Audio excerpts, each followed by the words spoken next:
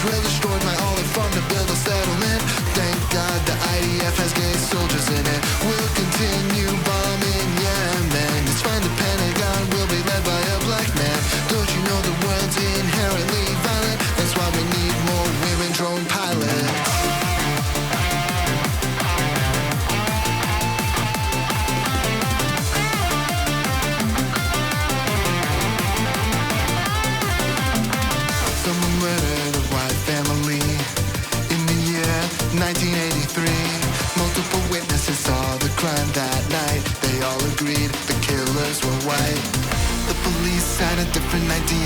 mind. They found a black man to malign. They framed and sentenced him to death.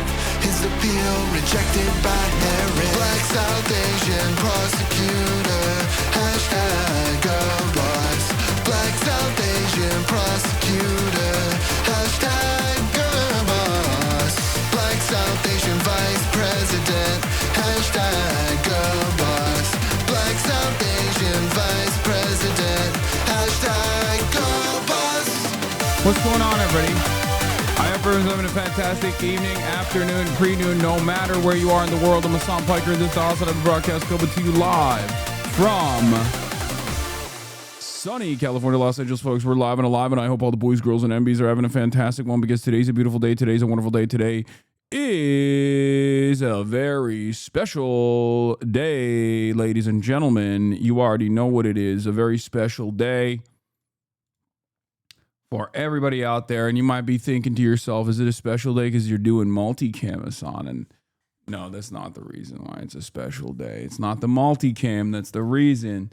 Multiple Hasans, multiple dogs, is that the reason? Nope, that's not the reason either, okay? You might be thinking to yourself, is it because it's a beautiful day? It's nice. It's weather is beautiful in California, Los Angeles. No, that's not the reason either. Multicam angle, that's multi-track drifting, multicam angle drifting. You already know that's how we do it out here. You cloned yourself. I cloned myself and I cloned my dog. Ladies and gentlemen, it's a beautiful day and a very special day. Not because it's 78 degrees and sunny, but because it's a day of celebration, as is the case every Friday. Because it's Friday, ladies and gentlemen. That's right. Boys, girls, and MBs. It's Mufasa Friday. It's fucking fans. Mom Friday. It's freaking. It's freaking Dog Party Friday. You already know what it is, baby. You already know what this is about.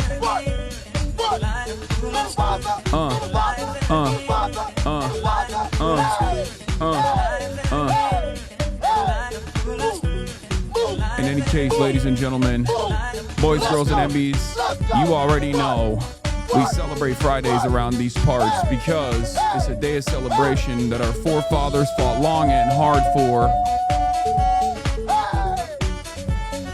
78 degrees and sunny here in California, Los Angeles. In any case, it is in any case, it's Friday, October 10th, 2025, 11:29 a.m. It's a beautiful day in California, Los Angeles, folks. We are live. We are alive. Your trending numbers are blowing your purse, Kirk, killing numbers out of the water. Yeah, no, I'm blowing up. I'm blowing up big time. I'm blowing up big time in white woman Twitter. I'm blowing up big time in like all of the media environments, I think. It's actually really interesting because it's one of those things that is just like so objectively untrue, even though if like people stick to the clip culture, you know, if people just stick to like the clips in general, like sure, they'll make up their minds. They'll be like, that guy's a real piece of shit. And, you know, they'll forever think of me as that person. Right.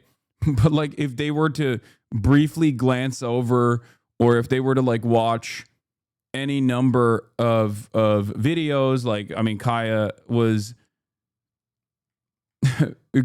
literally grew up on camera. So if they actually saw any uninterrupted broadcast, like they would be like, all right, well, this is a little bit overblown, I think. But ultimately, do you think MSM will change their views on you after this? I feel like you were doing good, making waves in MSM lately. No. If you noticed, a lot of the outlets that have like covered this or attempted to cover this without any sort of consideration for like defamation or whatsoever, it's been like Fox News, New York Post, shit like that. And it's also so objectively untrue that it doesn't really matter, ultimately. I think it was Gutfeld that even covered it as well. The Hollywood Reporter covered the story, I know. And it's really funny because like they went to PETA, and PETA is like one of the most militant, like pro-animal rights organizations out there. And it's really funny because it's like PETA is one of the most militant animal rights organizations. Hollywood Reporter didn't even ask me for it, for you know, my take on it or anything like that, which you're supposed to do. This like what journalism is supposed to do. That's what journalists are supposed to do. And it's interesting. They went directly to PETA, and then PETA fucking PETA straight up was like, he says he doesn't use one, and we really hope that is the case. Instead of just being like, yeah, he definitely uses one, we should kill him or whatever, which is what you would expect normally. But I think it's like low key. PETA's been an ally in the past as well. It's really sad because even streamers I thought you were friends with are saying you 100% did this. Who? Moist Critical? Is that who you're talking about? With the exception of him, I don't think any streamers are either legitimately fucking terrified. Streamers are either legitimately terrified of saying something, or like all of the people that have been around, all the people that have been around me are like, or have been around Kaya and myself, are looking at this being like, this is the most insane thing of all time. They keep fucking texting me and being like, Dean So Cool did today. Wait, what did he say? I mean, whatever. It doesn't matter. It is what it is. It's also crazy knowing how much fundraising and charity you've done for local animal shelters. I know. FaZe Clan didn't defend you. They made jokes about it. Why would, guys, what are you talking about? It's fucking FaZe. Of course they're going to make jokes about it. It's normal. I think you guys need to be less, like, you need to be a little bit less sensitive about this stuff. Like, you need to be able to parse through, like, people who are memeing about the big thing versus people who are, like, very deliberately pushing an angle or pushing a narrative.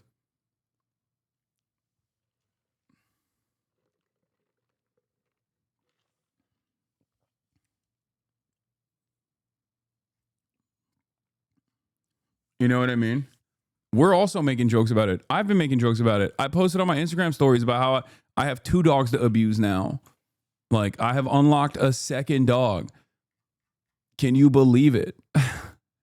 Like, what do you mean? Look, got 2 dogs to mistreat now.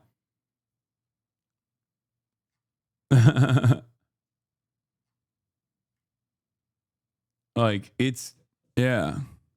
It is what it is, dude. It is what it is. I think one of the funniest parts about this is that, like, got doxxed over the Kaya drama. I work as a part-time trainer and made a post about how to identify abuse that no signs are seen in your clips. People are pretty fucking ruthless as far as like how they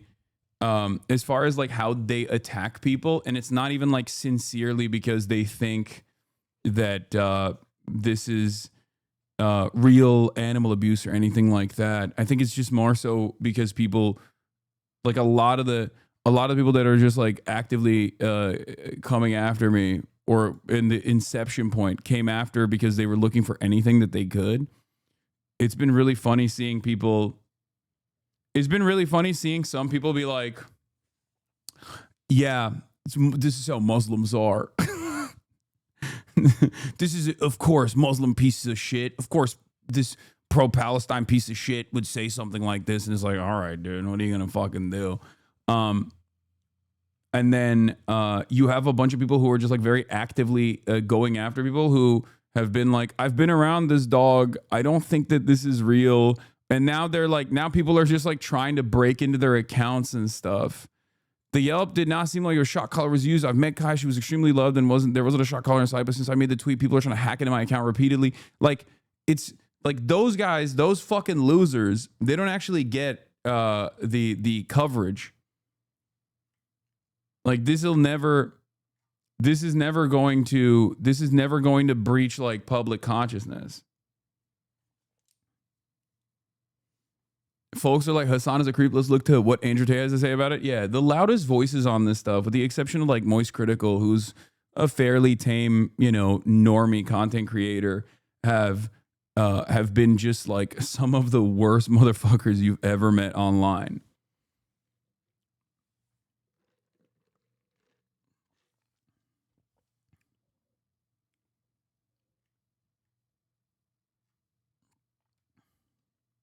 Yeah, fucking Milo Yiannopoulos and shit.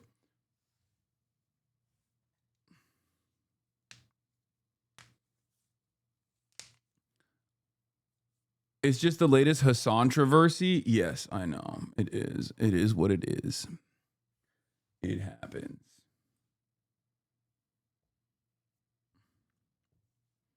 Yeah, I mean, but it has definitely pushed way past like the previous controversies, because like it's definitely hit the normie sphere. This is like a America Deserved 9/11 style situation, maybe even worse than that. Because I literally just now got like a normie friend of mine hitting me up to be like, dude, there's like people talking about it in like my like coworker space. Kids are talking about it. You know what I mean? It's like this is the this is the meta. This is the thing that people are running with. I've seen people saying horrible stuff about Kai while being mad at you for supposedly shocking her. Yeah, it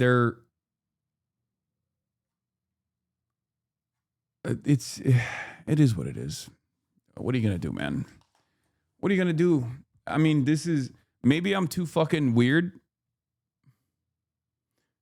Maybe I'm too weird about this, but I'm so used to it at this point. Like this is just my life.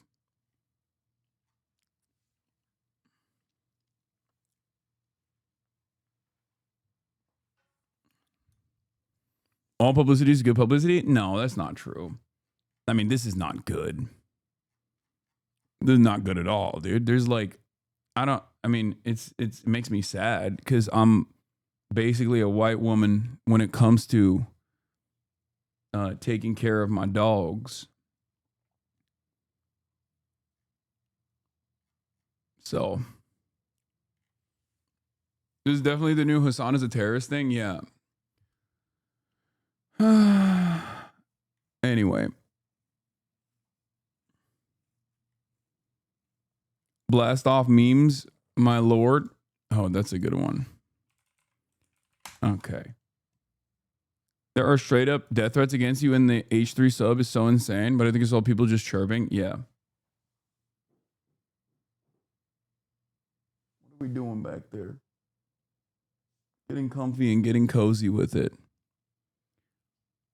I don't think it's worse. You're just more famous as a baseline, right? Yeah. I'd love to move on respectfully. Of course, we're going to move on. But you have to admit it's funny that this guy's making fun of the rumor. No, I did. I responded to this person.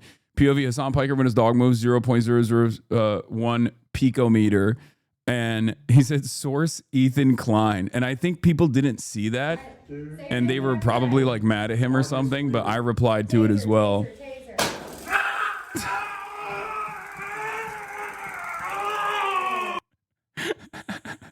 It's so stupid. But I actually even replied to it with a photo post, but I don't know. It's just buried in the fucking it's buried in the comments probably. I know he didn't do it, but the memes are hilarious. I know this isn't true, but the slander is actually frying me. Yeah. What HasanAbi has to say next will shock you, but not as much as it shocks his dog. Yeah, I think the memes that have come out of it are pretty funny. Overall, I think it's also funny that people are like it's people fundamentally don't understand how like any of the dog training stuff works either. Like they don't realize that even the e-collars that do shock are unironically used to train fucking like service dogs and shit. They think it's like dog abuse in general. That's part of the reason why so many trainers have come out and been like, you guys are wrong. Like shock collars are not like tasing the dog. It's like a TENS machine. I have literally fucking shocked myself in the past. Like, so people are just like oblivious to that in general. So wait, hold up. Oh, we got a discount code that Jeremy sent me. Okay, I'm gonna have Jeremy SCAHILL on later today as well. Yes, thank you. Shock collars are not wrong. I mean, they can be used in a wrong way for sure. Stop saying they don't understand. Yeah, we use an e-collar on our hunting dog. I've shocked myself. It's for his safety when hunting. Like people don't understand because like a lot of people think that it's just, you're not supposed to train your dogs at all. You're just supposed to let them fucking roam, not realizing that like dogs need structure. They need to work. They need to be like very active. They need to get that out of their fucking system. And not only that, but also in an effort to train them, a lot of the, literally the disability dogs, the service dogs get fucking e-collar trained with like a, what you would call a shock collar. What did Vanilla May say? Vanilla May said, hi, Kaya. Yeah, it's, so even like the most maximalist position that people think happened is not even a remotely controversial incident. It's just like, I was not even angry at Kai. I was just fucking angry at the situation of my internet being cut out. And I just had a fucking shitty moment. It is what it is. You know? It was something that I also recognize as well. It was just awful. They are wrong. The leading animal behavior organizations oppose them. You guys are spreading misinformation right now.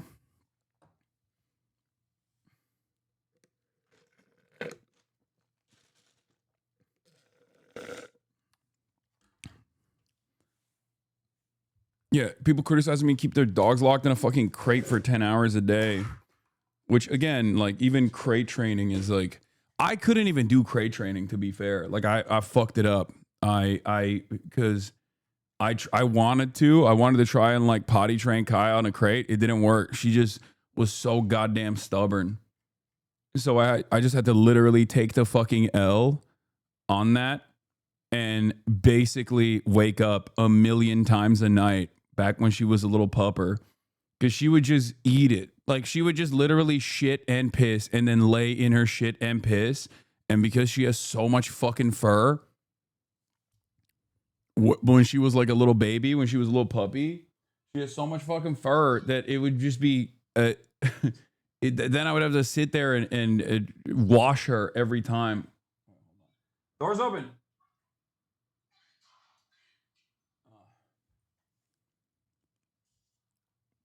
The old e-collars would share their frequency with the TV remote, so pushing the buttons would activate them. That's crazy. She was shit maxing and piss maxing to the absolute max. Your rage is a subathon goal for 45K named Hasan Collar. Are jokes like that okay, or do they annoy you? No, they're fine. I don't give a shit. I actually was thinking about like getting a shock collar and then incorporating it into the stream to have it like on me for like a fundraiser or something. I feel like that could be something we could do. Like if we fundraise over like a certain amount, I'll get a shock collar and I'll fucking shock myself with it. That would backfire. I feel like that would backfire, dog. Probably your worst idea yet. No, for like a fundraiser for the fucking local no-kill shelters or something. I feel like that could be cool. Hasan, the purpose will go crazy. Be careful. Bro, Israel will hack you and kill you with it. You can't do that.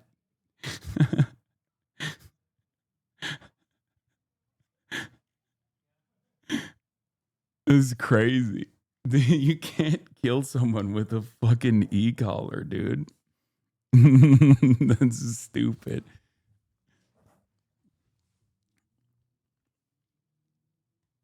That's what your hate watchers want. I know, but we could farm the hate watchers for a good cause and fundraise off of it. Israel will donate 30 million to shock you for 8 hours straight. Yeah.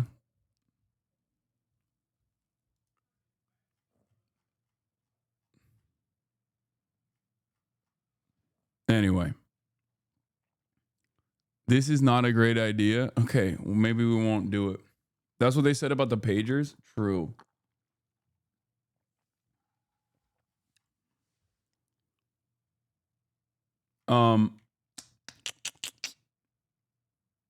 They're on their way to every pet store to give the shock collar the pager treatment.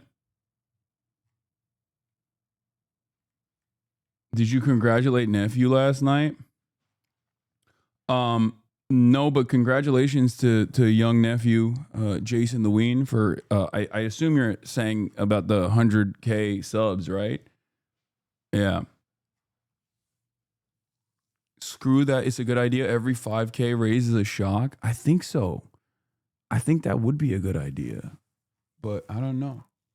But yeah, if you were asking me like, do I fucking care about the jokes? No, I don't, because it's one, completely untrue, so it doesn't bother me that much. What bothers me for sure is like people who sincerely get duped by it, and then like actually think I'm doing this, like actually think I'm like abusive. That does hurt my feelings a little bit.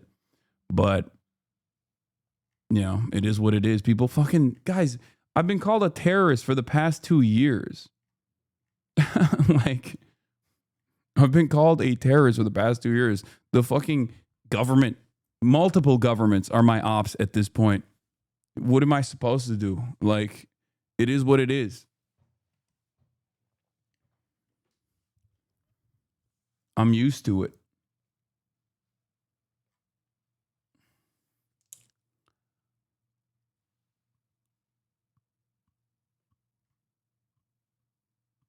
Yeah, fucking current mayor of New York who dropped out of the fucking mayoral race, Eric Adams, was like subtweeting me.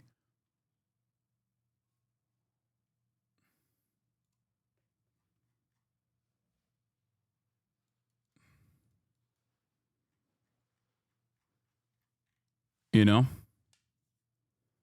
Is this the last time we're going to talk about this? Hopefully. Yeah. Guys, look at the current political climate and what people support. They're not the smartest. Yeah. I mean, we're not in the best place in general for media literacy, for critical thinking. It's just, we're not in a good place at all. So it is what it is. What does Kai think about all this? Hi. How do you feel? Kai, how do you feel? Okay. Okay. Okay.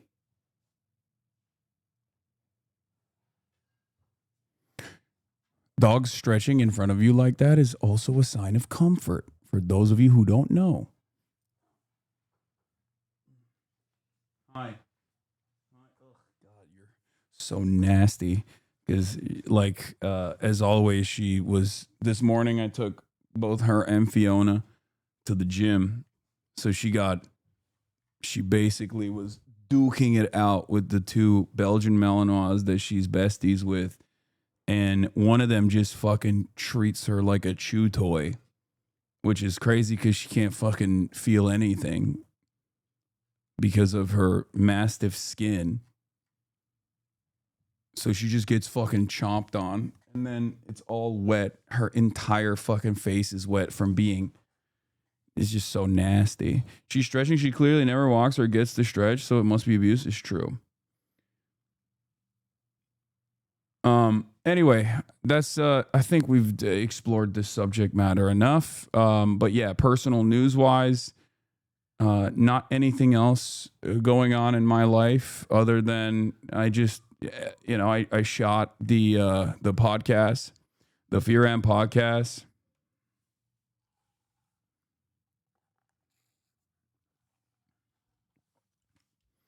It's almost shedding time too. Oh, Fuck, I forgot about that. Oh no. The podcast was good. As always, it was an absolute banger episode.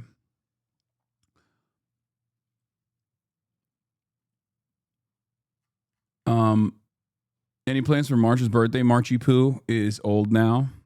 Congratulations.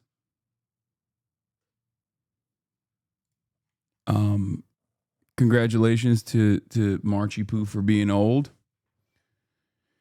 Yeah, that's right. Yeah, let's just fucking blast it, dude. Let's just get twisted with it. Let's just go crazy with it, and let's blast off.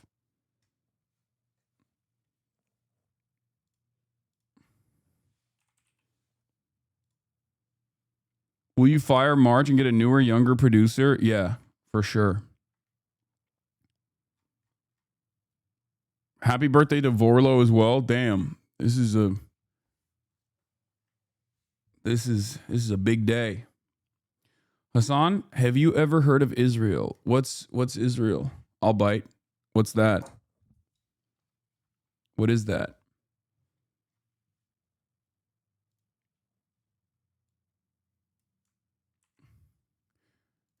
Yeah, so we're going to be talking about Palestine Ceasefire, state National Guard fights taking place right now. Some really interesting things are happening there. Shutdown drama is continuing, but the administration is weird about it. Because on the one hand, they're posturing as though they don't even care about the shutdown, but on the other hand, they're doing things to basically make people not feel the impact as much. And we'll talk about that. We'll also talk about Donald Trump not getting a Nobel Peace Prize, but the person that got the Nobel Peace Prize is a very interesting figure, which I think is setting the United States of America up for more intervention, direct intervention, potentially military intervention in Venezuela. And Jeremy SCAHILL is obviously going to be on the broadcast later. Jeremy SCAHILL, friend of the show. What's Jeremy SCAHILL's at? I don't know why I can't put the ad on. Did you hear about the Qatari airbase? No, I did, but Trump wants to put sanctions on the Nobel Committee. That's fucking awesome. He is such a petty bitch, dude.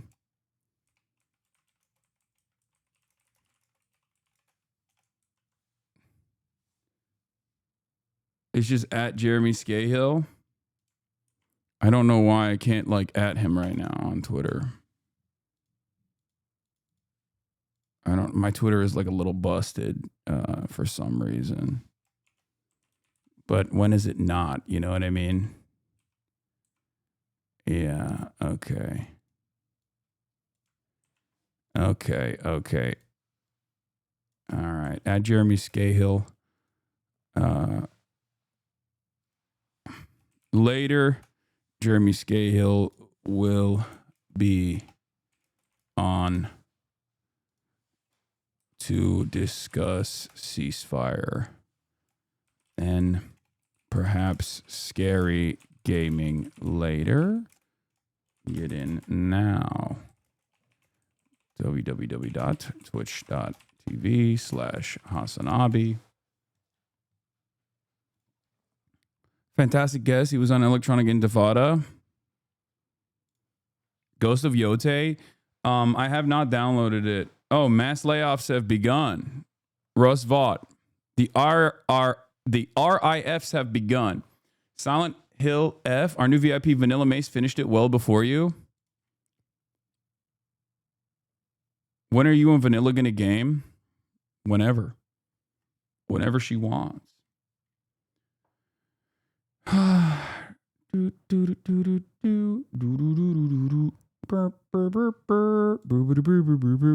Little Nightmares 3 is something that I did download, for the record. I did. Did you hear about the Tennessee weapons factory explosion? I did. I did hear about it, but I don't have any additional details. I just saw it when I was going live and didn't think that I would add it onto the blast off tweet because I didn't have enough information on it. For the record.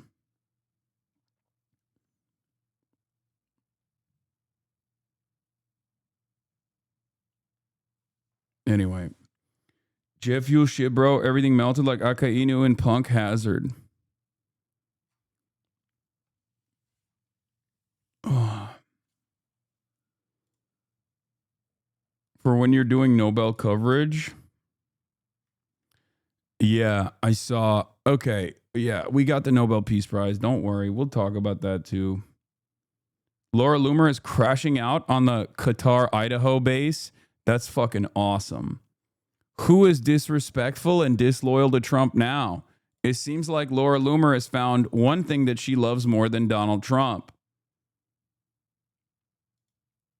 Interesting.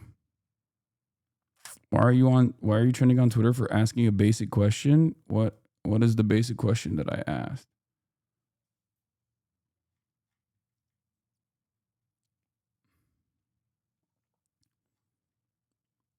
Additional details are scarce at the moment. Okay. All right. Do we have the what do you call it? Do we have a playlist from Themasius? Oh, thank you, Themasius, for the playlist. God damn it, right on fucking cue with the goddamn gray bars, bro. Oh my lordy. Okay. David Simon had an incredible take on AI. I saw that. I mean, he kind of sucks, but he's been kind of whack about the Israel stuff ever since the Israel stuff. Like he's been saying some like hella whack stuff, but the AI take was good. Okay. We'll start with his AI take. Okay, we'll start with his AI take first and foremost. Okay, and also let me blast it.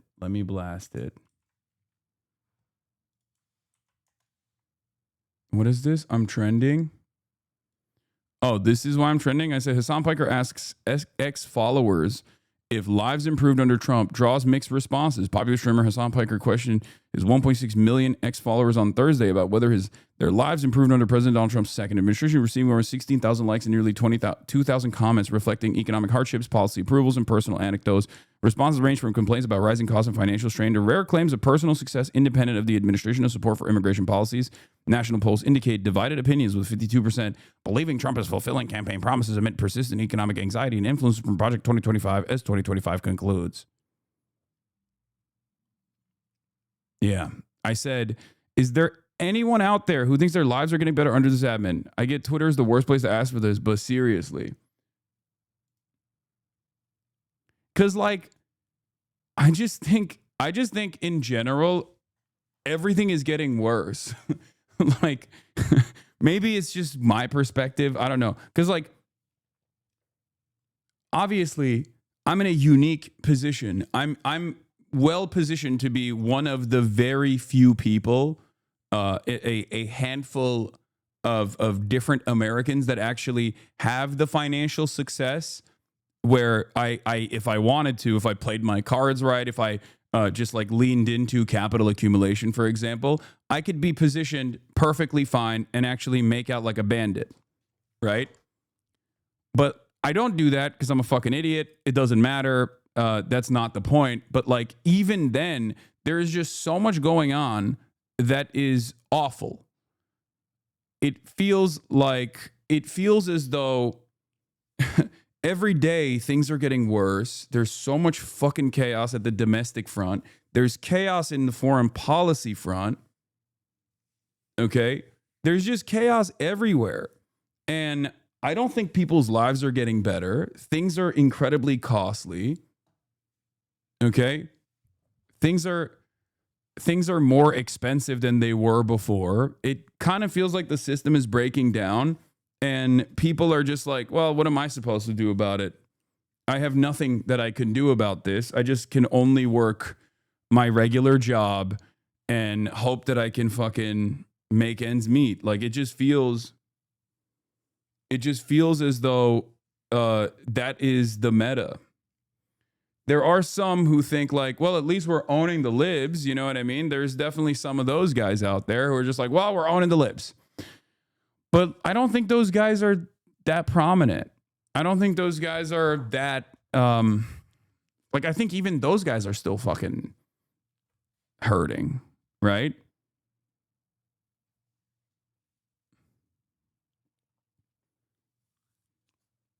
Yeah, nothing bad can happen. Only good can happen. But we're mass apprehending and arresting immigrants that are, one, doing jobs that no Americans want to do, no American citizens want to do, instead of like giving them the proper documentation to be able to work in the United States of America with the appropriate clearance. We're even taking away people's clearances when they do have that proper work authorization so that we can deport them.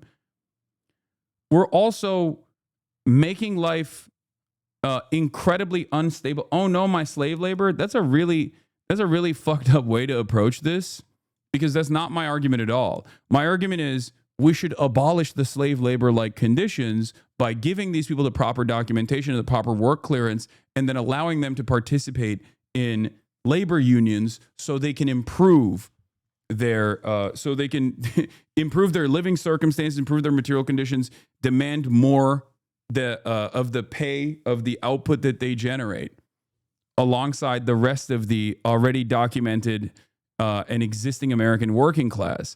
That's my argument. My argument is in the direction of mass amnesty. My argument is in the direction of pro-labor always, right? And the problem is that's not even a condition that people are ready to recognize. Like they've completely shut off that side of the argument. Fair enough, but there should be proper vetting. I agree. I don't disagree with that. And the thing is, when people say like, oh, open borders, they want open borders, like no one, when people talk about open borders, they don't literally mean that anyone and everyone can just like walk in and out with ease. Like, of course, there needs to be proper vetting and proper clearance. That's why I'm very careful. That's why I'm very careful when talking about like proper vetting is a dog whistle. Come on, Hasi. No. I think it's important to acknowledge this, that like there is already a vetting process. These guys that were apprehending at courthouses have already been vetted by the federal government, and people don't understand that. They think these are people who just like snuck into the country, and the government has no idea about who they are or where they are or what they do. It's just wrong. They actually are constantly checking in with ICE. ICE is now betraying the like handshake agreement, I guess, that kept these people in the country and working to make a statement about mass deportations. They're simply using this as a way to make it seem like, to tell the most racist people in this country that like they're doing a good job, that they're literally fucking arresting people that are simply trying to make ends meet. It's very stupid.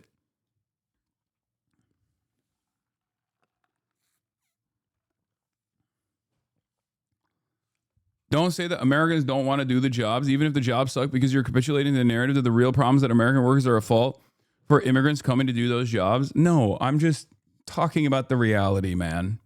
I'm just talking about the fucking abject reality, okay? In any case, I think this is difficult to argue against. More Americans would be totally on board with doing these jobs if they paid higher, if they had better work conditions.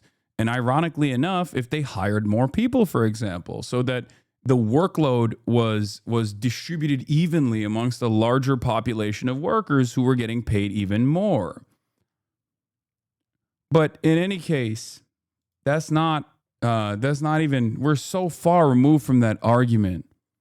We're so far removed from that argument right now. It's just like, doesn't even make sense. What I was simply talking about is We're also fucking hemorrhaging the brain drain. There's like a reverse brain drain now.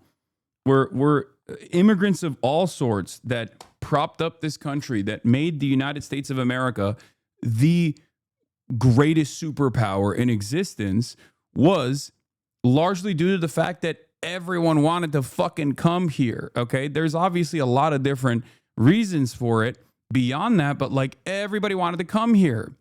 All of the fucking high earners, all the people that come from a background of financial security, that got like education, they got college education, like they all wanted to come here. Like my grandfather, okay, he was a fucking engineer. He was like a straight up serious engineer, and he came to the United States of America, and he didn't continue being an engineer. You know what I mean? Well, he also he became like a what is it called when you like sell houses and shit? That's what he did. But like this story is something that this story is a realtor. This story is like very, very common, right? It's a very common story. Like chemical engineers from like Afghanistan come to the United States of America and they become like cab drivers. You know what I mean? Fuck your grandfather. That's a 5% of an American dream. Damn, dude. Hasan, seems like your career is based off of opposing opinions. Wow, thank you, Squirtus Piss. That's an insightful take. The reason why I'm bringing all this stuff up is because, like, that was a huge deal. That was what made America like such a competitive force around the world, you know? And now we're terrifying the fucking immigrant academics because they're woke and gay, because we're just so obsessed with this anti-intellectualist slant that we're engaging in, that we just treat immigrants like dog shit. Documented immigrants, if they speak out against Israel, it's like, well, sorry, we're going to cut your research funding. Like, that's insane. That's an insane thing to do. I don't even, like, someone was saying we're cutting off our nose to spite our faces, but honestly, it feels even worse than that, because we're not even spiting our faces at this point. We're just cutting off our nose because we love cutting off our noses. That's what it feels like. And we're not even cutting off our nose. We're chopping our heads off.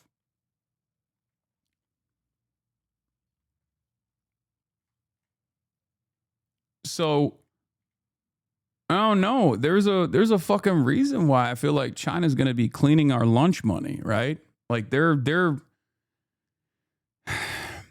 leading in a lot of sectors, and I think more and more people are starting to recognize that, especially even the most like deluded American, right? Who kind of realizes that things are not great in the United States of America right now. Every now and then they'll see like some crazy next level Chinese innovation, and they're like, well, why don't we have that shit here, right? Like that's our thing. What do you mean you guys figured out bone glue, organic bone glue? That was us. We used to do that. That was supposed to be our thing. Why is that your thing now? Meanwhile, what we have to look forward to is a government shutdown and the fucking military being deployed. Like, we have the fattest Texas National Guard people flying out to Illinois so they can, engage in warfare with the regular folks of Chicago? That's insane. That sucks. That sucks.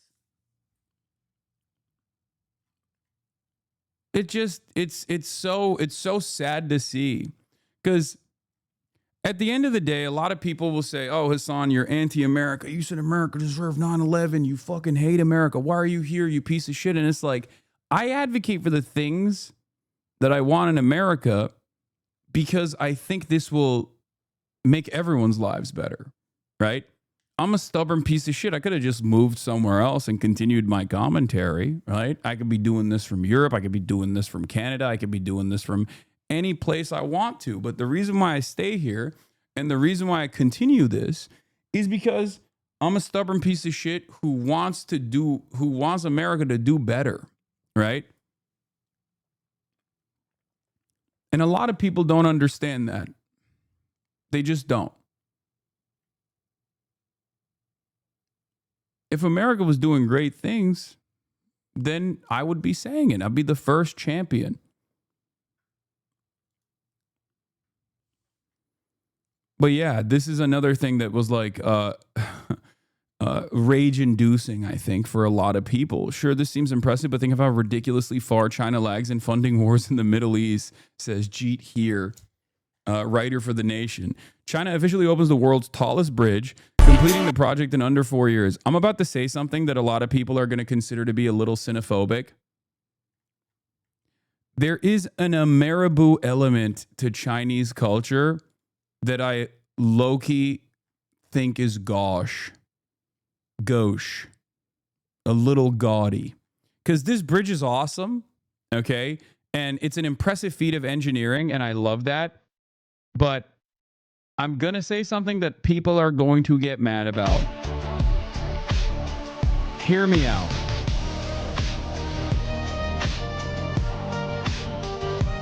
The color of the bridge is not what I'm talking about. The restaurant is cool. All that stuff is cool. It's the fucking waterfall, dude.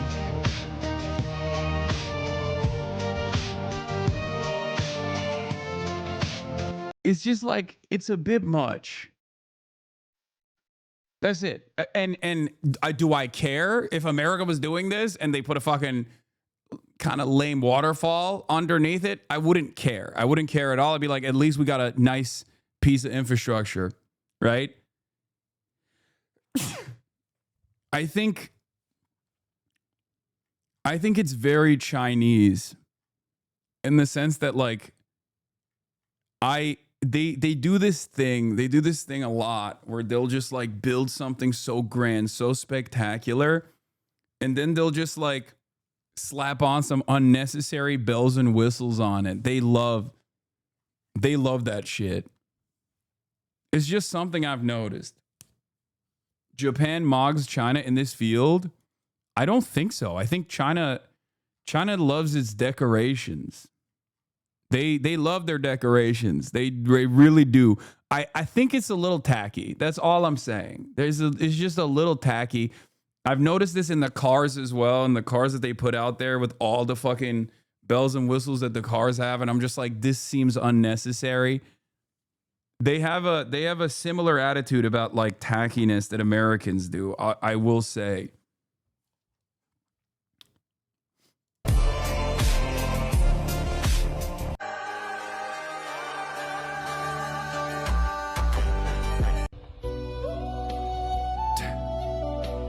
Like, this is so dumb. But you hate brutalism. Make up your mind, but you hate brutalism. The older I get, the more I appreciate brutalist architecture. I used to hate brutalist architecture with a passion, and the older I have gotten, the more I found myself appreciating brutalist architecture, especially because I'll sometimes see the like cool, like I think there's like a French communist headquarters and stuff. Like there's a lot of very cool there are a lot of like eco brutalist architecture, for example, that's super sick. I don't know, bro. You were glazing this last year. I guess we all grow.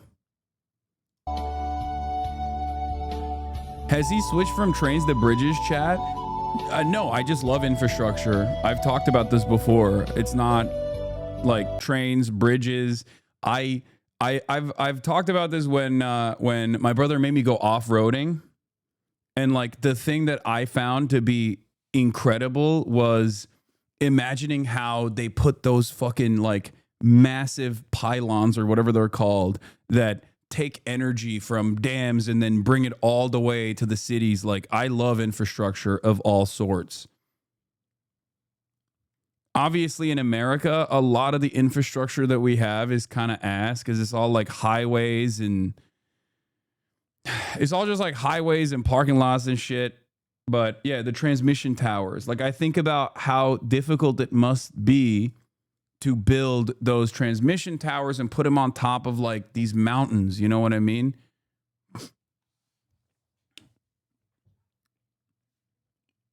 I think it's awesome. It's like man overcoming nature in some ways, and I think that's very cool. That's what we're here to do. It would be nice if we also were more careful and considerate to the environment in the process, and find ways in which we can coexist. But yeah, infrastructure is dope. Have you seen Iranian brickwork apartment buildings? Yes, those are sick. Those are also sick. Anyway, the craziest aspect of this, of course, is that this bridge was like the cost of this bridge is like 3 months of like ICE budget or something. I think it was like $400 million, which is so fucking annoying when you think about it. Yeah, they made it for like 400 million or 300 million dollars or something like that. And it's just like when you hear stuff like that, how can you not feel? How can you not feel like we're getting lapped, dude? How can you look at this situation and not go, come on, brother, we got nothing. We got nothing, dude. We got nothing. We're just getting scammed. America is just a nation state of scammers that are constantly trying to fuck one another over. It's just...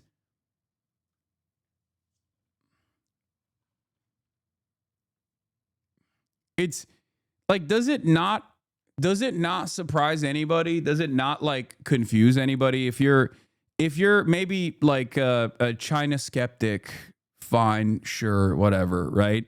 But do you not look at this and go, why don't we have anything like this? When's the last time you've seen an American project like this that wasn't like a $400 quintillion stadium that had to pave away an underserved community so that they could put fucking parking lots because we don't have any fucking public transit in these major cities. So you have to have a car reliant infrastructure, which means you have to literally fucking open up new parking lots so that people can go and sit in traffic for 3.5 hours when they go to like a massive event.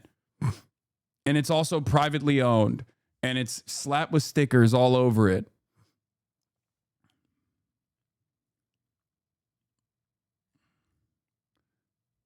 Are you referring to this, bro? Oh my God, I saw this. There's so many TikToks like this where they'll be like, this is a random tier 4 city. Let's take a look at what it looked like in 2000. This is like reverse Israel, by the way. This is unironically, this looks like the reversed video of what Israel did to Gaza. Okay? Straight up. They'll be like, hey, this was a tier 4 city with no infrastructure whatsoever. Let's take a look at what happened between 2003 and 2025. And I'm like, how is that possible, bro? How?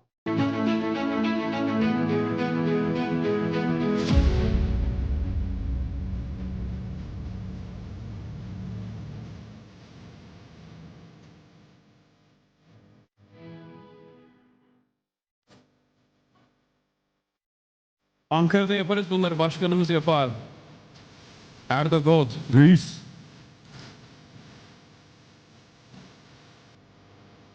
Bringing back nature, although I will say China needs to work on keeping their wildlife from dying out like the giant salamander. I think they're making...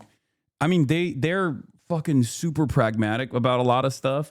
But one thing they have done that I've seen at least is like they do a lot of like green initiatives around the desert in an effort to make the surrounding areas of the desert like more habitable. So they do plant a lot. Like they are really invested in reforestation initiatives all over.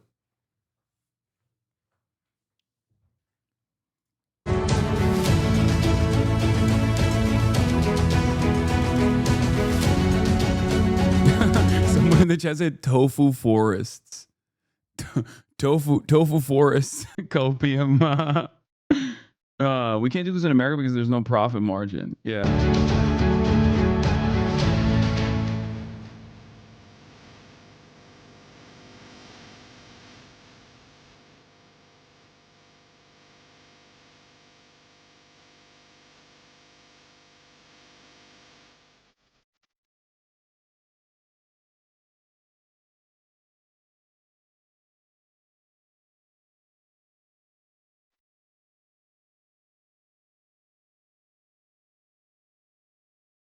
Bro, it just keeps going. It just keeps going, man.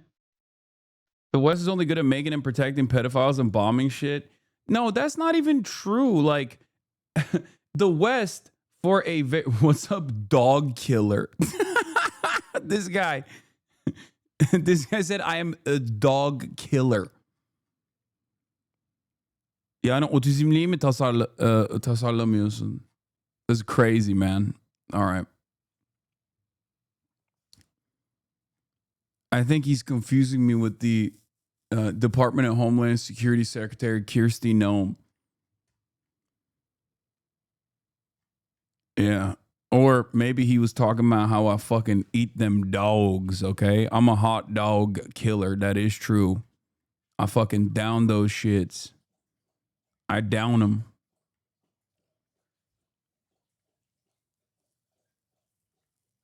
Yeah.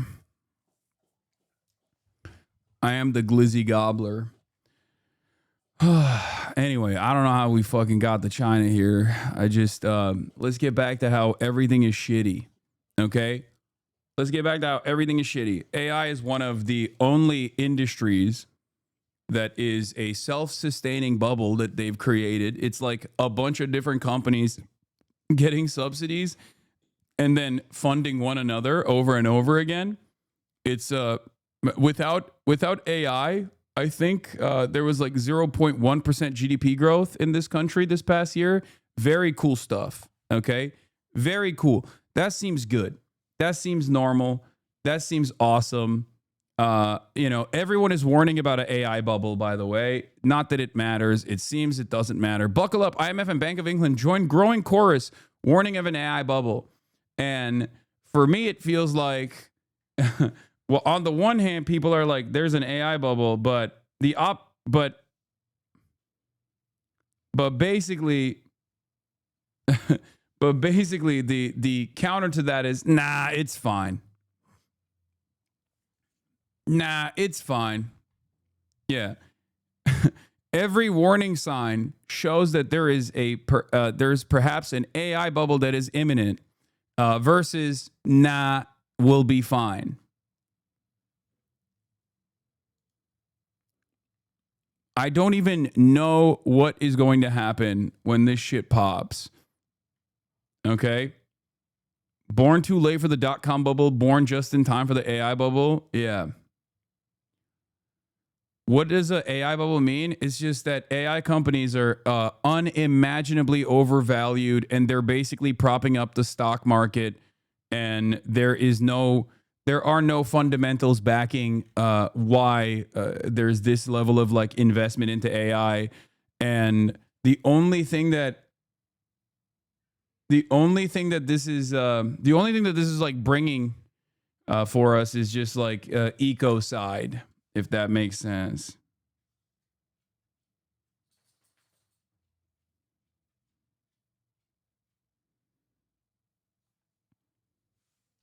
AI development as it is going to hit a crazy dead end. Yeah, this is the diagram that I saw this morning, and it fucking bricked my brain. Here's how the AI bubble is being created per Bloomberg. Okay, just so you know, it's not coming from the wokes. Okay, it's coming from the wokes over at Bloomberg that are warning as well.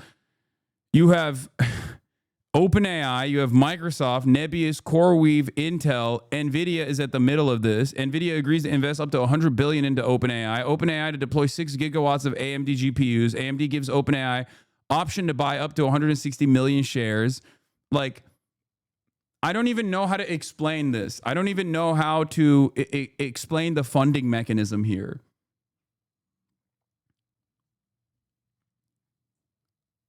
But it just, It's just one big fucking circle jerk where the value is base boosted to unimaginable degrees. And it's the shit explanation. What this lacks is dimensionality because there is interest payments on all of it. It's an Ouroboros. Let's see what this TikTok or... Here you go. Thank you so much. Here you go. Thanks. Thanks so much. Here you go. Okay, but what you fail to consider in this process is that we just generated like $800 billion, if not $1 trillion of GDP, okay? The GDP increased by $1 trillion. It might be the same money exchanging hands, okay? But ultimately, nobody considers how good that makes the stocks go up and how good that makes the GDP growth look. Okay? So much. Here you go. Thanks. Thank you.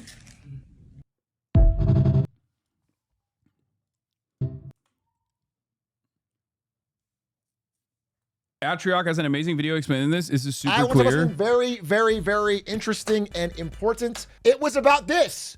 The world's most valuable company is investing $100 billion into the world's most valuable private company, OpenAI, linking the two titans of the... Wait, what? Ask ChatGPT to explain it? No, it's the classic. It's the shit-eating story. Two economists are in the forest, okay? They happen to walk near dog shit. One economist says to the next, "Hey, I'll pay you $50 if you eat this dog shit." The second economist says, "Sure." He eats the dog shit, gets $50 in exchange for eating the dog shit. Then they happen to walk. A little bit further in the forest. There's another piece of dog shit there. The second economist that previously ate the dog shit that has $50 in his pocket says, "Hey, I'll give you $50 if you eat this dog shit." First economist says, "Sure," eats the dog shit. Okay? They keep walking a little bit further. And they go, "Wait a minute. We both just ate dog shit and the $50 just, came back into my pocket." Economist 2 says, "Yes, except we just increased GDP by $100. That's the story. It's the simple way of explaining how this story doesn't have to be about dog shit to make a point, lol. No, it does. It does. It does have to be about dog shit, okay, and eating the fecal matter. You don't understand it. It just has to be that way, okay? Is that a direct quote from The Wealth of Nations? Yes, and also Das Kapital. It's in everyone has only talked about it with this analog. There is no other way to describe it. Simplified in image form. Sorry for the millennial memes. Step 1, hire a friend for $1,000 to dig a hole. Step 2, he hires you to fill the hole for $1,000. Step 3, repeat this process indefinitely. Step 4, infinite GDP growth and job creation. I guess the libertarian counter narrative to this is the classic Milton Friedman thought experiment, where he goes to China. I think it was Milton Friedman. He's like one of these like fucking right wing, anarcho-capitalist, libertarian or neoliberal weirdos. But basically, he goes to China and he's like, "Why don't you guys use more advanced tools?" And the Chinese factory owner says, "It's because we want to create jobs." So then he says, "Okay, instead of using a shovel, why don't you use a spoon then?" Except that doesn't necessarily make that much sense, because you can have both. You can literally continue maintaining the jobs while simultaneously improving the tech and then just limiting the workload of the average person.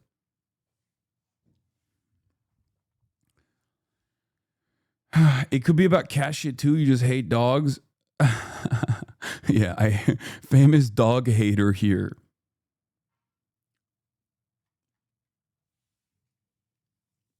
This is from Das Kapital. Yeah, stop hurting dogs, please. Okay. I hadn't started, but I'll stop anyway.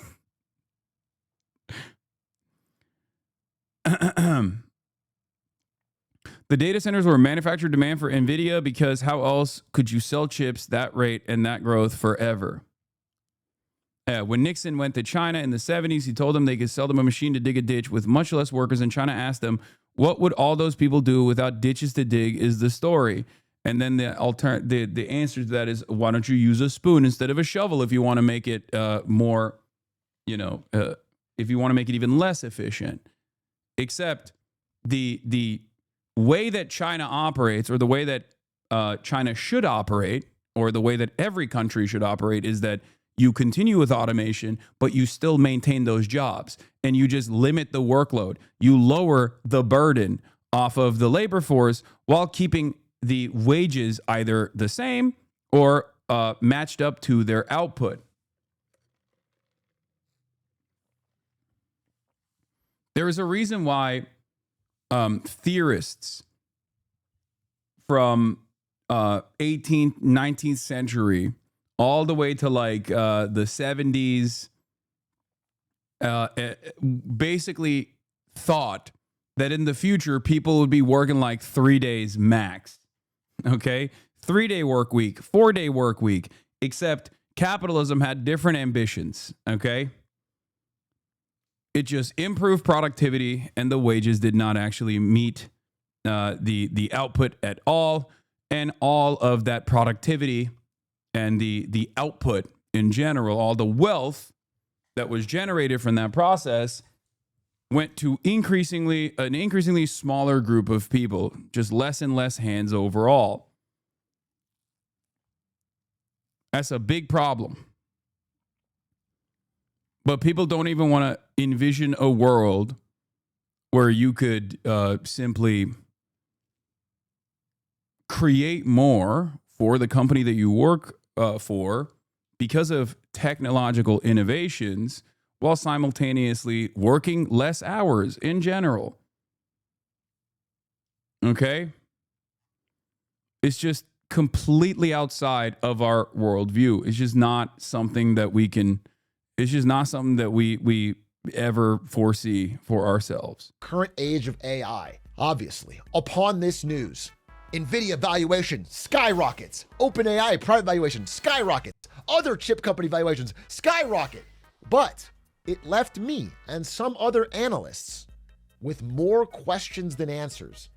There's more going on under the hood of this $100 billion deal that I think we all need to take a closer look at. But before we do that, I have to go back a little bit. I have to introduce a third player to this game, and to explain them, I have to start with bicycles. Okay? I want you to imagine that you run a bicycle shop. That means you buy bicycles wholesale from a factory and you sell them to customers with a markup. That's your business. Oh, this is a classic example. Business reports their earnings. They have a top line called revenue. That's where the amount of money you just made in raw cash. If I sold 5 bicycles for 20 bucks each, I made $100 in revenue. That's your top line. Okay? And then on your statement, you will subtract out all your costs. So you might take out wages, 40 bucks, rent, 20 bucks, the bikes themselves from the factory, 30 bucks. And what does that leave you with? Simple math. What does that leave you with? Somebody said 0. That's no, it's not 0. It's $10. $10 of profit. Okay. This is your top line, basically your revenue. And this is your bottom line, your profit after you subtract everything. Okay? Why is Atriarch doing theory streams and you're not? Do you think this is theory? I mean, I guess technically it is, except if theory from a left perspective or a Marxist perspective would talk about how this is the value accrued as a direct consequence of the surplus output of the workers, as in the $10 should be going back to the wages under a socialist structure.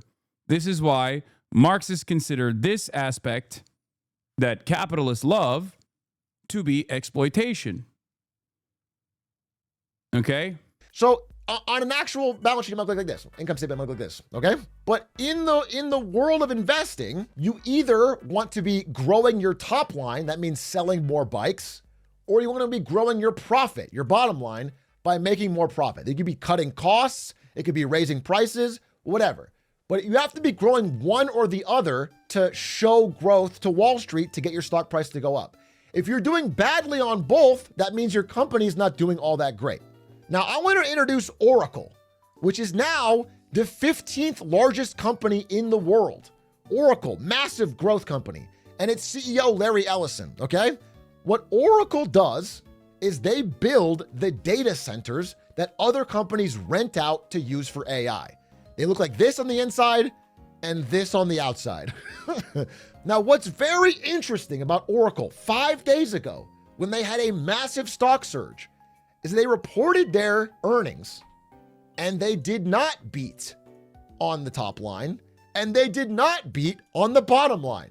They had no revenue growth and no profit growth. And yet, somehow their stock went to the moon. Why is that? Why would that happen? Truly awesome quarter. Stock goes up 30%. They made Ellison, the CEO of the company, the Fuck Atriarch. I'm really disappointed in you, HasanAbi. What the fuck is this shit? I mean, I think he does a pretty good job of explaining stuff like this. And secondly, we've already talked about this, but like, this is a man who has done virtually everything in his power to try and redeem himself. If you still hate him after all of that, that's fine. But like, you know, he still did it. I know. I think you guys need to understand something, but growth is important. I think allowing people to better themselves and you know, especially if they've made an earnest effort to redeem themselves, is a fundamental part of being an empathetic leftist. So many other creators, the platform man, disappointed. It's okay. Watch Atriarch believe the dog collar shit. You're speaking too soon. I don't care. If Atriarch came out tomorrow and was like, Hasan is buzzing his fucking dog, I know it. That still wouldn't change my approach. Okay? This is something that is very important for me to explain to every single person. I am a firm and committed believer in rehabilitation. Okay? I am a firm and committed believer in rehabilitation. And if someone has done something awful, as Atriarch did, okay, and then they recognize the harm, and then they seek atonement and turn around and actively work to combat further exploitation or further harm, as he did, okay? So you will platform any awful person as long as they're left so disappointed in you? Is that what I said? No. Expand even further than that. I will platform any awful person as long as they have made an active effort to literally rehabilitate themselves. It has nothing to do with left-right dynamics. I think you guys are failing to understand. This is a fundamental principle that I abide by. I'm a believer. Like, I don't even think Atriarch is a leftist, for the record. I mean, he very much is an enjoyer of capitalism and a defender of capitalism. And in spite of my disagreements with him, if he's like doing a decent job explaining something, I'm gonna look at that. You sound like jank right now. No, guys. I don't think you understand. This is probably one of the biggest disagreements I have with like a lot of baby leftists in general. Okay. And it's getting, we're derailing. Okay. My position on people, or like my opinions on this fundamental principle that I abide by in terms of people that are actively trying to limit the harm that they might have engaged in the past, is something that I'm committed to regardless. Okay? I don't know how you handle the scrutiny of policing. I think it's important. I think it's important to address this whenever it comes up. because I do think that Americans in general have a very carceral state attitude, a very draconian culture when it comes to making when it comes to seeing people in their worst moments forever.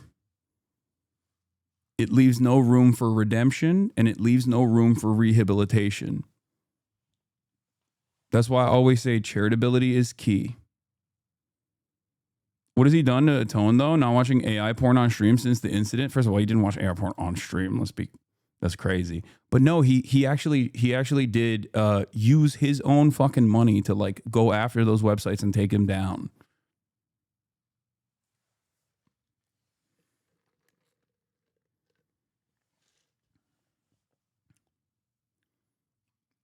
Yeah.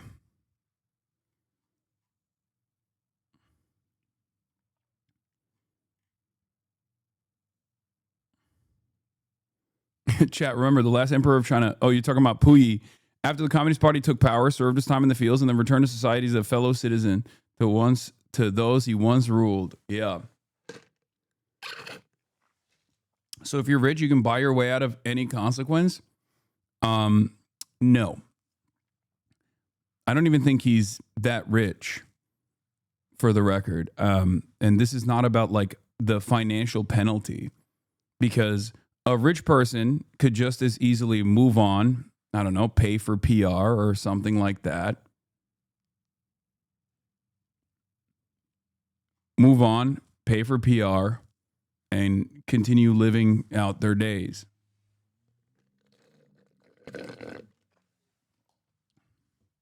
What's wrong with chatters having to respond with something so fucking stupid to every word Hasan says?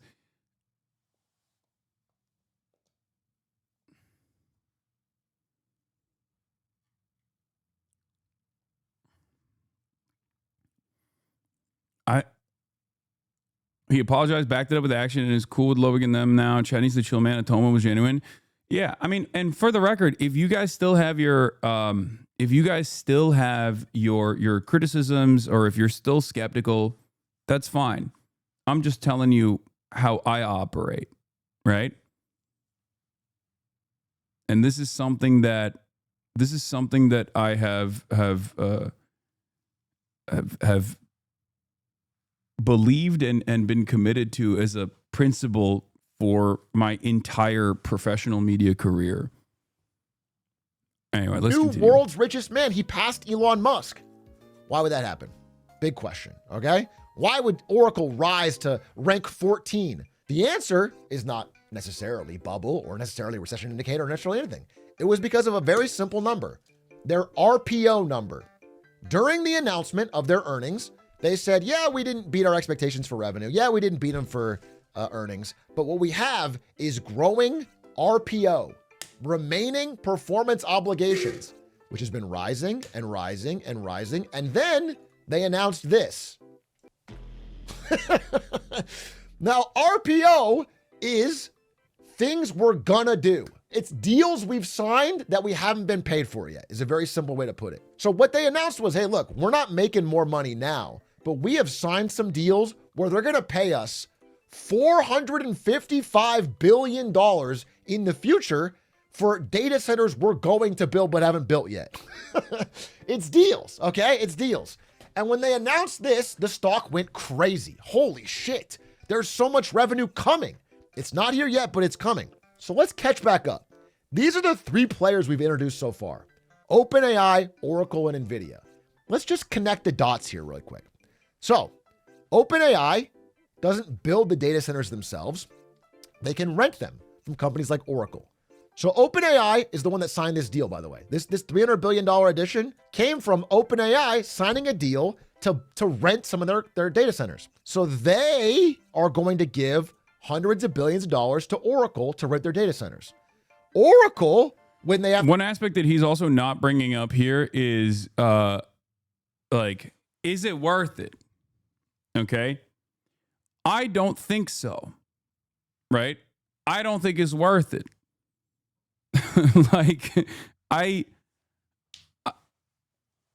and I don't think I'm a Luddite for saying that I don't think it's worth it. It's just like the ecological cost of operating these things is not worth the dog shit, streamlined, more efficient version of like pumping stupid art, if that makes sense.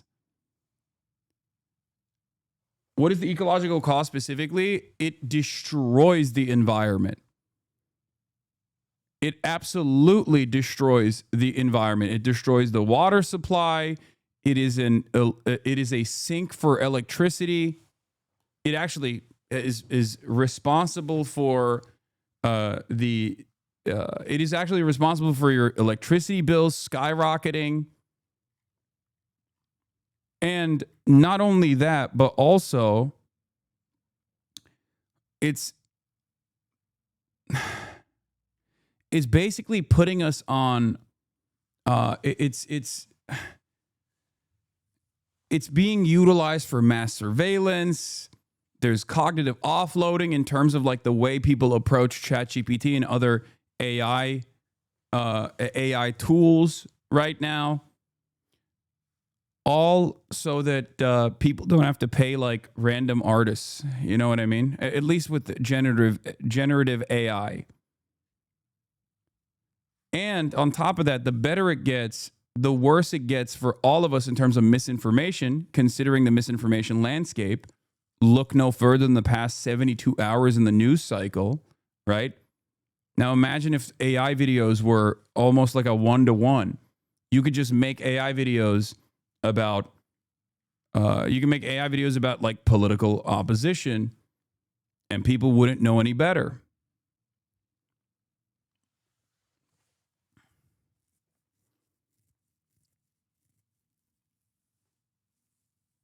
Bruh, don't you think that using AI is just like people making fun of you for using Google to look something up? No, I don't. I don't think that. Because I think there's a difference between like there's more efficiency in searching something on Google as opposed to having to like drive your car or take the train to your local library, okay? And opening up a dusty Encyclopedia Britannica, right? Having said that, at a certain point, it goes beyond a trade-off.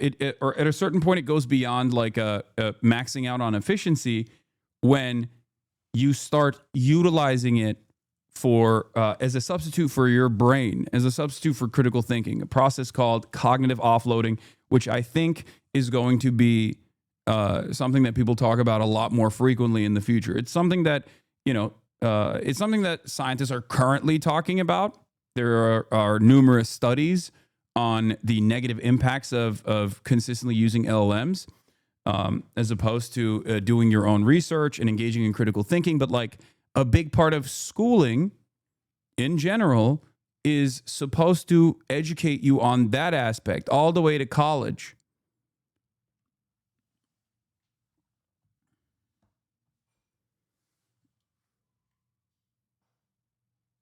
If AI in and of itself had an ecological cost, but it was also genuinely improving people's lives, I think there could be an argument for it. AI videos and art is a drop in the bucket. It's a side thing to increase interest and investment. The real goal is to create artificial general intelligence, which could perform all actions a human can and even more.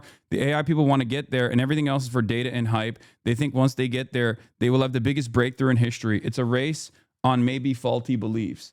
Tinsit, thank you for the 25. Get the subs. Yeah. But all of the investment currently being dumped into like the flashy aspects of AI are terrible, I think.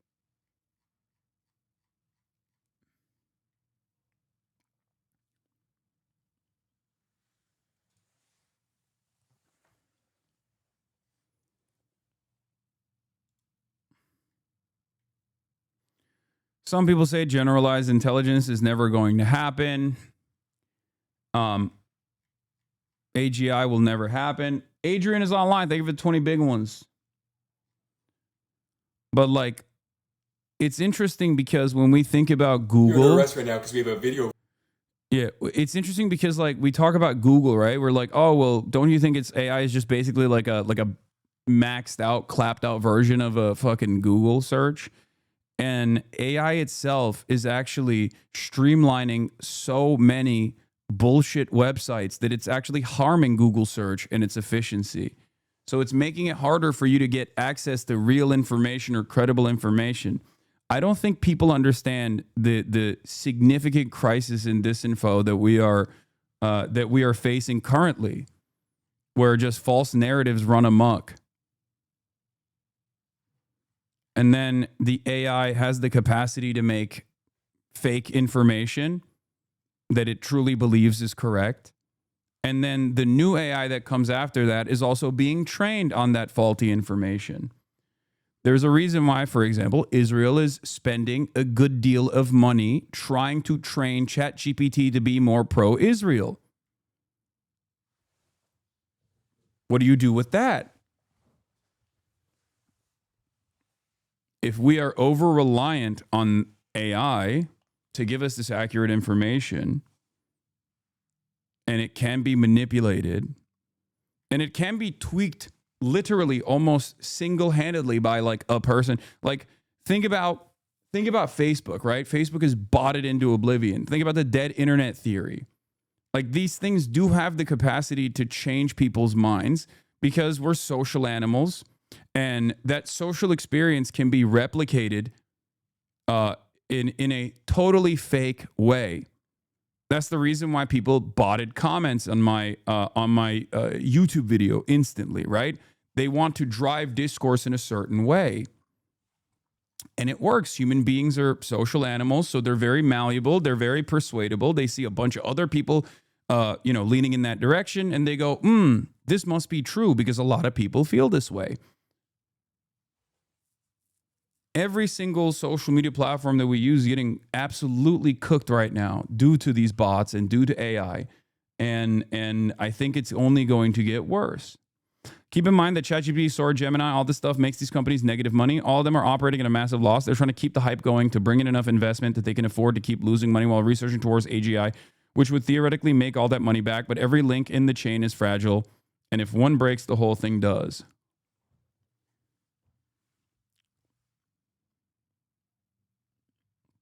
As a machine learning scientist who works in the domain, I don't think we're near AGI at all, as the architecture itself is not made for it. I don't see it happening for the next 3 years. Beyond that, it's hard to tell.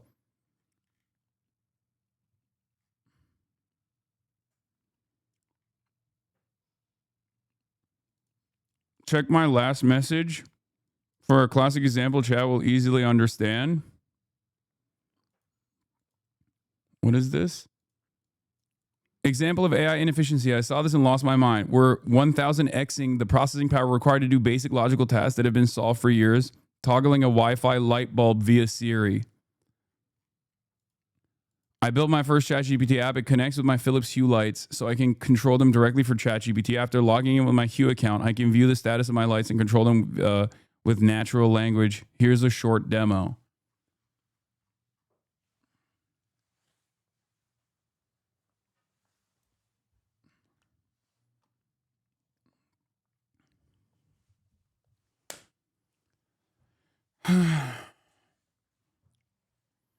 I don't know, man. I just see, maybe I'm too old for it, but I feel like I actually am fortunate enough to have been born in a generation that came before AI was all over the place. I think if you're parents right now and you want your children to have a leg up, and be better automatically and be smarter automatically than like 90% of their peers, it's better to try to train them and educate them in the old methods. They should still keep an eye out for AI in general. They should know how to use these tools.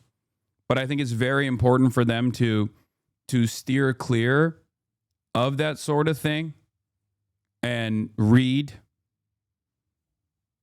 and train their brains to engage in critical thinking because I feel like that will automatically make you a much smarter individual than those who are hyper reliant on LLMs, because I think the next generation is completely cooked.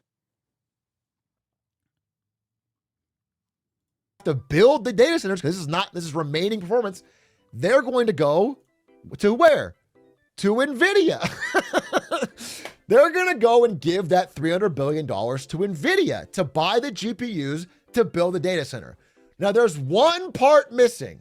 Where does OpenAI get the money to pay Oracle, to pay NVIDIA? Where does this money come from?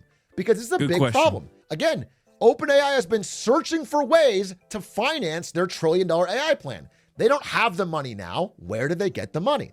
And Sam Altman, when asked about it, said this: look, there's always a lot of focus on technological innovation.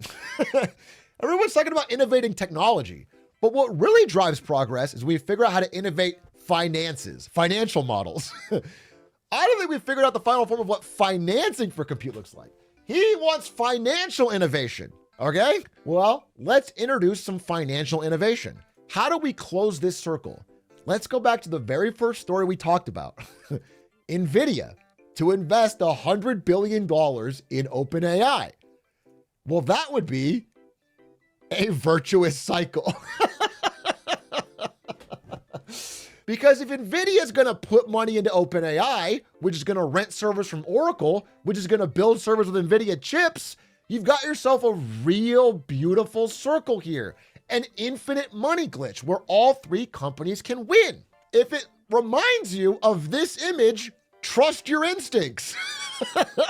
But it reminds me of the year 2001. So let's do a magic spell and flash back to 2001, the year of Justin and Brittany and Shrek and 9/11 and Smallville and Lord of the Rings and Destiny's Child, okay? It's 2001, during the height of what became known as the dot-com bubble. Now, we've talked about possible parallels between the internet and AI and the bubbly nature of them and how they're still going to be good technologies, but they're a little early. I'm not going to do that today. I'm talking about a very specific part of the dot-com bubble that allowed it to extend itself beyond its natural life cycle. This is an article from 2002. This wasn't about pets.com. This wasn't about stupid internet startups. This is called the stupid loan bubble. I can't believe I let myself get super rabbit holed into this. Went down this rabbit hole pretty aggressively. We have to stop it for now. We'll get back to the AI stuff and the AI bubble in a little bit, but Jeremy SCAHILL is in the building. Well, not in the building, but Jeremy SCAHILL is on the call.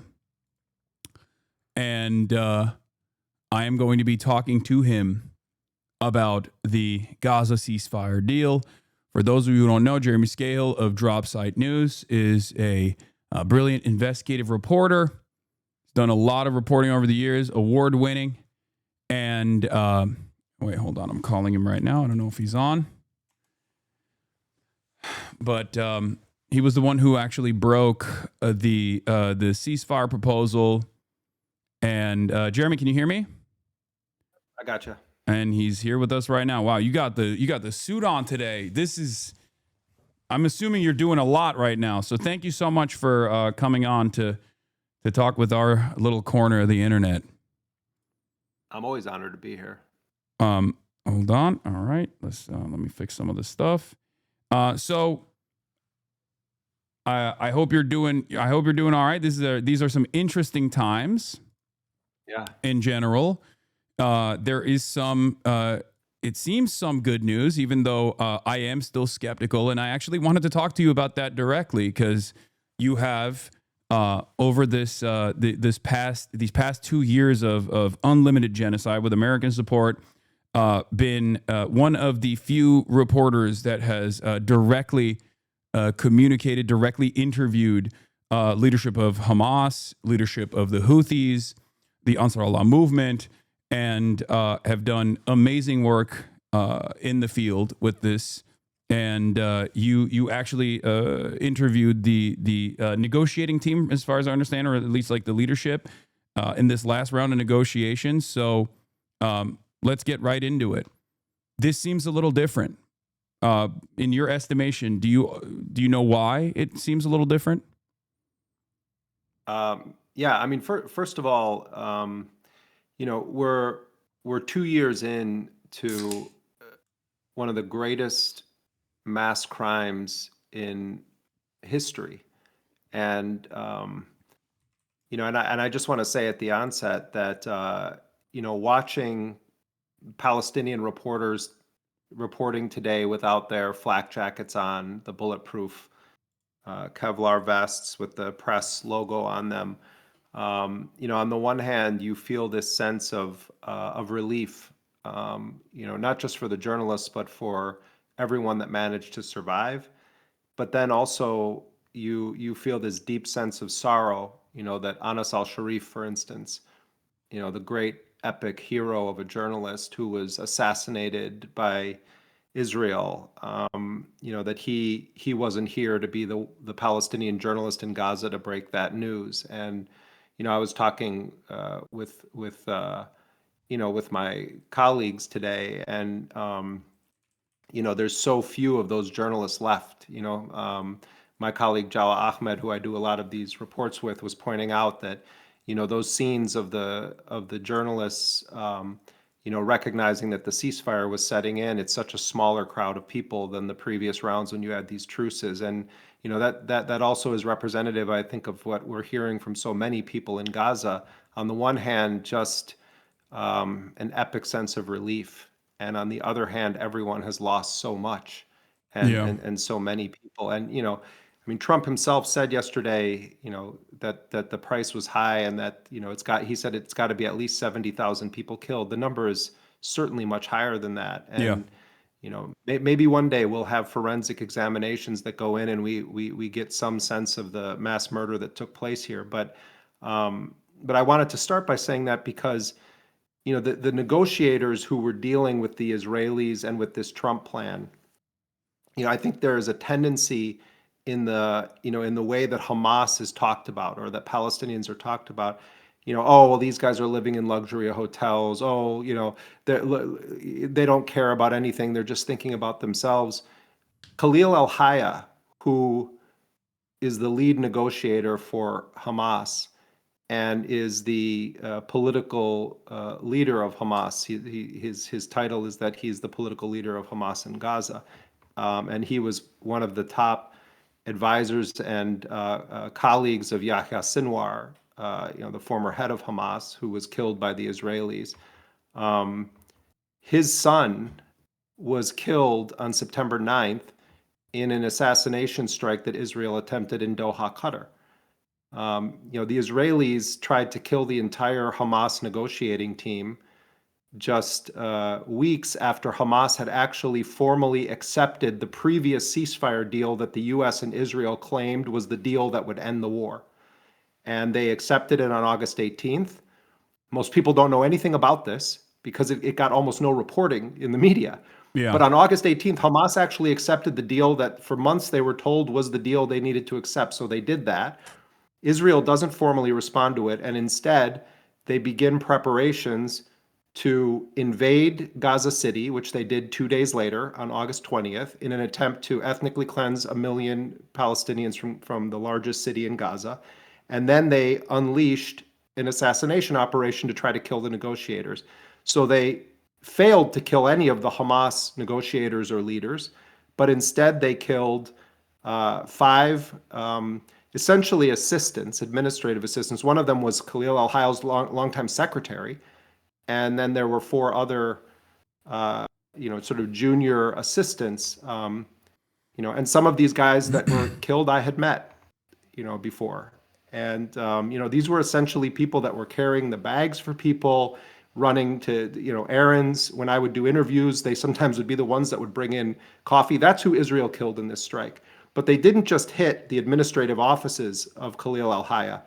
They hit his residence that he stays at when he's in Doha. It's not the Four Seasons Hotel. It's in the same compound where the offices were. And in that compound, when they hit it, was Khalil al-Hayya's wife, his son, his daughter-in-law, and his grandchildren. They killed his son, and it's not the only son that he's lost. He had other sons of his were killed in Gaza. But they also wounded his wife, his daughter-in-law, and his grandchildren, and some of them are still in the hospital right now from that strike. Bassem Naim, another target in that strike, has lost multiple members of his direct family.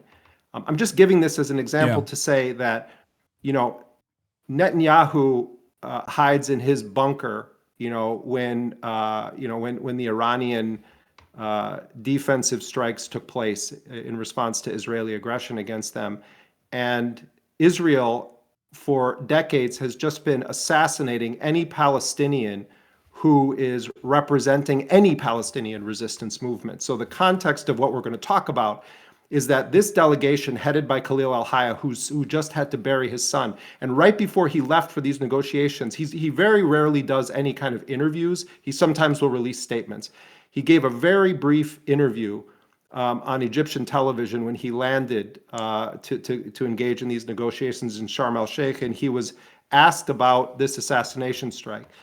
And he said, he recognized that his son was killed. And he said, we are not people made of iron and stone. We also grieve. And then he said, but I don't believe that my son's life is worth more than any of the sons of Gaza. And he was saying it's in the spirit of the memory of all of these people who have died that I'm entering these negotiations. And he said that I hope that their lives lead us on a path to liberation in Jerusalem. That's what he said right before he goes into these negotiations. So then the Palestinians are facing this odious Trump plan, which on the one hand contains some aspects that were familiar to the Palestinians because they had already agreed to those terms a few weeks prior. Yeah. And these mostly related to the acute war, as it exists in Gaza, meaning exchange of captives. The resistance in Palestine, in Gaza, is holding 20 living Israelis, we understand, and 28 bodies of the deceased. There still was this full spectrum blockade against any life essentials entering the Gaza Strip. There was a need for a ceasefire, and there was the issue of the withdrawal of Israeli occupation forces. So those terms, I'm not saying they were all in the language that Hamas wanted, but those terms were all present in the 20-point Trump plan. Yeah. But then there's this whole other dimension to it that talks about Tony Blair and Trump running a new so-called peace board there where they would become the kind of viceroys of Gaza, and there's going to be all this investment. And Trump, when he announced it next to Netanyahu at the White House, was talking about how Israel had given up the most magnificent piece of real estate in the Middle East, talking about Gaza. And then there's stuff about disarmament and governance and, who's going to be in control. And so the Palestinians start talking amongst themselves. And one thing we've talked about on this show, because we have the space to do it, but it often doesn't get mentioned, is that Hamas made a decision long ago in this negotiating process that they weren't going to just make decisions on their own. So they bring together a wide cross-section, virtually almost every political party or faction in Palestine, not just Gaza, but in Palestine. They've invited them to take place in these discussions. Some of them have taken place in Beijing. Some of them have taken place in Turkey and in Doha. And there are people in these discussions who represent movements that are not politically aligned with Hamas on every issue. For instance, Mustafa Barghouti, who is the head of the Palestinian National Initiative, he doesn't control an armed force. He's a man that believes in dialogue with the West. He's been a ferocious supporter of the right of Palestinian self-defense, but he's no member of the Hamas political bureau. He's been in these meetings. The secular left-wing PFLP, they've been in these discussions. In fact, the only entity that really hasn't participated in this is the Fatah party of Mahmoud Abbas, the president of the Palestinian Authority. This is also reflected in the demands that Hamas has made as an approach in terms of the release of high-profile political prisoners that are being kept hostage in Israeli detention, such as Marwan Barghouti, who is, I would go so far as to say, almost diametrically opposed to the ways in which Hamas has operated in some ways, and yet is seen as a more popular figure.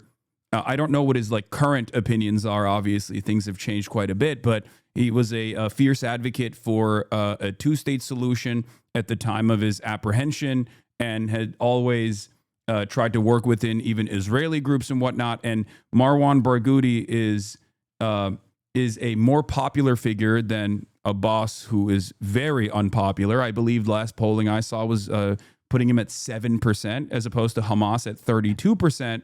And this is Palestinians both in the West Bank and also in the Gaza Strip.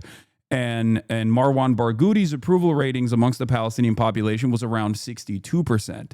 So the very fact that they were committed to the release of a high-profile prisoner, a high-profile Palestinian prisoner that would be a uniting figure that would actually overthrow any sort of like leadership that Hamas could potentially have in the political future of Palestinians, implies that their first priority, first and foremost, is always the emancipatory needs of the Palestinians and a need for sovereignty for the Palestinians, rather than the cynical approach that Israel has consistently taken in this, where they assumed, perhaps falsely, that Hamas is only invested in maintaining its grip of power and simply making themselves a more popular unit that can just like dominate the lives of Palestinians and then make money with real estate deals or whatever as they go live in mansions in Doha, as they like to claim.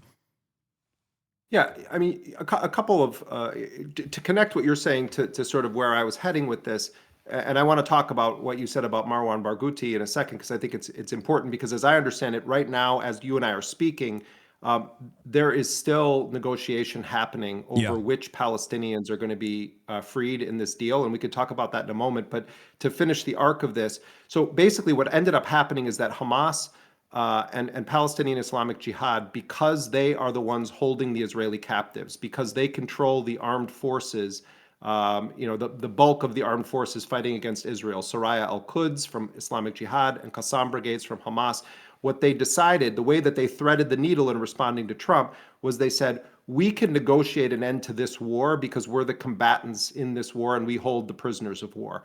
But all these other issues, we have to defer those because that requires all Palestinians having a voice, because it cuts to the heart of the Palestinian struggle for self-determination. So that was the response that they gave to Trump. They didn't reject anything. It was very brilliant how they did it. Trump responds positively to it, does his post on Truth Social, and then that's the context for how these negotiations go. The negotiations we're going to talk about these issues related directly to the war, and Hamas has said we're going to defer these other ones. Trump accepted that framework at least to make this deal around the captives. My understanding from sources is that they're now saying they want to immediately, after the captives are exchanged, immediately go into those other negotiations. So that's going to be a whole other battle, and it's a very dangerous situation for the Palestinians, and there's going to be a lot of dirty stuff going down there. The issue of the Palestinian political prisoners that you're talking about, my understanding is that there are upwards of 15,000 Palestinians currently now in Israeli hands. There's officially 11,000 that are in prisons or jails or administrative detention, and it's. Whoa. You just got cut out for a second. You said administrative detention is the last word you. But then there are others that are held in a kind of non-registered manner, and the last estimate I got from the resistance was that they believe that there were more than 4,000 Palestinians who have been snatched from Gaza since October 7th. And now some of those are definitely Nukba fighters or other, the elite unit of Qassam that led the October 7th attacks. Yeah. Some of them are other fighters. But a lot of them, and probably the majority of them, are Palestinians who were kidnapped by Israel, taken hostage explicitly for the purpose of doing these kinds of deals, exchange deals. Doctors, nurses, teachers, children, people that they paraded as hundreds of children. Yeah, people that they paraded as like these Nukba fighters. Because like in Israeli society, when that term is utilized, that's a reference to all Palestinian captives. They will openly state that every single Palestinian captive they have, regardless of their background, is a Nukba fighter. This is a way to basically justify whatever kind of violence that these Palestinian captives are actually experiencing, including but not limited to rape. Literally, this was a emergency Knesset meeting that happened during the pro-rape riots that took place after Israel tried to, in an effort to utilize complementarity, tried to prosecute some of these Israeli concentration camp guards that had raped a bunch of Palestinian prisoners, some to death, on CCTV. And there were pro-rape riots, and the emergency Knesset meeting that took place, they straight up said, these are Nukba fighters. They're all Nukba fighters. They could be raped to death. It's totally appropriate and totally allowed. Well, and from the perspective of the Palestinian resistance, they view the Nukba fighters as the most well-trained, experienced soldiers that they have in their forces. And anyone that has paid any level of attention to the Palestinian cause for liberation over these decades knows that the prisoners who are held by Israel are of central importance to the whole society, and their freedom is of importance to the whole society. And so what has happened is that Hamas and Islamic Jihad and the other Palestinians doing these negotiations have always tried to focus on the Palestinians serving the longest sentences or subjected to the longest sentences. For instance, Abdullah Barghouti, who has been in prison for more than 2 decades, was a commander of the Qassam brigades in the occupied West Bank. He was sentenced to 5,200 years in prison, 67 life sentences. You have Ahmed Sadat, who is the Secretary General of the PFLP, who is, again, secular leftist, who's serving multiple life sentences. And then you have other Hamas figures, other figures that are unaffiliated but serving long sentences. They have their own way of prioritizing prisoners based on the sentences, and they made sure to not just have it be Hamas wants to get its people out. So Marwan Barghouti has always been number one on their list. I don't believe at all. I know that this is part of some of the narrative, is like that the reason Israel wants to keep Marwan Barghouti in prison is because he would be able to crush Hamas in an election. I think in large part they're keeping him there because of what he represents to the Palestinian people. That's I think is more important than anything else. It's not about primarily about Hamas or Abbas or anything. It's that Marwan Barghouti was a hero and leader in the eyes of the Palestinians in both intifadas, and he was also involved with the armed struggle. Yes, he has spoken in a way about a two-state solution that also makes him an attractive political figure to the West, and I think that's also a threat to Israel. They don't want a Palestinian who is going to be able to have a dialogue with the West as they push for their self-determination.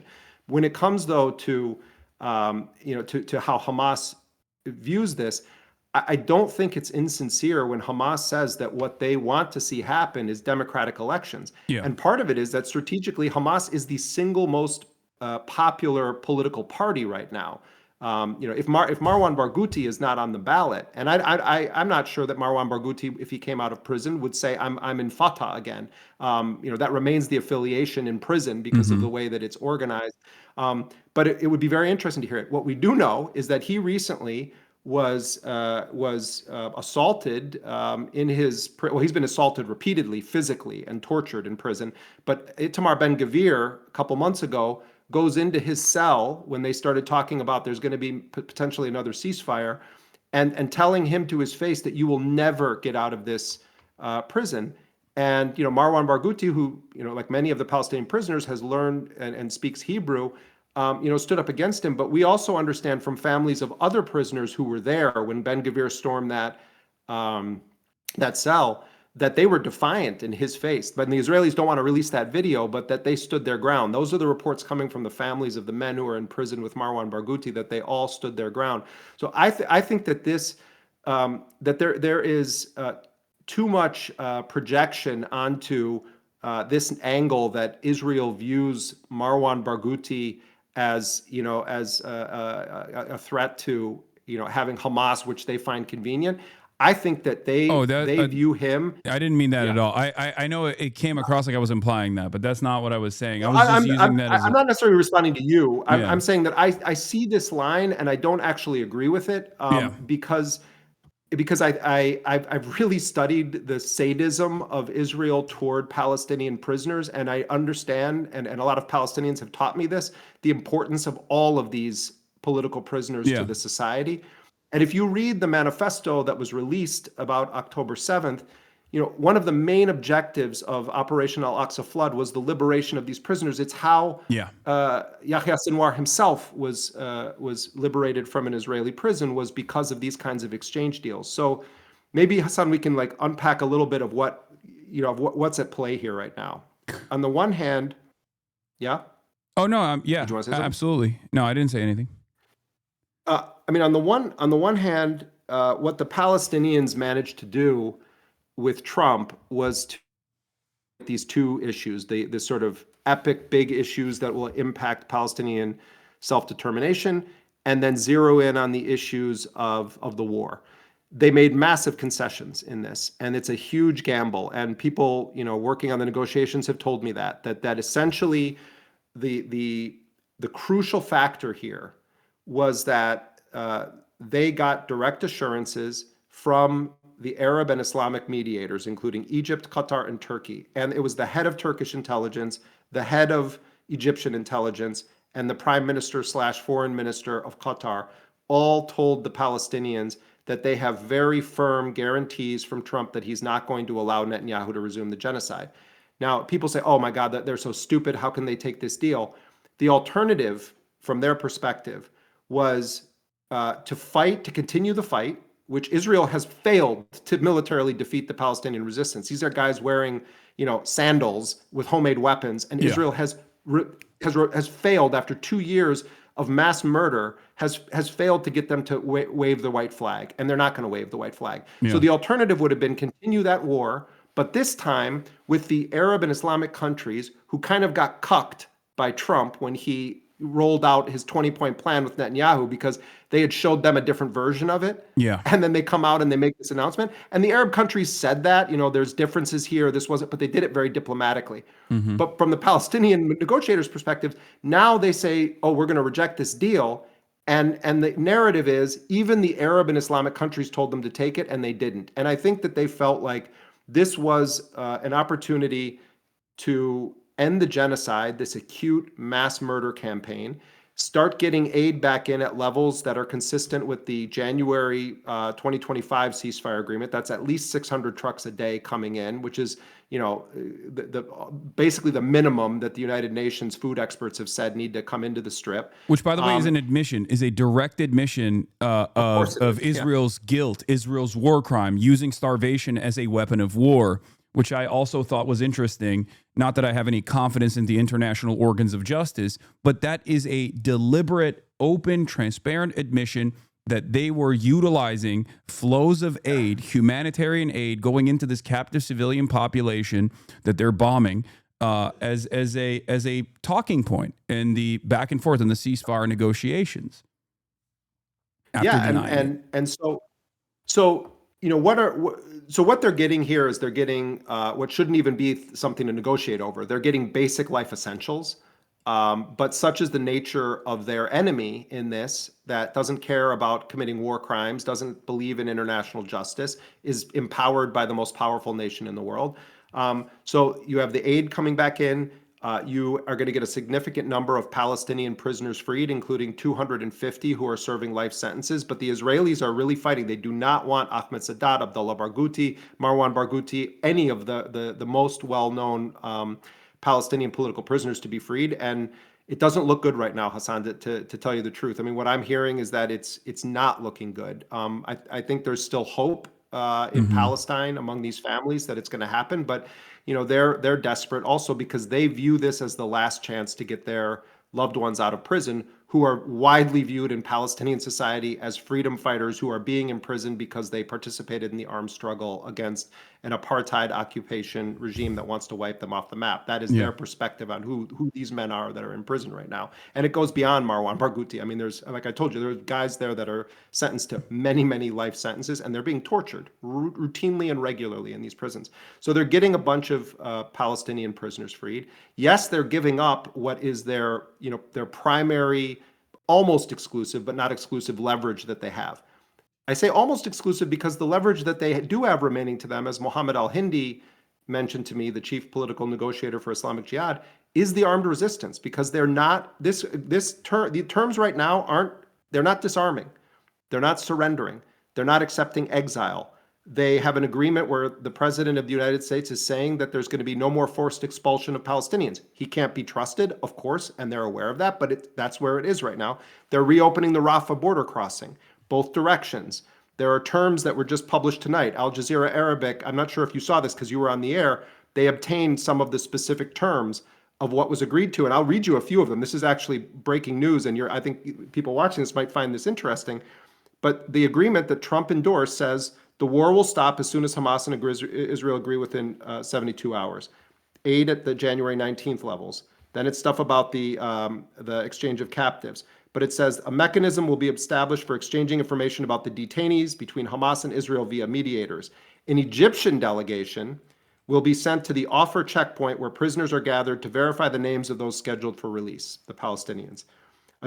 This is incredible what I'm about to read you right now. A joint operations room committee will be formed, including Egypt, Qatar, Turkey, the United States, Israel, and Hamas for follow-up. This is in terms of implementing the ceasefire.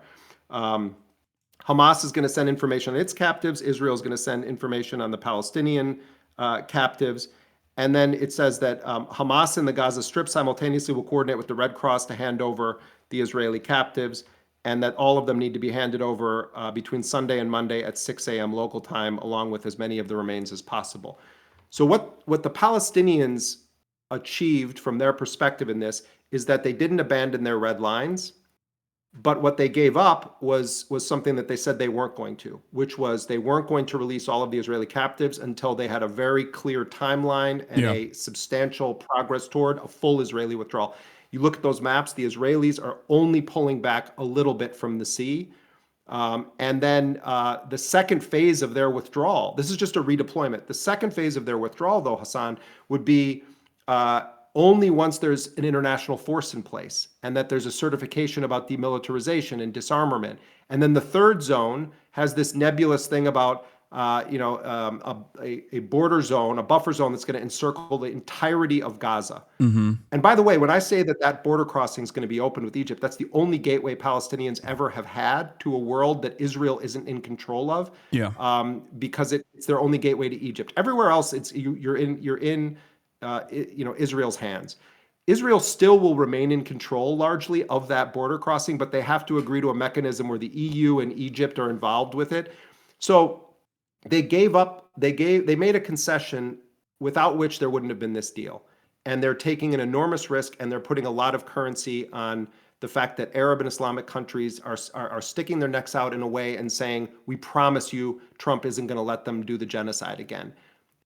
You can look at them and say, oh my God, they're foolish. Like anytime someone who doesn't have skin in the game, whose family members are not being murdered, whose son was not just killed and then they have to go sit in a room next to the Israelis in a negotiation, who says, oh, Hamas is making a mistake from the comfort of their computer somewhere. Like Palestinians overwhelmingly want the genocide to stop. They were demanding the resistance make a deal.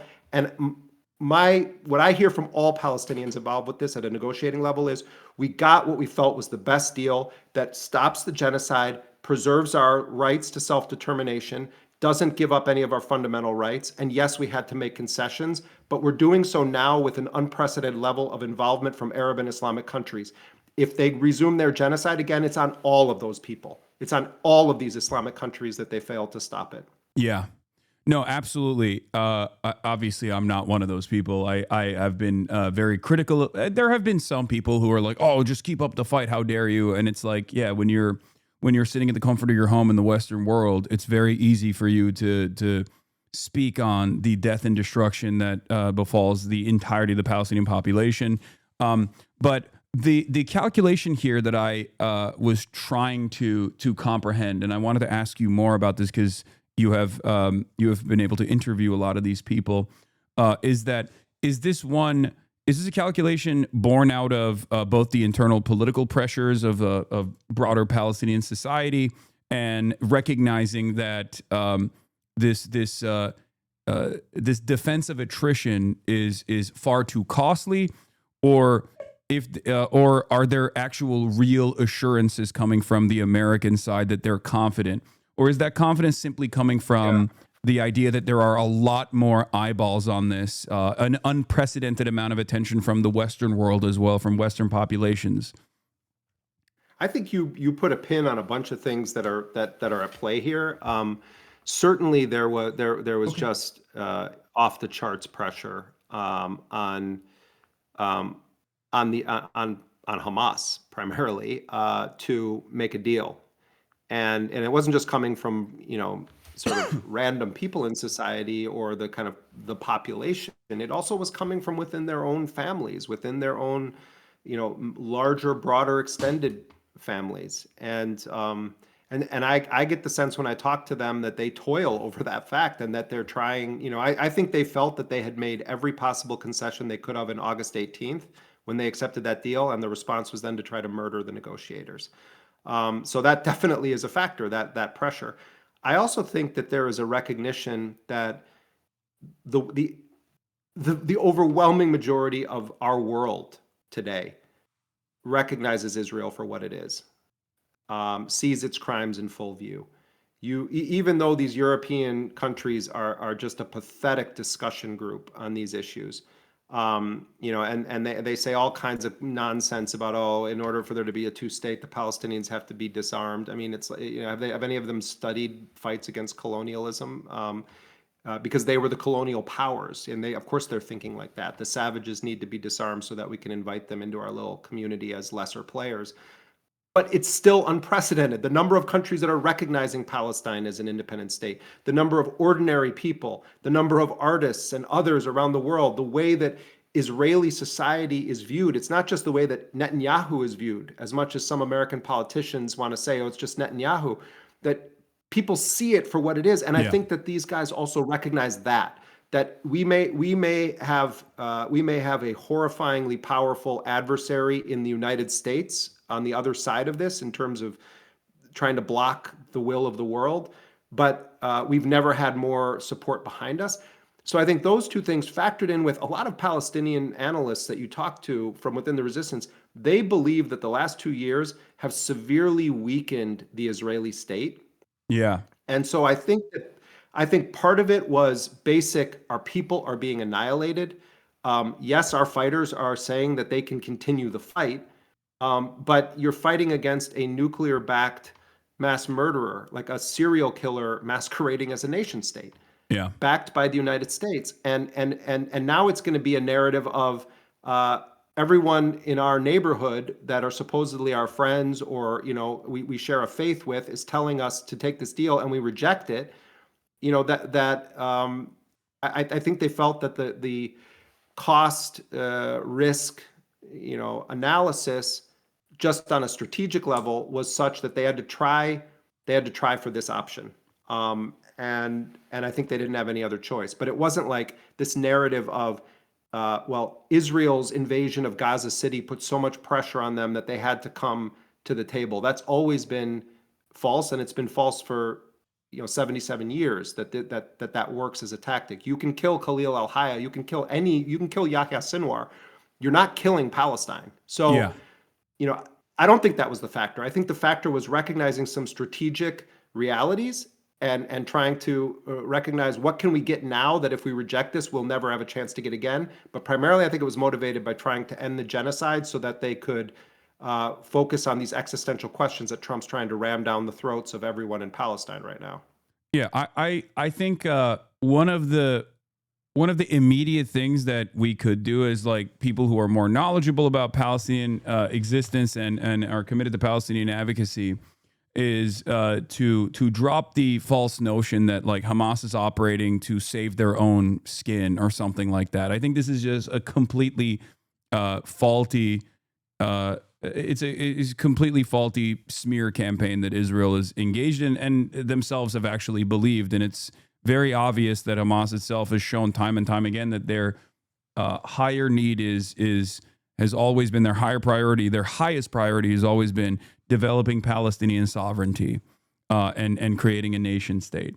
Now, having said that, the assurances, it does seem to me, come from the public support. So it's important for us to obviously continue talking about this and continue protesting, because obviously the job is not over until there is real emancipation, real sovereignty.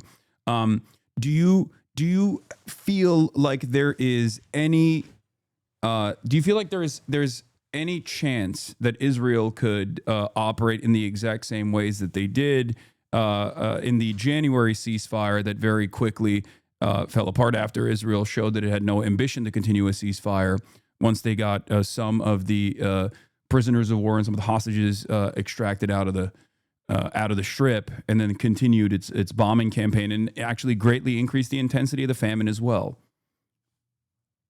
Yeah, I mean, I think that's one of the most likely scenarios, is that Israel does find a way to resume its war against the Palestinians in Gaza. I think there are some impediments to that didn't exist in the January deal, that we've talked about some of them involving the Arab and Islamic countries. I also think that, Trump has kind of said the quiet part out loud. He views Gaza after the war as a huge profit area. He was going on and on when he announced his plan about the real estate value of Gaza. You don't bring in somebody like Tony Blair unless the point is to try to impose a neo-colonial profit machine on a place. The other dimension to this is, who does Trump send to make the deal here? Two real estate guys, his son-in-law, Jared Kushner, and then Steve Witkoff. And, there's been these reports recently that Steve Witkoff's son has been trying to cash in on the fact that his dad is the one negotiating with all of these Gulf Arab states. Fantastic. But you also have Jared Kushner, whose firm Affinity Partners is bankrolled primarily by Gulf money. He's gotten billions of dollars from Saudi Arabia, and this is money from sovereign wealth funds. He's gotten from Saudi Arabia, from the United Arab Emirates, from Qatar. Trump, as a president, doesn't just make decisions based on what he thinks would be good for him as the president of the United States, and certainly not what he thinks would be in the best interests of the United States as a country, or as the Americans as a people. He's often thinking of, how can I make money for my friends and my family? And he's still basically running a mafia-like enterprise with his family businesses. So having Jared Kushner there in the room with his business partners, who also are the mediators. I mean, do people understand that this is so wild that this is the reality of what happened here? Jared Kushner walks into these meetings. He's not meeting with like the prime minister of Qatar as like, this is the mediator that's been working on the ceasefire for 2 years.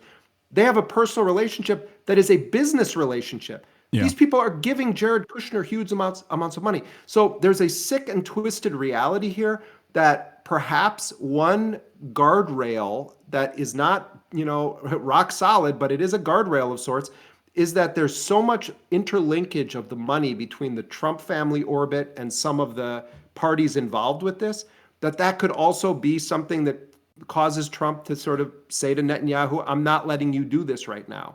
I'm not saying that's going to happen. I'm saying we have to recognize facts. The narcissistic desires, or even the financial interest that Trump has, might play a role in, to some degree, maintaining a continued ceasefire here. Because look at the position also that these Arab and Islamic countries are in. Not all of them, but most of them are facing a reality where their populations view them as having done nothing, or worse than nothing in some cases. Jordan participated in the air defense of Israel when Iran was counter-striking Israel. So did Saudi Arabia, and still continues to do so. Yeah. So, but the populations in these countries overwhelmingly support the Palestinians. They want the genocide to be done, and they're furious that their rulers have not done much of anything to try to stop it, and in some cases have aided or abetted it by helping to protect the entity that's doing UAE, this. So potentially allegedly working with the popular forces. Is there was satellite imagery also published today that indicates that in this base that the UAE has been operating, in Somalia, that they're also using that to monitor in the Red Sea and potentially assist in the attacks against Yemen.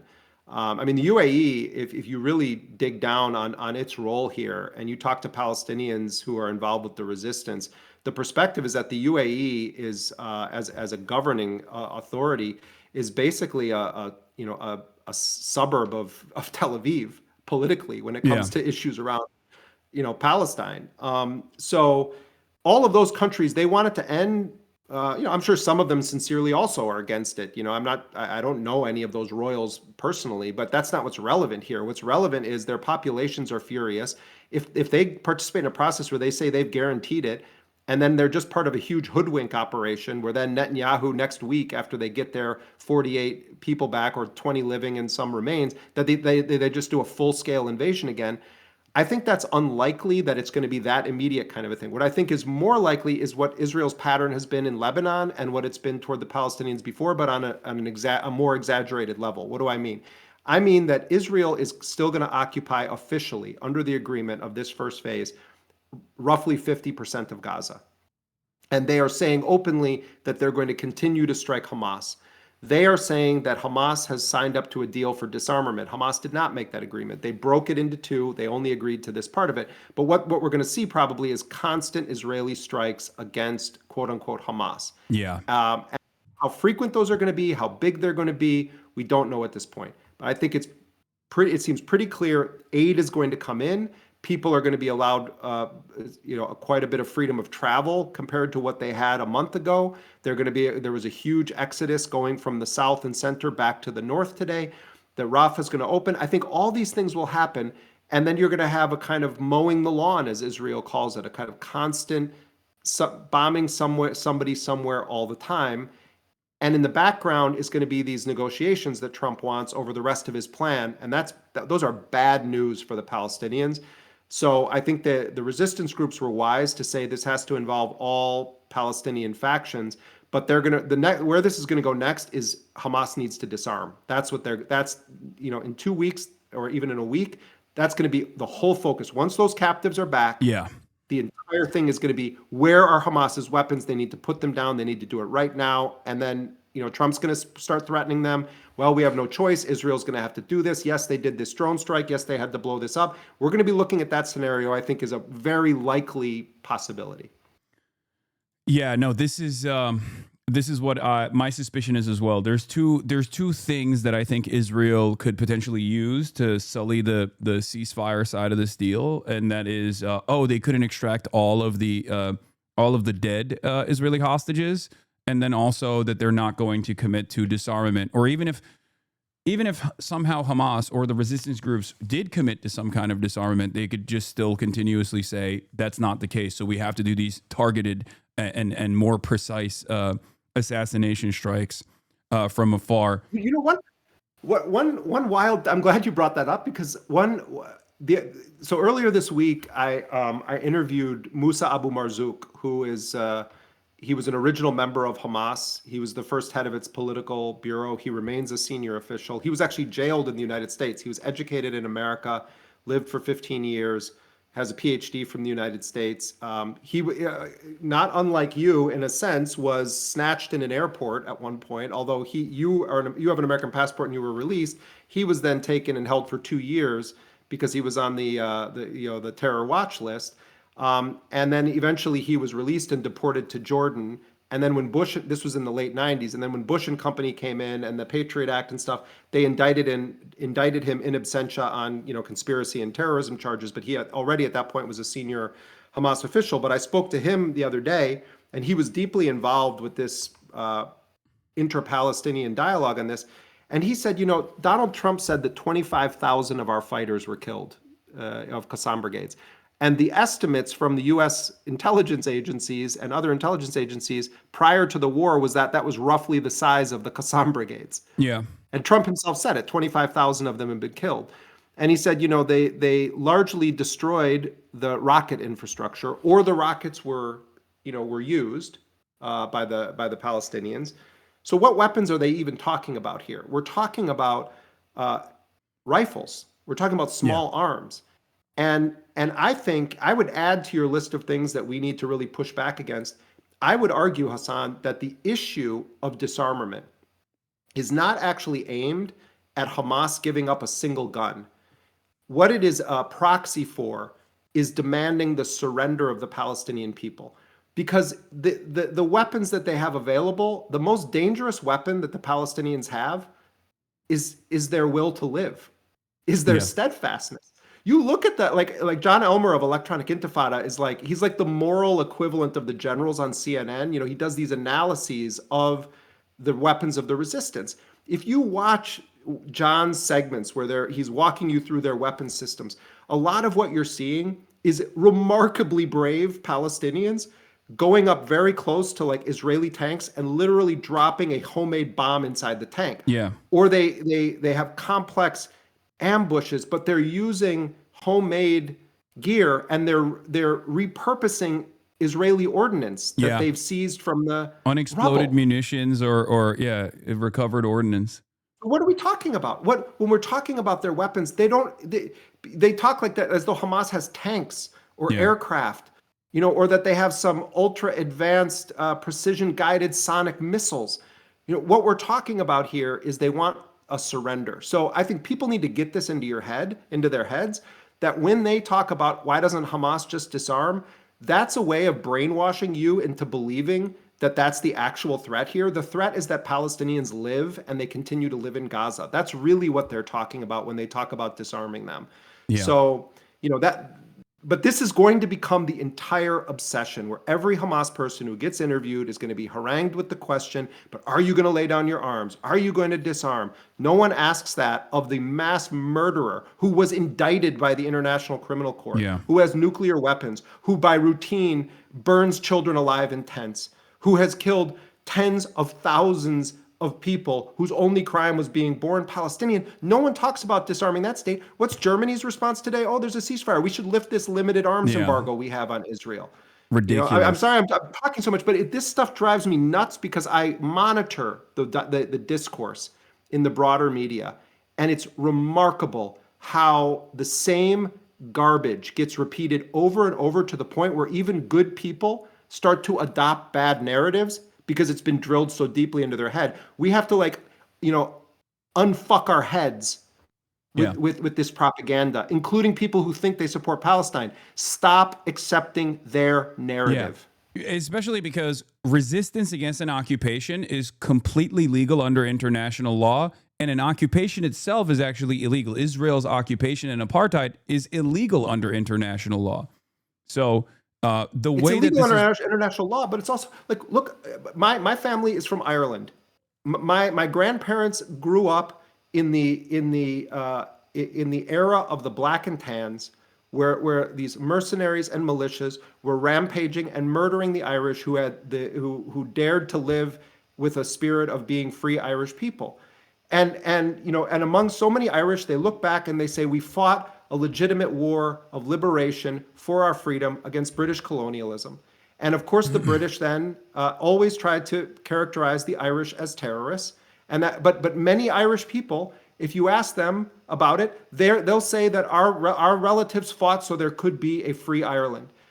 The Palestinians deserve to have that same history written about themselves. And we have an opportunity in real time to say, wait a minute, these narratives are always a lie. And it's, there's the Palestine exception always to this, but also prophets aren't people who see the future. They're people that understand the present. If there ever was a moment that called for prophecy, it was now for us to actually open our eyes and say, is the truth true right now? Do these people have a right to fight against this kind of enemy? Gratuitous, colonialist, mass murdering, serial killer enemy whose entire agenda is to wipe them off the planet. Yes, they do. No, absolutely. It's not only legal, but it's the moral thing to do, 100%. So okay, we've talked a bunch about the ceasefire proposal. There are some unexamined aspects of it, or some aspects of it that we didn't dive too deep into. But I think Tony Blair's introduction to this process is really terrifying. I think like a viceroyship, as you described, especially because while it looks like there is some friction between Israel's maximalist demands of complete ethnic cleansing, the Rafah program as they designed it, which was to create concentration camps at Rafah and then force every Palestinian into those concentration camps, for expulsion from the Strip, potentially to other concentration camps elsewhere with pliant partners in the region, whether it be UAE or other places. But I don't think there's a lot of daylight between what Tony Blair's ultimate role is here and what Israel could potentially do with Tony Blair, considering that he played a formative role in the Boston Consulting Group program, the Gaza Riviera project, when they were designing it with this like insane cryptocurrency. We're going to make a Silicon Valley out of the Gaza Strip, and we're going to give people like crypto tokens as opposed to their symbolic house keys that they have as we ship them off by force from the Strip, never to be able to return. And I do think that this deal, regardless of how Israel presents it as like not abiding by their maximalist positions, is still going to be a continuation of the apartheid structure and potentially ethnic cleansing as the ultimate goal here. Do you agree with that assessment? I think generally I do. Yeah, I do. I think that I think part of how Israel views this, particularly as long as Trump is president, there are certain things they have to go along with right now that maybe Netanyahu didn't want, or it didn't happen the way he did. But there's another level on which Trump is really saving Netanyahu. This war, quote unquote, was not going well. They weren't winning. They weren't recovering the rest of their captives. They were continuing to have soldiers dying. It wasn't massive numbers of soldiers that were dying, but relative to the size of Israel's population, they were consistently losing soldiers. They were having morale problems. They were having recruitment problems. There were military commanders who were constantly saying, that this isn't going to happen quickly. So there's a level on which I think there's some relief on the part of Netanyahu on this. I think that there was a lot of emphasis placed on is his coalition going to fall apart. I think that was a sideshow in a lot of ways. Also, public opinion polling in Israel across the spectrum, there was wide support for the agenda in Gaza anyway, among all kind of political outlooks, with the exception of a very small section of the Israeli left. And when I say small, I mean microscopic compared to the polling of 80+% supporting various aspects of this agenda. But it lives for another day. Their reputation is in tatters. It's lower than it's ever been.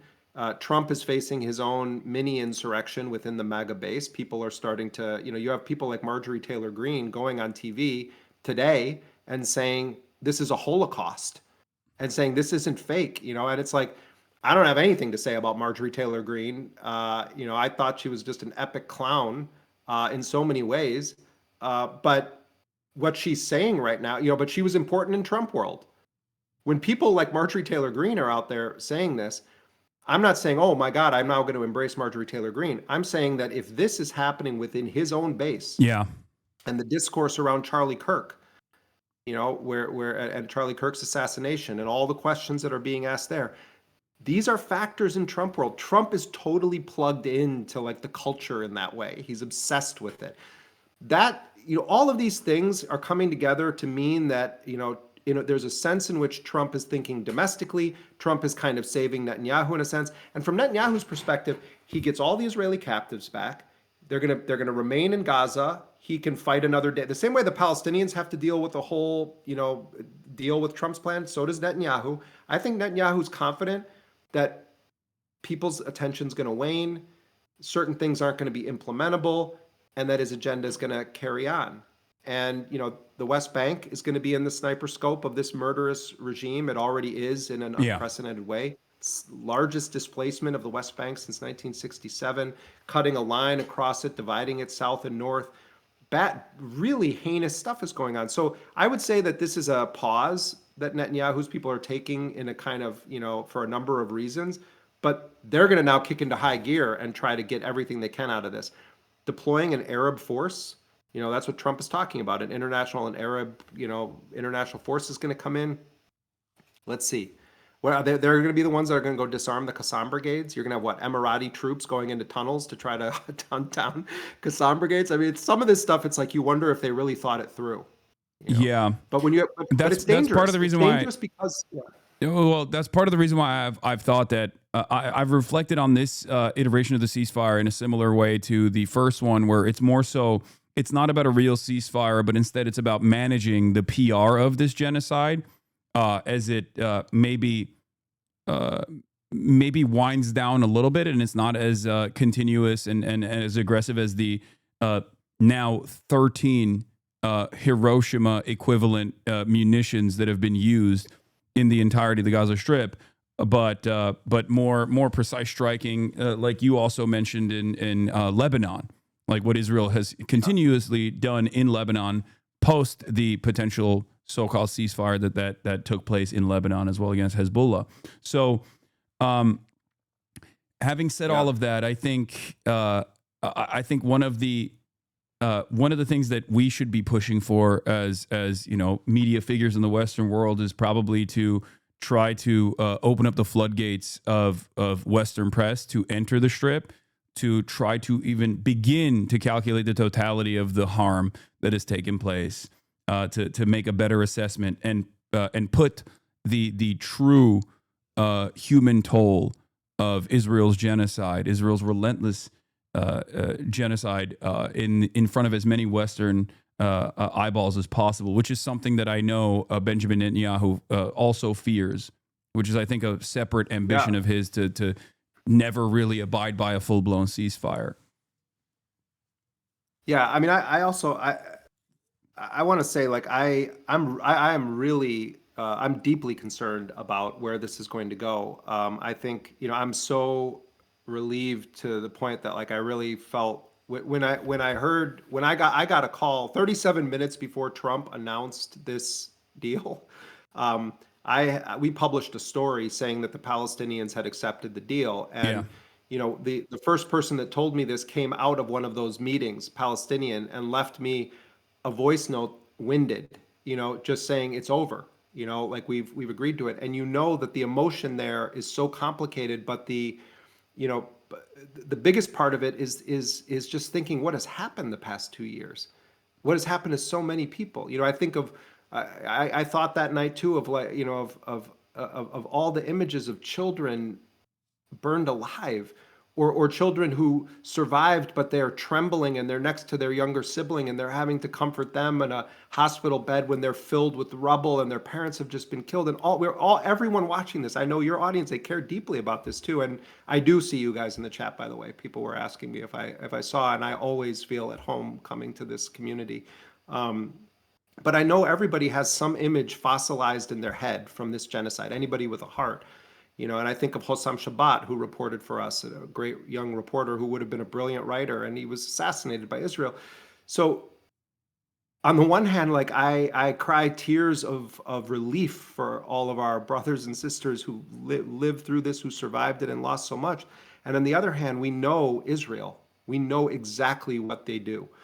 And that's frightening, and it's terrifying. And it's terrifying to think that the Palestinians had to take this risk to believe that maybe Trump is going to have his own constellation of interests that can keep this, at bay. And that's our reality. Tony Blair, when he and Bush and others who were the architects of the Iraq War, what they thought they were going to do in Iraq was erase the society and build up this neoliberal dream. And they deployed all of it's why they put L. Paul Bremer in, who cut his teeth under Henry Kissinger. They put him in, a neocon, investment guy, risk insurance guy. They put him in there and he becomes the viceroy of Iraq. And the Iraqi people rose up against the United States. Yeah. And Iraq didn't go in the direction. It looked like it may have looked at times like they were winning. Oh, they killed, they captured Saddam Hussein. Oh, they destroyed the Ba'ath Party. But a different form of resistance rose up in Iraq. And Iraq is very much up for grabs. We don't know the direction it's going to go in. But one thing's for sure is that their neoliberal dreamland didn't happen. And they didn't win that war. They actually left in disgrace from Iraq. So, the two things I know to be true, indisputably, is that the Palestinians are never going to surrender. They're never going to surrender their will, their right, and there's a steadfastness that all of us should be in awe of among the Palestinian people. And the other thing that's true is that this entity that is trying to crush them is not going to give up. It's not going to give up unless it's confronted. And Yeah. you know, it's a shame and a stain on society that the only real confrontation of this apartheid regime that is happening from the very people that are being genocided right now. That the world stands by and thinks strongly worded statements are enough.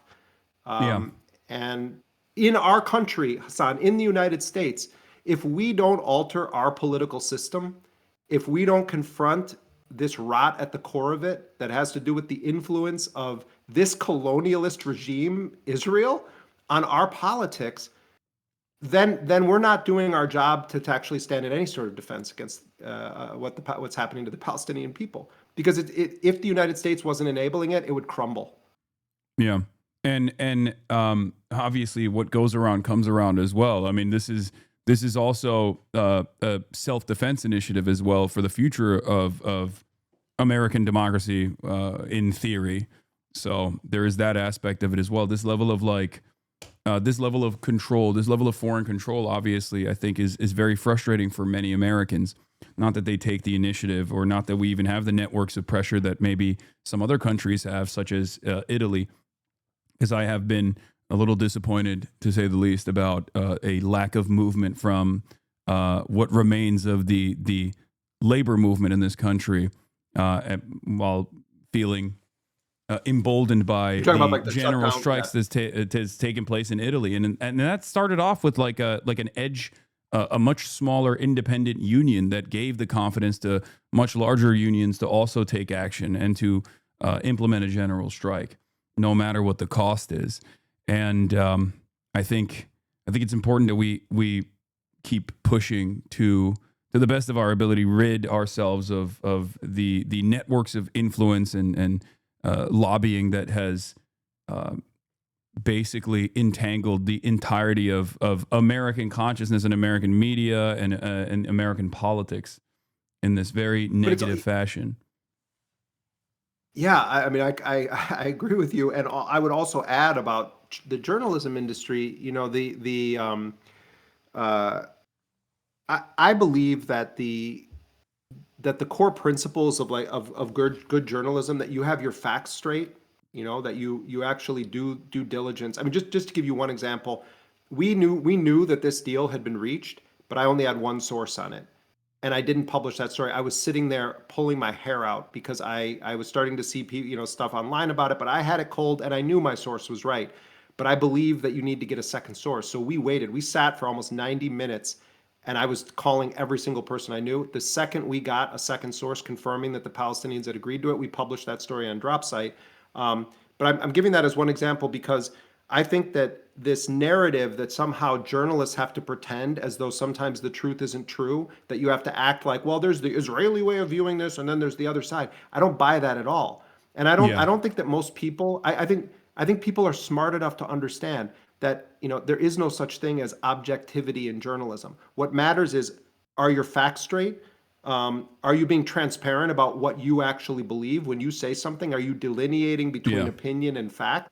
And are you giving people information that they can use to make informed decisions?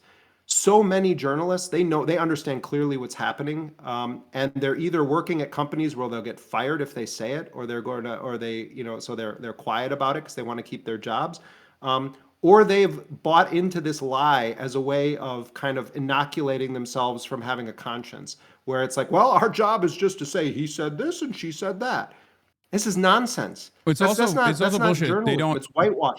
They don't even they place a higher value on Israeli sources consistently, refuse to either even acknowledge Palestinian sources, or when reflecting on Palestinian sources, they oftentimes associate that information in a negative way, where they'll slant it as like the Hamas-run health ministry, even though time and time again it has been proven that Israel is an unreliable narrator of the events that have unfolded, making the media actually look foolish and silly, making people actually lose even more confidence in the credibility of mainstream and legacy press in general, at a time when they're the most needed, right? and as opposed to the Palestinian side that has been incredibly calculated and also incredibly truthful, and has even undercounted in an effort to be obviously with all the logistical hurdles as well, but in an effort to be as transparent and as truthful as possible in terms of like the totality of the human casualties. You about also to back up to what you made a good point before that I forgot to kind of emphasize, but you were talking about journalists going in, to Gaza, and I think it's very important that as many reporters and journalists as possible be able to come into Gaza, but it should be done recognizing that you are walking on the land of a people that have just endured a genocide, whose loved ones' remains have not been recovered, and where a record number of our colleagues have been murdered in a hunting campaign against Palestinian journalists by Israel with the support of the United States and other countries. And many of the journalists and many of the news outlets that would deploy their journalists there were part of the narrative, the pyramid of lies that were built around to dehumanize Palestinians. Yeah. And they also have the blood of our colleagues on their hands for refusing to embrace our Palestinian colleagues when Israel banned all other reporters from coming in. It's not just that the people that are silent when Anas al-Sharif is assassinated, the most important journalistic hero of our lifetime, when Hossam Shabbat is assassinated, when Hassan Islaya is assassinated, directly targeted in a tent. He knew that they were going to kill him. It's not just the people that are silent, don't know the names of the journalists, won't ever mention that our colleagues are being killed. It's also that these news organizations had an opportunity when Netanyahu locked the place down and said no other journalists in, to hire Palestinian journalists. One of the things I'm most proud of that we've done at Dropsite is that we believe in hiring Palestinian reporters in Gaza to report on the genocide. And you know what? Some of the reporters that we've worked with, they didn't have much training in journalism. Some journalism school, others were accidental journalists. Some of them, like our great Abu Bakr Abed, started off being a sports journalist and then ended up having to cover his own genocide. But it's one of the most rewarding experiences of all of our lives, the small team of people that run Dropsite, to be able to work with those Palestinian journalists. Abdul Qadir Sabah is someone whose name a lot of people may not know. He's one of the main reporters now for Dropsite in Gaza. He remained in the north of Gaza for so long, and he's been producing incredible video footage. So many of the videographers were murdered by Israel, and he has continued to do it. People should look at his reports for Dropsite. One of our reporters has 5 children. She was almost killed, and by accident one night happened to sleep in an area of the house the rubble that they were staying in because it was cold and they wanted to move their kids to another location, and it got bombed, and the wall that in the room where they normally slept collapsed, and they would have been killed. We hear those stories from our reporters. But the point I'm making is you invest in them and you share with them, here's what I know from my life as a journalist. Here's some edit suggestions I can give you. We need to actually check this. Did this person say this exactly to you? Or is it something that like they were sort of generally saying it? Okay, if they said it exactly to you, here's how we're going to handle this. Make sure you get the last names of people. Do you have video of that? That's an extraordinary scene. The amount of work that's required to sort of say, we want to collaborate with you. You are the eyes and ears of the world, and what little we can share with you to translate this into a broader audience, that's our commitment.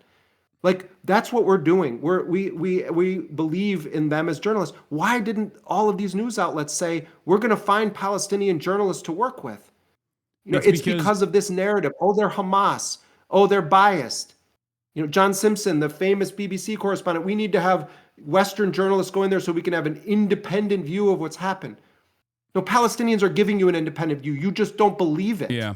No, the reason why I mentioned the Western press and humanitarian organizations entering the Gaza Strip is because, unfortunately, as it stands, a big part of the inability for large swaths of the Western population coming to the full recognition of this the genocide stems from the fact that at its base, they do not value Palestinian lives as human beings. It sounds insane to say, but that is obviously the truth. And it's reflected in their coverage. It's reflected in the way that it's reflected in the way that even like people who consider themselves to be pro-Palestinian view these events, where there is an air of collateralization for all of the lives lost. They do not, even when Barack Obama yesterday was talking about like Israelis, families who are in mourning and Palestinian people in general, like there is this asymmetry to the violence and who is the overwhelming recipient of said violence as opposed to those who are perpetrating it. And that is the reason why I say like it's a way to broaden people's perspectives by in a way that's not dissimilar to like Doctors Without Borders, for example, get people from the West directly into these areas so that there's like broader coverage and broader access in general. Yeah. I mean, I think, look, I think that as many forensic experts as we can get into Gaza to start, first of all, the most urgent need is the food, medical supplies, reconstruction, rebuilding of things. But if we're talking about sort of these other tracks that you and I have kind of talked about a bit tonight, of course, it's important to have journalists go in, but also war crimes investigators need to be examining the extent of killing that happened of Palestinian people. This must be exposed. And I think we're, if it's done properly, that we're going to see a death count magnitudes greater than what we've been, than the official numbers, which went through a pretty rigorous validation process by the Palestinian health authorities, even as their own medical facilities were being systematically wiped out. I also want to say that as Israeli forces reposition right now, they're burning down and blowing up a lot of Palestinian houses and infrastructure on their way out or on their way to their pullback lines. And I'm sure you have other things you're going to move on and talk about tonight, but today. But one of the last things I want to say is just that I think that this period now requires more vigilance than almost any point of the past 2 years, because the Palestinian liberation struggle is hitting a crossroad right now, and the momentum has never been more on the side of the Palestinian people and more against the colonial settler project. And so if anybody, all of us feel relief if the bombs stop, or even if the bombs reduce. Like, I mean, anything that gives people a chance to live right now, I'm in favor of it. But at the same time, the war of extermination is not over. Netanyahu they're taking a slightly unexpected course right now, but don't for one second think that it's over. Yeah. Now is not the time to sleep on this. It's the time to become more engaged. And there must be continued pressure applied in this situation, because I think like symbolic gestures of conditional Palestinian statehood, recognition from Western countries is a direct response to that pressure, because they are trying to release a pressure valve. They're trying to create a pressure valve so that it gets ahead of all of the mass mobilization and discontent. And can I ask you a question? Yeah, of course. I know it's a cliche. I always ask you questions about Turkey, but I'm quite interested in your take on this. So my understanding from Palestinian negotiators was that when the head of Turkish intelligence, became directly involved, that this was pretty unprecedented, and that it was the head of Turkish intelligence and the head of Egyptian intelligence that were really the main guys telling the Palestinians that they have to take this deal. That this is their best strategic moment, but also saying, and I think part of it was leveraging what is this complicated but closening relationship between Erdogan and Trump. They have their separate spheres of interest, but there is this alliance, and I think Erdogan recognizes an opportunity for his power structure to have this good relationship with Trump, and Trump credited him as being the defining factor in getting Hamas to agree to this. I don't think that's literally true, but there's a dimension of truth to it that is very real. So I'm wondering what you see as Turkey's position in this, and this move where they came out of the gates and just took a very central role in closing this deal? I think Turkey is positioning itself as one of the most consequential geopolitical players in the region, alongside Israel, in terms of Western influence, in terms of Western imperialism. I think they gave, in the eyes of the American foreign policy apparatus, I think the actions in Syria, overthrowing Assad swiftly with the Free Syrian Army, alongside HTS, was seen as a major gift to the West, a major gift to Israel's ambitions as well. That much is clear, it seems, as Israel continued its incursion into further and further Syrian territory. And I think there are the two major players in the region right now that are incredibly valuable from an American foreign policy perspective is Turkey and Israel, and they're a little bit at odds with one another. But I think that's the role that Erdogan is playing very well, like a servant of the West, unconditionally, while simultaneously, of course, still playing all sides to the best of his ability, but ultimately still, as long as, it's under the nuclear umbrella of the United States and NATO, will always follow through on whatever America's desires are. That's, I think, why it's more important that I guess the Turkish intelligence played a role in speaking directly to the Palestinian resistance leadership. There's also obviously people within that structure that have spent a good deal of time developing relationships, playing roles in the negotiations process, even in terms of like the hostage release agreements that have taken place in the past, including, I think, the release of Yahya Sinwar. They have more credibility in the eyes of the Palestinian population than like anyone on the Israeli side ever could. And I think there are still some competent actors within the State Department that recognize the role that Turkey could play. I'm very critical of Erdogan, and I openly criticize him with regular frequency, but I think like they do serve an important role from the American perspective here, because they, like I said, have more credibility in the eyes of the Muslim world. Dare I say, even more credibility than Gulf states do, as a matter of fact. I mean, certainly Turkey is taken very seriously by this administration, and I think I agree with you. It seems very clear that Erdogan recognizes great opportunity in Syria, in Palestine. Also, Turkey for many years has been playing a very deep role in East Africa. In Somalia.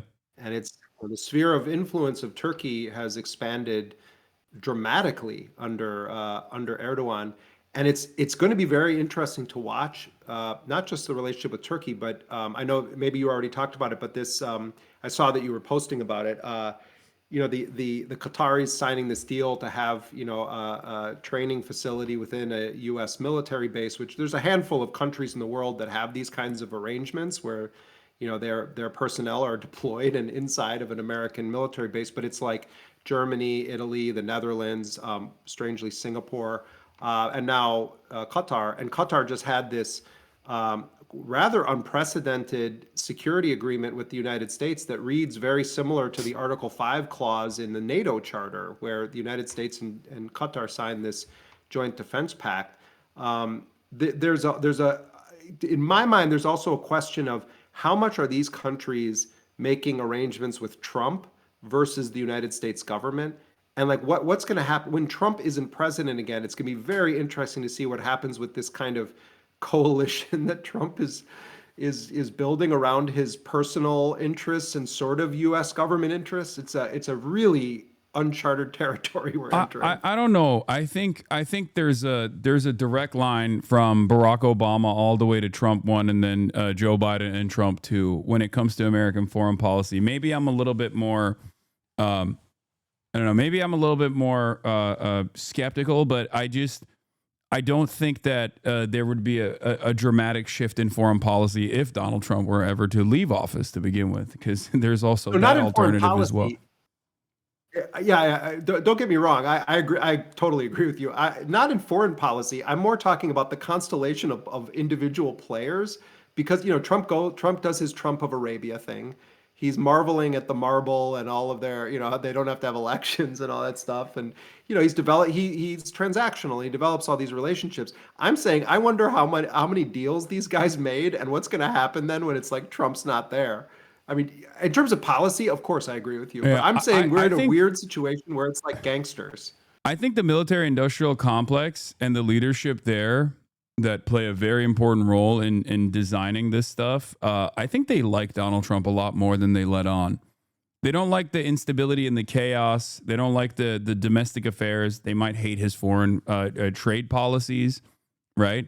But I think when it comes to this kind of stuff, developing a closer relationship with Qatar, I think like the ultra Zionists will get very mad about that, and they'll act like this is a big deal, or that like there is a tremendous amount of like Qatar influence in American politics or whatever. But I still think at the end of the day, this will be regarded as a positive, like developing closer ties with Qatar, and also even utilizing Erdogan more. I think that will continue. Because I don't know where we go from here.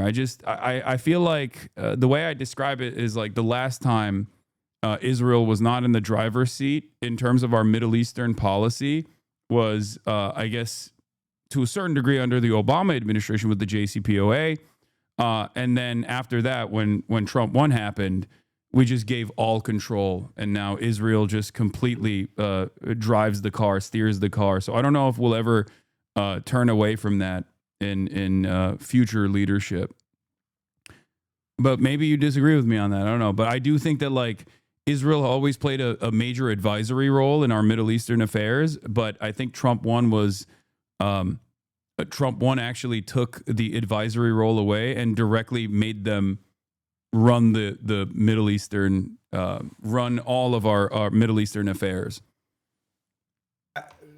No, I think that's generally accurate. I'm more making a point about the nature of Trump's business dealings that he's making with all these people behind the scenes. But in terms of the architecture of American policy and history, obviously, I mean, it's remarkable the influence that that Israel has over certainly U.S. politics, U.S. politicians, both political parties in this country, but also just the foreign policy agenda. I mean, I think that some of Trump's advisors have, going back to the discussion about, why Trump might be willing to push Israel on some things right now. I also feel like Trump realizes this is just an impediment to other things that he wants to get done. It's not just about like, oh, he wanted the Nobel Peace Prize. I think it's also just annoying him right now. That it's like, and he wants to be like, oh, I made the peace deal. He keeps talking about himself as though it's like he's Pharaoh or something. And it's like, that he's one of these epic figures of history. He's 3,000 years. No one's been able to solve this.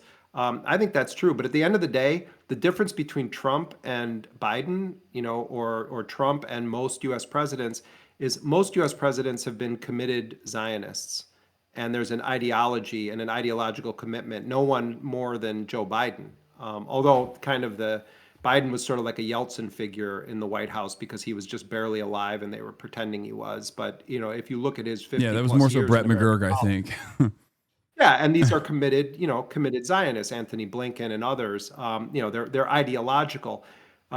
Trump is transactional, and I don't think particularly cares one way or the other really about these things. I don't think he's ideologically a Zionist. I think that he has essentially assigned this aspect of foreign policy completely to the Zionists in his inner circle. And I don't, so I don't know, on one level, Trump could be much more dangerous because of that, because he's just willing to say it doesn't really matter. On another level, Biden should go down as the butcher of Gaza for this stuff. I mean, there were so many moments at which Biden could have stopped this, and his administration was built around that belief that you go all in for Israel, and there was an ideological commitment. Yeah, and so they both kind of end up in the same place because the Zionist interest is controlling it, but Trump is, I don't see Trump as ideological, whereas Biden was a militant ideologue for Israel. Yeah, that's part of the reason why. I mean, I'm not going to put a lot of confidence in the leadership of any Gulf nation state, but that's part of the reason why I kept reiterating that this like $400 million fight of Air Force One plane that they're gifting to Donald Trump directly is not necessarily a bad thing if it actually softens Trump's approach to at least like a more diverse group of individuals that are speaking directly to him and trying to maybe limit the trajectory that Israel is on. So I think it's not bad necessarily. We'll see. I mean, at the end of the day, it's not hard to predict Israel's actions because the whole point of the project is to erase Palestinians and to take all of the land of Palestinians. The question is what is the battle going to look like in this next phase? But I mean, let's hope that this lasts. Let's hope that Palestinians are remain on their land and that actually are able to rebuild it with Palestinian self-determination at the center, because that's certainly not the official agenda right now. And it's why all of us, no matter what our role is in society, have to take some part of every part of our day and put it toward standing up for the self-determination of the Palestinian people. Yeah. All right. Thank you so much, Jeremy. By the way, dropsitenews.com/Hasan for 20% off your dropsite subscription. It's incredibly important that we continue funding great journalism that you guys are committed to. It's been an honor to have you on as always. My favorite guest for sure, by far. Don't tell that to Ryan. I mean, I won't tell Ryan. But you're like your crew of people. I know I've gotten so many cool messages from like the people that are in your chat. And one thing I want to share with this community of people is like the last time I was on, we had such a spike in the number of people that paid for subscriptions to Dropsite that came directly from this community of people. And it was like my colleagues and the team of people that we work with were like blown away by it because it was like just all of a sudden this spike. And for people that don't know this, we don't have any paywall. Everything we do is not paywall protected, and we want it to be free for everybody. Particularly, we want the reporting from Palestine to be available to as many people as possible. But those people who have the few bucks to go toward a subscription, and you do it voluntarily, you're making it possible for us to keep that commitment to have no paywall. So I really. I sometimes get heat for coming on this show, and I really don't care. Because who's giving you heat? Name names. No, I'm just saying I see people online, and it's like it's like, oh, this isn't serious. No, it is actually serious. And if you want to reach people that aren't just in the weird commercial for the easy chair on CNN audience, then you go to a place where people talk about a range of issues and are willing to have takes that maybe aren't the best, or it turns out that I was wrong about this. And one thing I always appreciate about you in particular is if you took people down a road and you feel like you led them astray, you come back to the beginning of that road and you say, I went down the wrong road. That's more integrity than most most media outlets have. And actually, having had direct interaction with people that watch this stream, you have some of the most like sincere, caring people that I've encountered in that toxic sphere that is social media. So I'll always come back here, man. Of course. And it's wonderful to have you here. Thank you so much, Jeremy. All right. Appreciate you, Hasan. Appreciate everybody else too. Take care. All right. Bye. That was Jeremy SCAHILL. Incredible. A titan in the field of reporting and journalism. He's amazing. I am truly very fortunate to be able to have him on as a guest with regular frequency. You guys don't understand. Like, this is a person who straight up broke the news before Donald Trump did that the Palestinians had actually signed off on the ceasefire agreement. Okay? That's crazy. Like, one of the very few reporters out there that directly goes and speaks to the Palestinian side, the Palestinian resistance side. Why can't you like us like he likes us? Of course, I don't just like you guys. I love this community. Otherwise, I wouldn't be doing what I'm doing when, you know. Yeah, one of the only Western reporters out there that does that. In any case, we got a lot of news coverage that's coming up. The stalwart of reporting, breaking news: trade war is back. 100% tariff on China, and the stock market was apparently taking a hit earlier while we were having this conversation. It has just been learned that China has taken an extraordinarily aggressive position in trade, sending an extremely hostile letter to the world. This is about Chinese control over rare minerals. For the record, China recently implemented a new protocol, a new mechanism of control over the rare earth minerals that they play a role in the extraction. Shut up, killer of dog. Killer of dog. Kaya.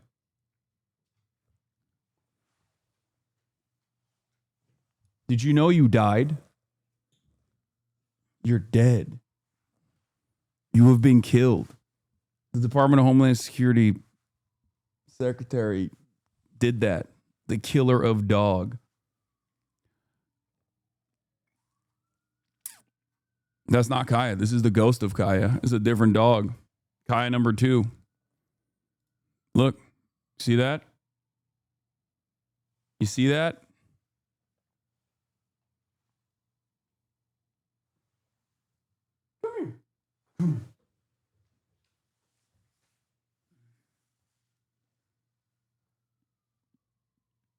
Yeah. I electrocuted the previous Kaya. This is the second Kaya that I got to electrocute further. You are squandering a prime opportunity to teach Kaya how to play dead. Oh, that's true. This is also, many people don't know this, but like, this is not even the third. This is not the second Kaya, actually. This is the third Kaya. Yeah. Just in, 1.65 trillion wiped out from the U.S. stock market today. Fucking awesome. What? What do you want, huh? What do you want? What do you want? What do you want? I know what you want. You can't get up here. I'm sorry. Okay? I know it's abuse. I know it's, why is she terrified of you? Because I abuse her. She wants to get up on my lap because she thinks she's a fucking lap dog. And that is entirely my fault because of the years and years of abuse that I put on her by treating her like a lap dog. This dog that is 120 pounds literally thinks she's a lap dog. It's true. Look at this. Wait. Where's the wide cam? Oh, there is no wide cam. Yeah, we got to do this.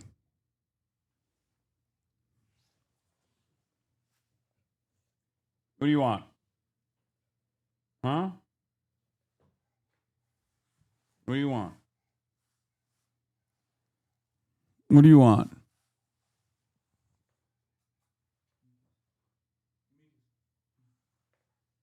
Thank you. petrified dog.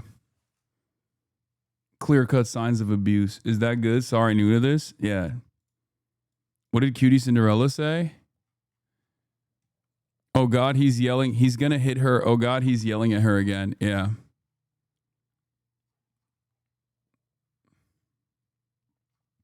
Yeah. Dogs famously wag their tails when they're scared, when they're deathly terrified of their owners who are abusing them. If all that has come out of this controversy that Kai gets more attention and screen time, it's worth it. Yeah.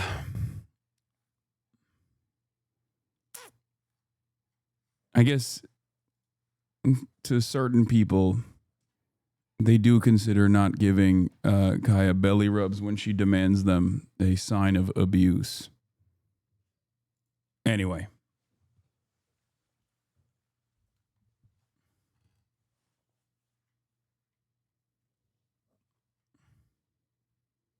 Trump is live for an announcement. Let's take a look. Drugs, one of the great companies, by the way, and a most favored nations pricing clause. So most favored nation is you're going to pay whatever the lowest price anywhere in the world is. That's what you're going to be paying. And I had it going very well in my first term, but we were interrupted by a rigged election, so I was unable to carry it forward. We started it. But this was something one of the reasons I wanted to run again was we had to have favored nations where the world is not going to be paying just a fraction, just a tiny fraction of what we were paying. I want to thank CEO Pascal Soriot, a very highly respected, one of the most respected men in business and certainly in the industry, for joining us today, as well as Secretary Howard Lutnick, Secretary Robert F. Kennedy Jr., CMS Administrator Mehmet Oz, FDA Commissioner Marty McCary, and Virginia Governor, a man who's done an incredible job, and good luck with the upcoming election. Please. I know you're working very hard. I watch you. You're right there. He's out there working. He wants to see that young woman win, and the Attorney General, who I endorsed, et cetera, et cetera. Glenn Youngkin. Thank you very much, Glenn. Thank you for being here. For many years, Americans have paid the highest prices anywhere in the world for prescription drugs by far, many times the amount that other countries are paying is ridiculous. Upon taking office, I signed an executive order to make sure that Americans pay no more for prescription medications than the lowest price for the same drug in other locations in developing nations. Today, AstraZeneca is committing to offer all of their prescription medications to Medicaid at most favored nations prices. In other words, the lowest price anywhere in the world, that's what we get. A move that will save American taxpayers hundreds of millions of dollars. What the fuck's going on with the audio? And I tell the story, Glenn, that in my first term, I had the honor of being the first president in 28 years to lower drug prices during the course of the year. And we actually did, and I was so proud of myself. We called a news conference. I announced it. It was 1/8 of 1%. 1/8 of 1%. Now drug prices are going to be going down 100%, 400%, 600%, 1,000% in some cases. But for 1/8 of a cent, Bobby, think of that. I was so proud because for 28 years, nobody had done it. And now it's, I think back to that, I said I shouldn't have had that news conference, but it is true. I was the only one that did it, but it was not very much. And now we're going to get, in some cases, 1,000% reduction. This is going to have a huge impact on everything from Social Security to Medicare to Medicaid, anything where they're buying any prescription drugs. It's going to have an incredible impact. It's going to lower itself greatly. AstraZeneca will also list many of their most popular drugs online at TrumpRx.gov. TrumpRx.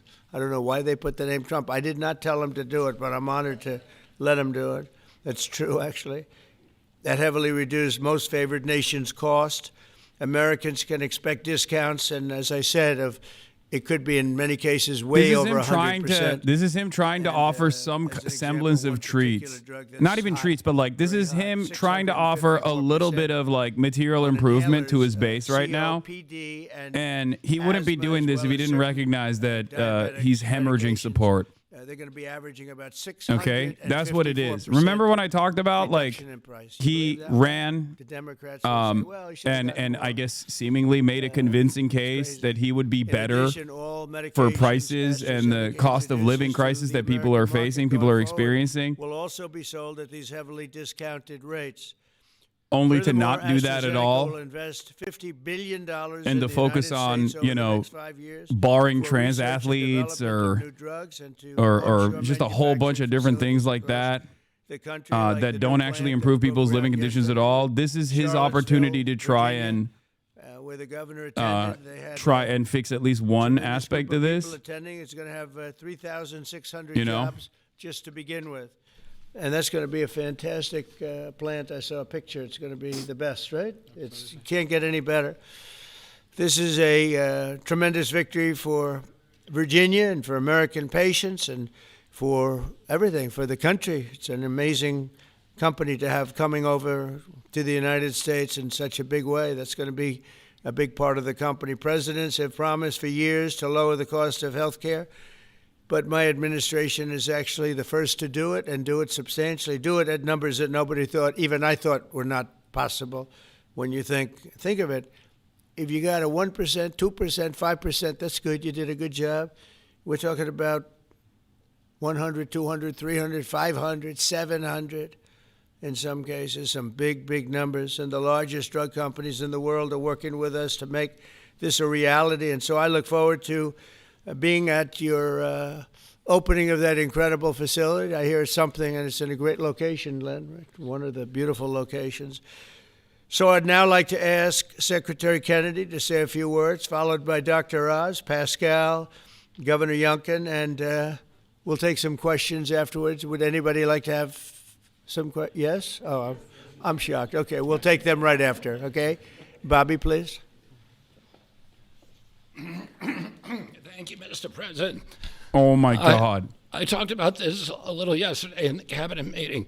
We are going to make it so that it's illegal to get circumcised. This historical achievement is really monumental. When I was in my confirmation process, virtually every Democratic senator showed me their preoccupation with making sure that we completed, that I was going to continue to get a commitment from me to continue the IRA drug price negotiations. That the IRA required the Democrats, while President Biden was in the first year of the IRA, to negotiate 10 drug prices down. And then I was supposed to, my first year, negotiate 15 and 15 every year thereafter, and that was their plan. The Democrats claimed that they had a 22% reduction, and that was a great success. When we actually looked at that, when I came into the agency, we realized we were actually paying more for 8 of the 10 drugs. The 22% reduction was off of list price. And Medicare ended up paying more for 8 of the drugs, equal for the 9th, and about a 2% discount. I'm going to be honest, dude. I think they should never let RFK Jr. do speeches. Like,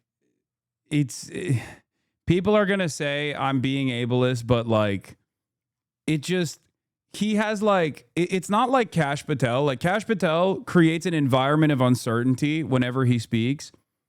But like, whenever RFK speaks, I just think of pestilence. I think of disease. It's just so difficult to understand what he's saying. Like, the vibes are horrendous either way. I just think of utter decay. When Stephen Miller speaks, I think this guy is so nerdy. Oh my God, what a unfuckable loser he is. Every administration figurehead has their own unique, unlistenable quality. Very interesting. And Chris Klump and the other people we brought in were all pessimistic.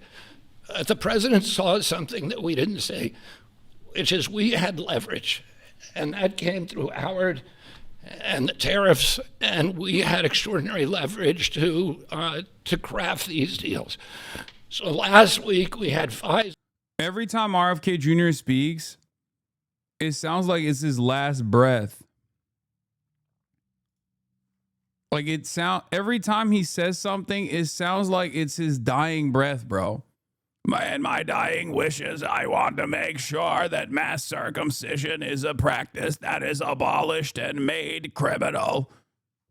Even for religious purpose, there is no exception to the horrific barbaric mutilation practice. Those companies would keep their promise to reshore this industry. For national security purposes, for our economy, it's critical. These companies are making these drugs in the United States.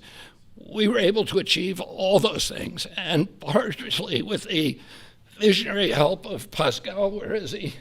Of Pascal Zorias, who understood that innovation and the business doesn't work if everybody is not pulling the oars, if everybody doesn't have the skin in the game. The whole world was riding on our shoulders and riding on our dime. 70% of pharmaceutical revenues comes from this country. We only have 4.2% of the world's population, and we were paying for 80 or 90% of the innovation here, and the rest of the world was a free rider. And Pascal understood that that's not fair, and it's not a good, sustainable, long-term business model. And he came to the table. He was one of the first leaders to come to the table. I want to thank him for his vision, for operating with us in good faith. And this is an extraordinary deal. Not only that, but as the president just pointed out, he is also reshoring this industry here. He has 19 facilities already operating in this country. He has this other facility in Albemarle County that Dr. Oz went with Governor Youngkin and broke ground on yesterday. He has a second facility that is under construction in Kendall Square in Boston, another facility in Rockville, Maryland, and a fourth facility in Copper, Texas, right outside of Dallas-Fort Worth. And he's got plans for building many more in this country, thanks to the president's leadership, to the tariffs, and to the common sense the president has demonstrated in his own commitment to make drug prices lower for hardworking Americans. So I want to thank the president for your visionary leadership. I want to thank Dr. Oz for his part, and Marty McCary in negotiating this deal. Dr. Heidi Overton, Theo Merkel, Chris Klump, and John Brooks, who all played critical parts in the negotiation. And of course, Howard Lutnick, who was the key to these negotiations. Who do we bring up now? Dr. Oz. Thanks, Secretary. He'll take your place, Pascal. Oh, Pascal, I get to introduce Pascal, which I'll do with great joy and honor. So the world is watching as President Trump tries to make peace in every place he can go. He nutted, yes. But at the same time, President Trump is putting peace into the hearts of Americans and bringing peace of mind to them, especially Americans who cannot afford their medications. And just to put a number on this, as he releases us from the bondage of paying 3 times more for the exact same product made in the same factory, in the same pill box, in the same instruction manual overseas, rather in this country than we pay overseas, it creates an opportunity for us because, Mr. President, you're turning the art of the deal into the art of the heel. And that is something that you're going to witness today. And it's the second, we have more coming, but this is a very important one because I want to set the stage here. And Mr. Secretary, you're too modest. Secretary Kennedy did have a vision to push hard on this. He understood we could give the right medications to the right people at the right time. And there is nothing more maha than giving folks life-saving medications in a timely maha fashion out to here, prevent bro. They saying illnesses maha. and treat other ones that have already occurred. You save lives that way. That literally is what was on the line as we began negotiating these. So let's set the stage. Where are we right now? Why this order? Last week, in this very room, President Trump welcomed the CEO of Pfizer, and that company, a leading U.S. pharmaceutical company, pledged to provide exactly what the president promised.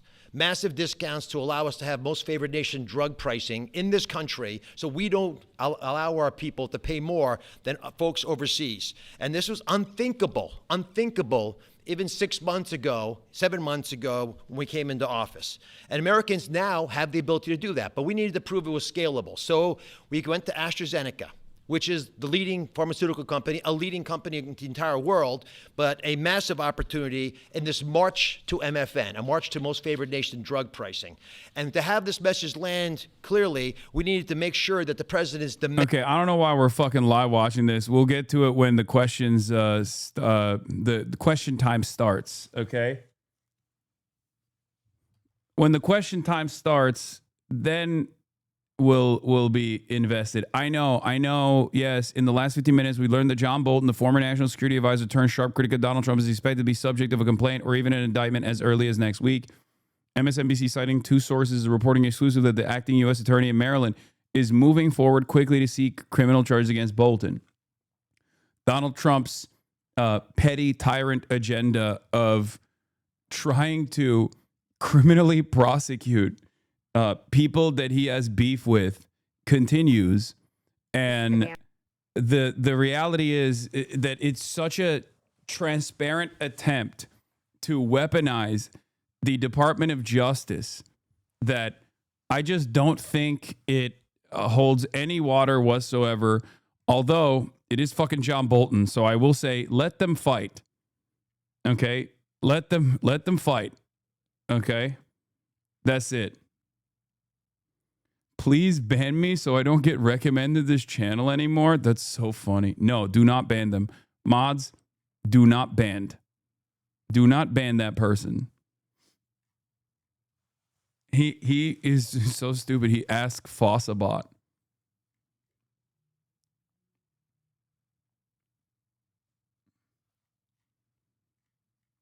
He must suffer.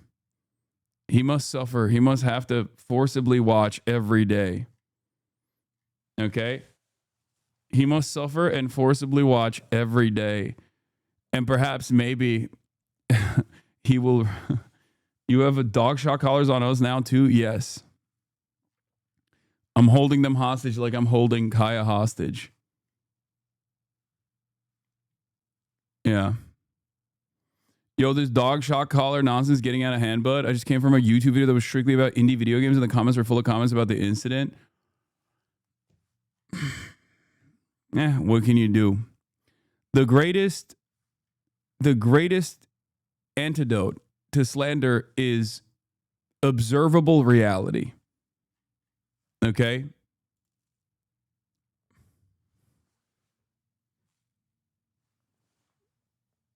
Observable reality. There it is. You can't really get a good angle here, but what do you say? What do you do?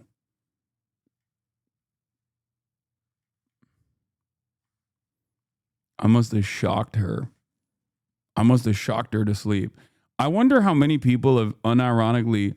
Bro, this shit got mentioned on CS2 ESL cast when someone was tasered. I mean, that's normal. That's how memes work. But I wonder how many people have actually come in here to be like, yo, this guy's a fucking real monster, huh? Let me go see how he treats this poor dog. And then they come in here and Kaya's just like chilling or coming up to me, trying to get on my lap, and then they're like, okay, maybe that wasn't the case.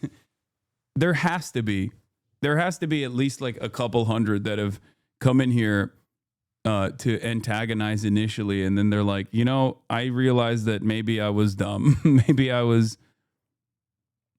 I just want to say I'm sorry. I heard about the stupid stuff you said. Stupid stuff said about you, and I believed it for a minute, but I was wrong. I felt it wouldn't be right if I didn't personally tell you. I just wanted to say that I'm gonna head out now, Hasan. You're a good guy, and you have a beautiful dog. Aw, see, there you go. My haters to lovers pipeline, dude. You don't need to say anything, chatter. No, actually, I'm glad the chatter did say that. Yeah. The greatest antidote to a faucet of lies is observable reality. Okay? That's it. It's funny how he insults others who don't buy what Hasan is selling. I mean, once again, observable reality. Stick around, chatter. You will also probably recognize that you might have been led astray. Especially on this, like there's an ideological commitment that you can have to assuming that my worldview is horrifying and bad and wrong or whatever. But in terms of like in terms of maintaining the assumption, that like I'm abusive to my dog, there's not really. There's just no evidence to this, and evidence only to the contrary.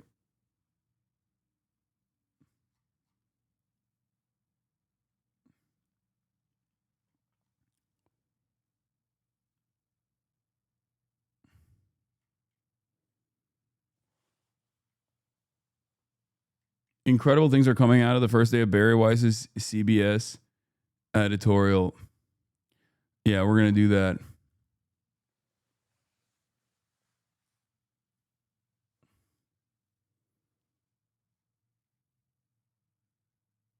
Like, I like half bought the interview to terrorist bullshit after that debate with your former podcast co-host I've turned in daily.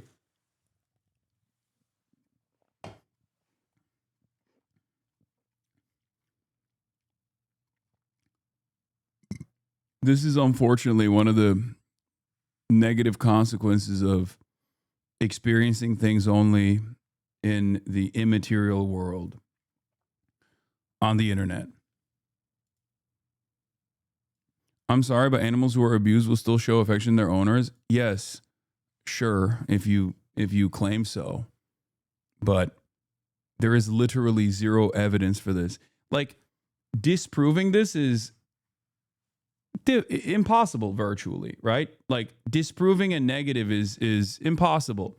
Having said that, this is the closest you can get to with virtually tens of thousands of hours of documentation. Like,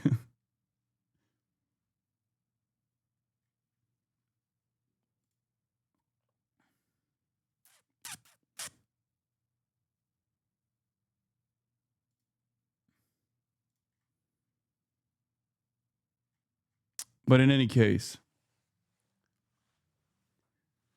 but they will show body language. Kai does not demonstrate body language that suggests she has ever been abused. Yes. It's very, very difficult to disprove delusions that people have made up on their minds. But this is the closest you can get to with all of the readily available evidence. There is just like one of the only things that you can actually actively disparage.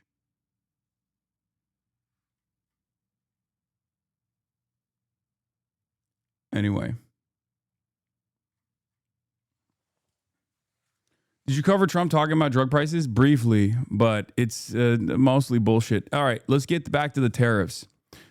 Donald Trump to impose 100% additional tariffs on Chinese goods.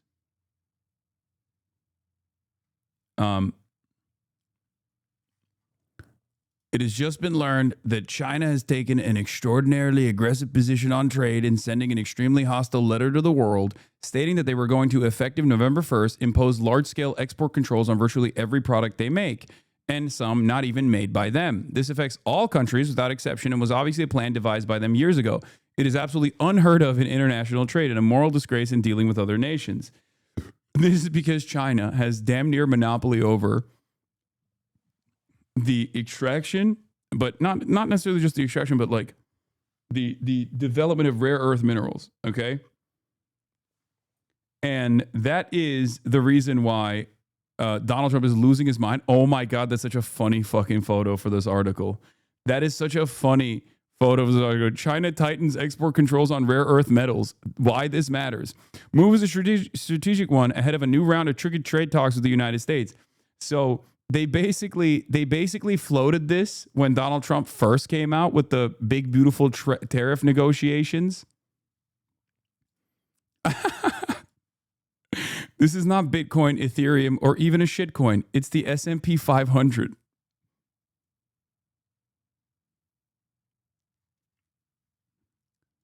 And I don't know if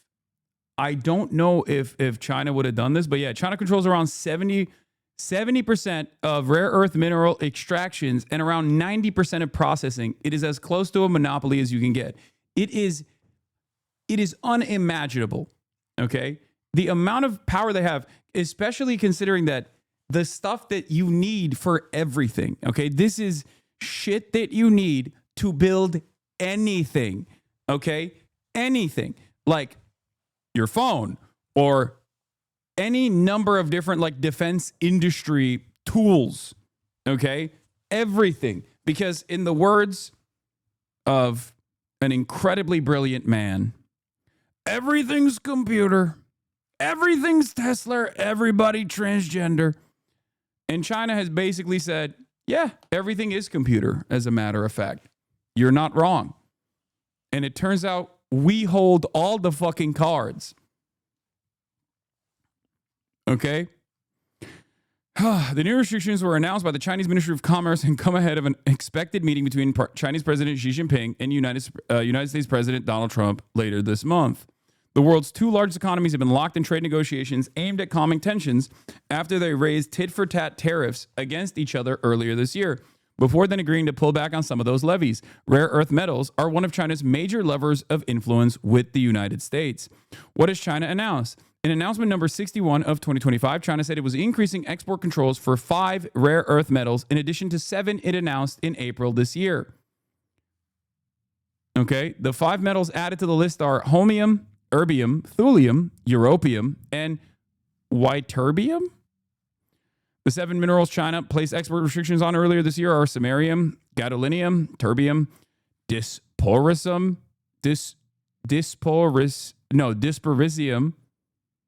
dysprosium. God damn it. Fucking hard as hell to read.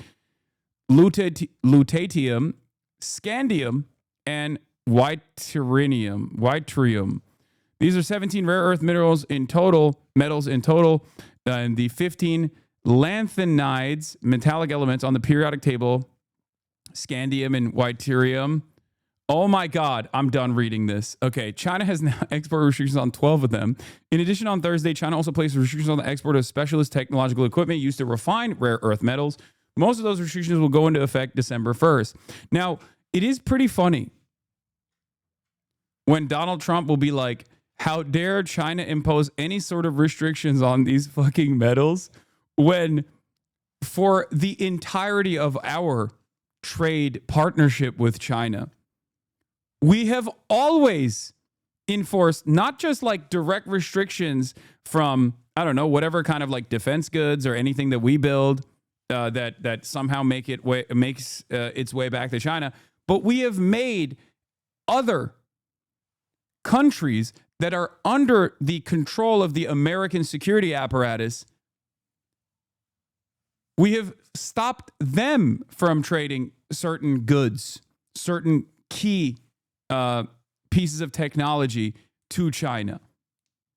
Okay? It's just...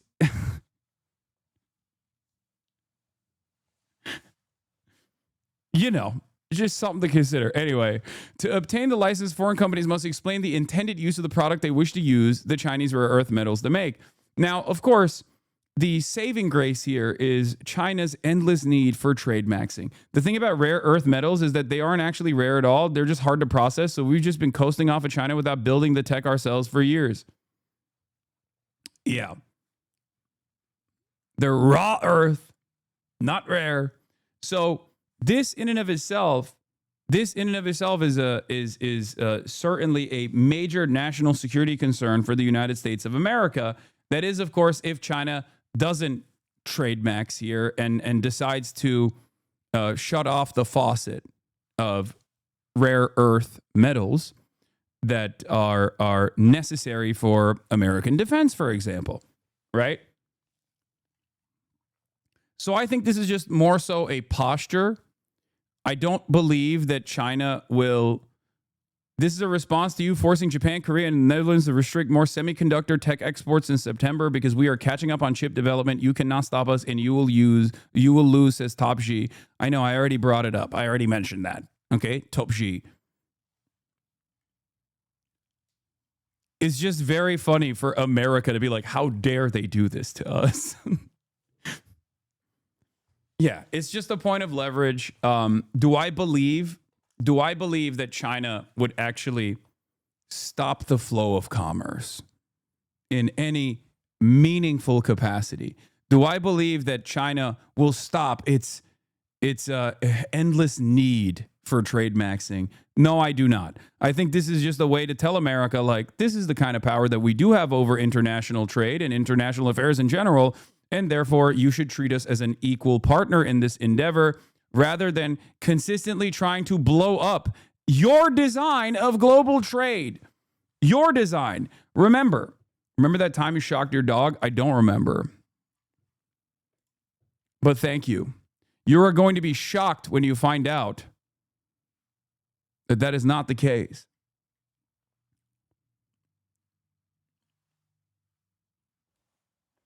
In any case, China cited national security interests as the reason for these new restrictions. Rare earth related items have dual use properties for both. Oh my God, this is so American coded in terms of the language being used here. Dual use properties for both civilian and military applications. Implementing export controls on them is an international practice, a Chinese Ministry of Commerce spokesperson told reporters on Thursday. The spokesperson added that certain foreign organizations and individuals have been directly transferring or processing and then transferring controlled rare earth materials originating from China to relevant organizations and individuals directly or indirectly for military and other sensitive applications. Oh, he's taking questions now, including the China question. Let's take a look. Now, I'm not sure that Pascal would like to say, but behind the scenes he did say tariffs were a big reason he came here, and also the fact he loved Virginia. He liked this guy. He liked me. I think the November 5th election was a very important date. We had a good election, and that was important. But yeah, he's here. A lot of. I can speak for almost everybody that's here. Most of them are here because of tariffs. Because there's a real possibility this backfires on China and encourages other countries to invest a lot more in their own processing, just like how chip restrictions inadvertently led China into building its own supply chains before it relied on the West. China may ironically be giving up its leverage if they go through with this. Yeah, that's precisely the reason why I don't think they will go through with this. It's just a point of leverage in the American negotiations, because America would not be able to withstand any sort of significant limitation to continuing to get rare earth metals from China. That's it. There's 0% chance, I think, that they would just give up on this monopoly power that they have. I'm even surprised that they would flex this hard. Where did that come from? But I suspect that this probably also comes with additional assurances to Western allies of America and not the United States of America that they will continue to do trade in the same exact ways. And this is more so a strategic posture against the United States of America, because America is uniquely vulnerable as a direct consequence of its endless greed in the way that it actually designed global trade that was incredibly beneficial for the 80s and 90s boom. We have airplanes, we have airplane parts. You remember that from last time. And we were just surprised that China. I have a very good relationship with President Xi, and they did that. This is not something that I, instigated. There's this was market that I'm just a be response to something by October that they did. 31st. What they the didn't fuck? really aim it at us. They aimed it at the whole world. The whole world is rug pulled at the subject beginning. to it. So I thought it was very, very bad. But we have many things, including a big thing is airplanes. They have a lot of Boeing planes, and they need parts and lots of things like that. Steve? Israeli Prime Minister visiting Natguard to accept the Gaza deal, and what will be your message to the Knesset when you speak to them? Well, he wanted it. It's been a long time. He's been fighting a long time. He's been fighting hard. He wanted it. Wait a minute. I could literally bet on this and make a fuck ton of money by just doing something minor that would then cause me to get arrested. No?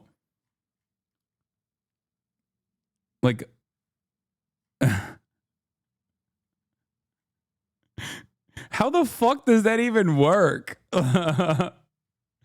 Yes, why did you reveal that though? That's why all these wager sites suck ass. Yeah. Let me go have a little fun drinking and driving. This is straight up like the fucking South Park episode. And no, I'm not going to risk putting myself in the custody of the state. That's very stupid.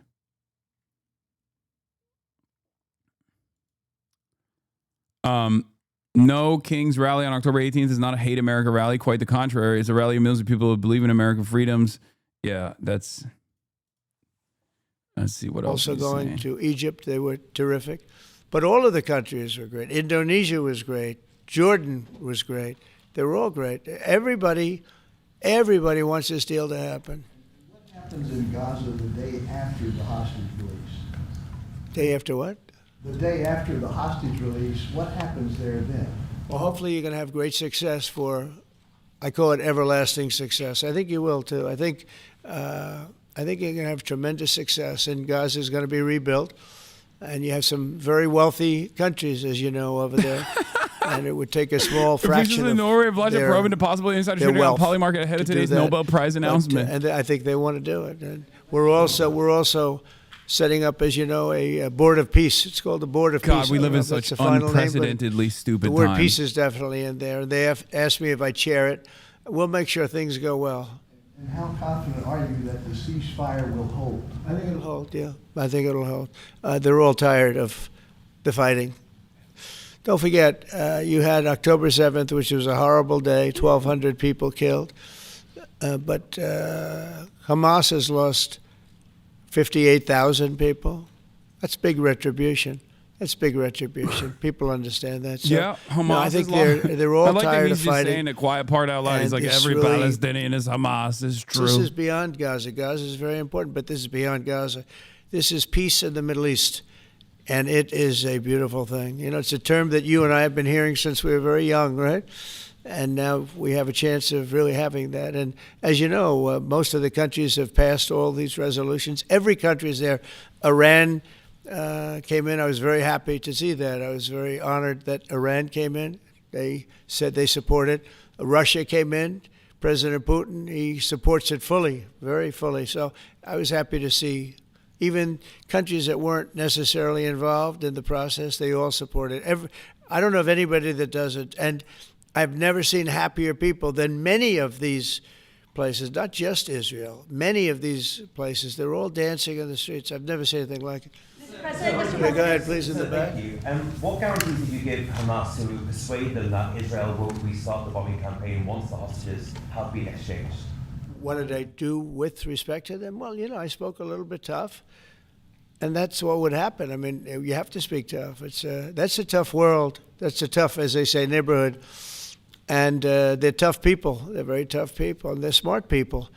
They're good negotiators. They have a lot of things going. They put that to good use. They're going to be very, very successful. But they knew the retribution would be tremendous, unsustainable. It would have been unsustainable. It would have been complete obliteration, and they didn't want that. And nobody wants it at this point. They want to get on with rebuilding the entire Middle East. It's not only Gaza. It's going to be the entire Middle East.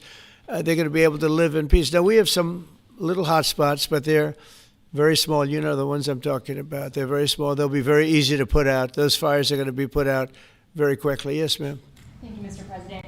Talking about the Middle East still, going to the phases that come after this first phase, is there a consensus on the additional points in your plan, or are the details still being fine-tuned? I think there is consensus on most of it, and some of the details, like anything else, will be worked out, because you'll find out that when you're sitting in a beautiful room in Egypt. Where's the dog, bro? It's easy to work something out, but then sometimes it doesn't work from a practical standpoint. So certain little things, but for the most part, there's consensus, yes.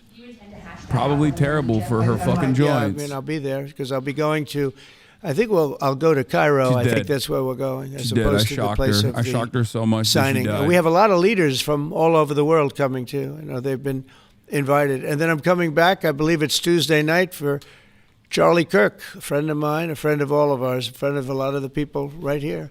And we're giving him the Presidential Medal of Freedom, which is the highest honor you get outside of the Congressional Medal of Honor. One's military, one's civilian.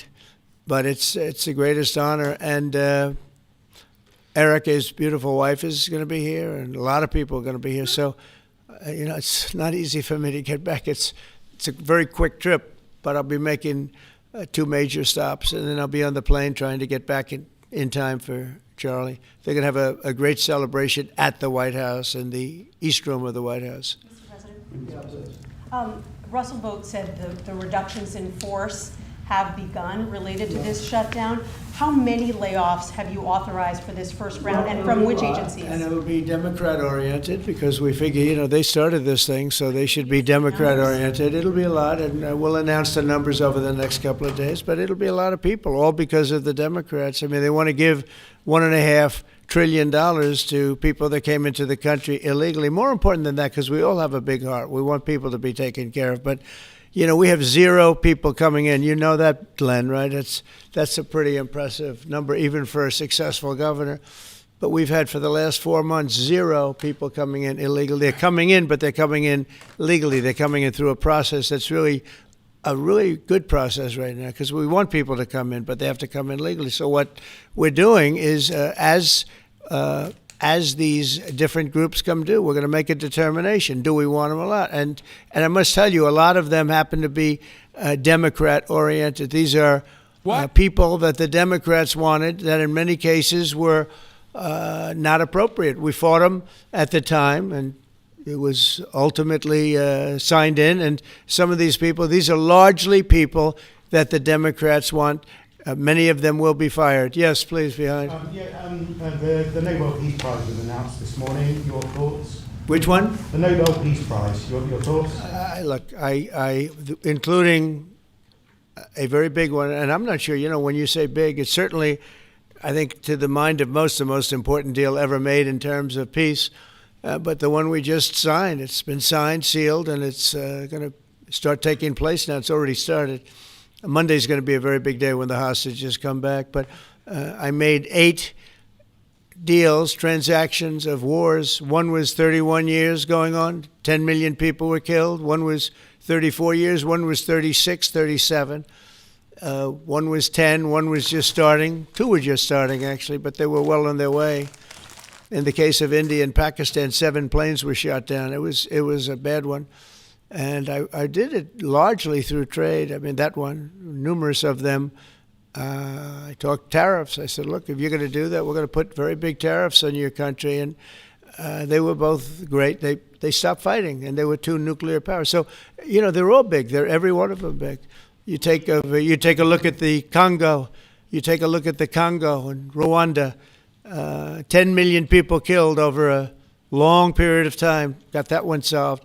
We did a total of 8 as of this. 2 days ago, I would have said 7, which I did say, but the other one was signed up, sealed. As you know, Israel signed it just now. They signed it and they approved it today, their parliament. And it's a great honor to be involved with so many. So the person who actually got the Nobel Prize called me and said, I'm accepting this in honor of you because you really deserved it. A very nice thing to do. I didn't say then give it to me, though. I think she might have. She was very nice. And I've been helping her along the way. They need a lot of help in Venezuela. It's a basic disaster. So, and you could also say it was given out for 24, and I was running for office in 24. All of the transactions that we did in terms of closing, but there are those that say we did so much that they should have done it, but I'm happy because I saved millions of lives, many millions of lives. And speaking of somebody that saves lives, don't ever play golf with him, because Keegan Bradley just walked in, one of the greatest golfers in the world, the captain of the Ryder Cup. And man, I'll tell you, you did a good job. You almost came back. I turned on, I said, I sort of turned off. It wasn't looking good. And then a little while later, I turned on. I said, you guys might make, that would have been the miracle. What a great job. He's respected by those golfers like nobody. And I just want to compliment you, Keegan. That was an incredible job. Right here, we have a lot of unfriendly fake news media. And he's not used to that. He's used to getting only good publicity, I think, Howard. These are all golfers. But you're some golfer, I'll tell you that, and some leader. Thank you very much. Great job. Thank you. Mr. President, on China. Yeah, please. On immigration, ICE are making arrests, targeted arrests at courthouses in New York City and around the country. Criminals, they're arresting criminals, that's right. Yeah, go ahead. I'm happy about it. I want them to arrest criminals. And if you take a look at D.C., a year ago, D.C. was our great capital was a very unsafe place. You know that. Some of you were mugged and talk openly about it. Some of the media was mugged. But right now, D.C. is one of the safest places in the whole country. The restaurants are booming. They're opening up new restaurants. The restaurants are all closing. Now you can't get into a restaurant. They're opening up new restaurants. It took 12 days for us. We sent in not politically correct military. We sent them in based on merit. You know, we won the case in the Supreme Court. Everything now is based on merit. Our country was founded on things based on merit. Like Keegan Bradley's not going to be playing golf if he wasn't a great player. If he shoots lower scores, there's no more merit system than that one, Keegan, right? If you miss a putt, the military is just like golfing, based on merit. Trump's ridiculous. Trump's utterly ridiculous decisions to deploy the military on domestic soil is totally not meritless. Definitely good reasons for this. The frogmen in Portland. Also, you cheat in golf, so it's pretty funny that he's just like talking about the merit of the golf. I can't even believe how much better it is. And it'll take probably a month over there, and we're heading to Chicago because we want to save Chicago. Do you know they had over 4,000 people killed in Chicago over a short... Also, look at this incredibly merit-based approach that Trump has to his cabinet. You know, look at all the fucking dipshits behind him. Once again, a beacon of merit. World, I don't believe that can claim, you hear so much about different, I won't, embarrass anybody, like by saying Mexico City or by saying anywhere in Afghanistan. There's no place like that. And then I have to listen to the mayor who's got a 5% approval rate, maybe less. He's an incompetent man. And the governor's an incompetent guy. He's a guy that was thrown out of his family business like a dog. And I know his family very well. And now he's a governor. And when I watch him trying to say that it's okay, we have crime under control. I lost 4,000 people over a very short period of time. I believe it's like 7,000 people were shot but didn't die. But 4,000 people died. And then he gets up and talks about how it's not a problem. Or Portland, Oregon. I mean, every time I look at that place, the place is burning down. There's fires all over the place. When a store owner, there are very few of them left, but when a store owner rebuilds a store, they build it out of plywood, and they don't put up storefronts anymore. They just put wood up because they know it's going to be ripped down. And then I hear how wonderful it is. It's not wonderful. It's a disaster. That's almost an insurrection, that place. So we put our people in there, and they do the job, and they've really done the job. And the beautiful thing is we've done it. 12 days we had this place safe, and now it's, I would say within a month, it was beautiful. And it continues to be. That was 3 months ago. I'll tell you, D.C. now is one of the hottest places, just like this country.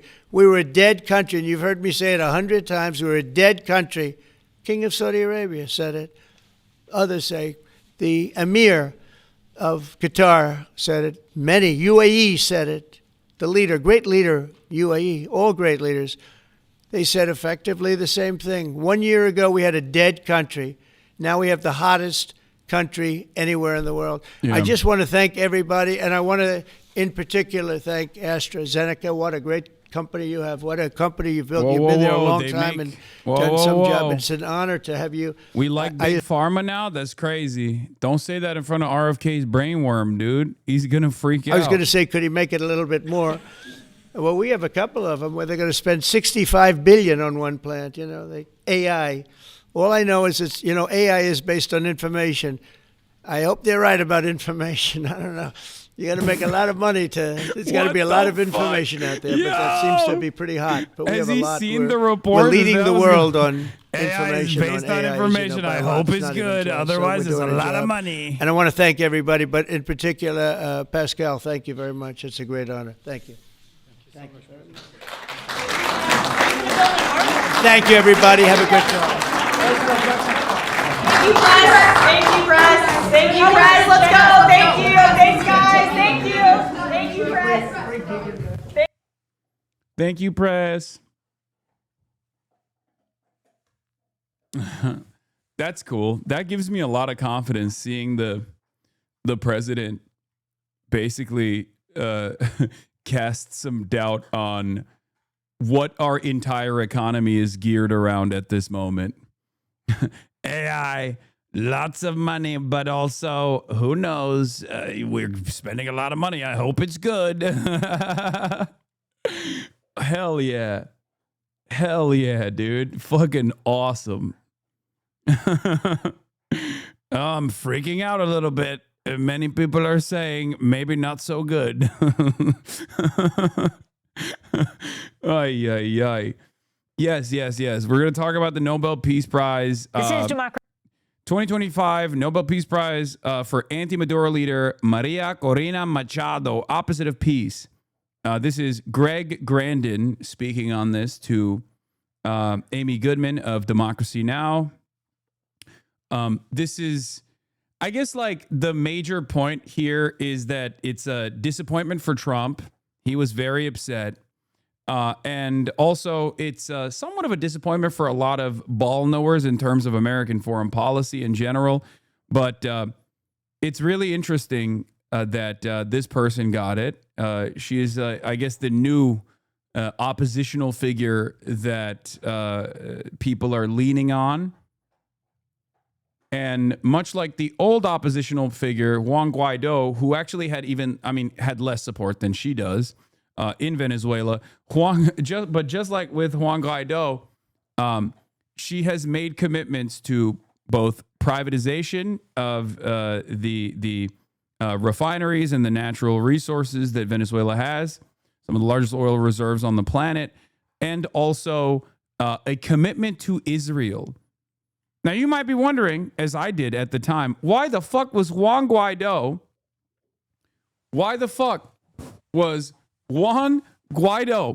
talking about how committed he is to the nation state of Israel?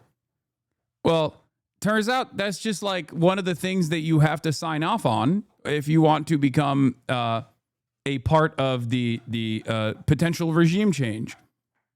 Guaido was her choice candidate because she couldn't run. She's worse than Guaido. Yeah, you got to kiss the ring, and you got to also take the American posture of Israel first. It's not even a joke. She wrote, okay, here, let's just get right into it. 2025 Nobel Peace Prize winner Maria Corina Machado once wrote to Israeli war criminal Benjamin Netanyahu and asked him to help overthrow Venezuela's president Nicolas Maduro. In 2025, you get a Nobel Peace Prize for trying to convince foreign genocidal apartheid state to attack your own country and overthrow its leadership so that Washington can privatize the largest natural oil reserves on earth. She has also said, if we win, we will move the Venezuelan embassy to Jerusalem to support Israel. This definitely is probably one of the primary concerns of the Venezuelan population, I assume. When I think of like a horrifically destabilized economy with the open and deliberate purpose of making the Venezuelan economy scream, which then led to an unprecedented amount of refugees that were escaping the chaos and the economic turmoil, which kind of destabilized the region a little bit. All of the neighboring countries received a fuck ton of Venezuelan refugees. So did the United States of America. Trump offered the Venezuelan refugees temporary protected status, only to then revoke it, which was, again, revoke it in the second term, which was, again, a fucking insane thing to do, by the way, which he is doing currently. But now, the initiative is to, I guess, back this person up to the best of their ability. The timing of this Nobel Peace Prize, New York Times drops a story saying Maduro was willing to sell natural resources to the U.S., but Trump walked away. Now, I don't have a lot of confidence in Maduro's administrative capabilities. I will say it. I'm not the biggest fan of Maduro. I think he's definitely a different figure than Chavez. Having said that, I am a non-interventionist. That's my default position when it comes to the sovereignty of other nations. I think violating it is really fucked up. And we have already, the United States of America has already deliberately intervened in the affairs of Venezuela in perpetuity, and have destabilized the region quite a bit by doing so. But I guess America wants to not only do that, but do it Iraq style. And I was thinking about this quite a bit, considering the mass displacement that has already taken place. I feel like boots on the ground military warfare, but this time in Latin America, is going to have very negative reverberations, even worse than Iraq, I would say, even more costly than Iraq, I would say, especially because Iraq was far away, right? Iraq and in Afghanistan and Iraq and the refugee crisis that took place and the Syrian civil war, that actually had a lot of negative impact in both Turkey and all the other surrounding regional nations, but in Europe as well. This would directly impact America in all of the negative ways that they hate. Like, even if we're not going to think about the human toll of direct boots on the ground military warfare, the cost associated with this is incredible. Okay. The human cost for the American side associated with this is also incredible. And then last but not least, the destabilizing effect that this would have is insane. What is your non-intervention line? Obviously not in this situation, but say Israel were to step up their genocide. No, I mean like non-intervention with enemies that we've designated as like foreign adversaries, unless they're just like straight up doing horrific crimes against humanity. But with Israel, we have literally led Israel. I mean, Israel had the ambition, but we just gave him the weapons to do so. So it's a little bit different than like boots on the ground military warfare, right? It's just, we can just tell Israel to fucking, stop, and they will. So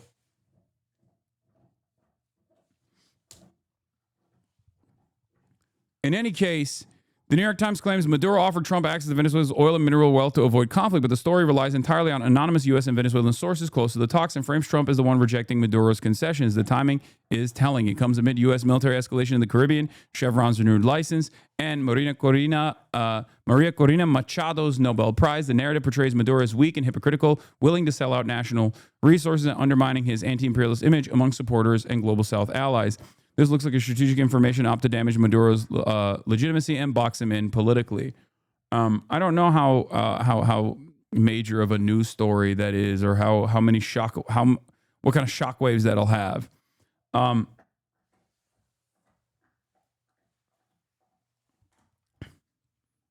And for people saying like Maduro has never been anti-imperialist, no, he is aesthetically postured in the exact same ways that Chavez did as well, and no, he is definitely a formative part of that block. So you're wrong.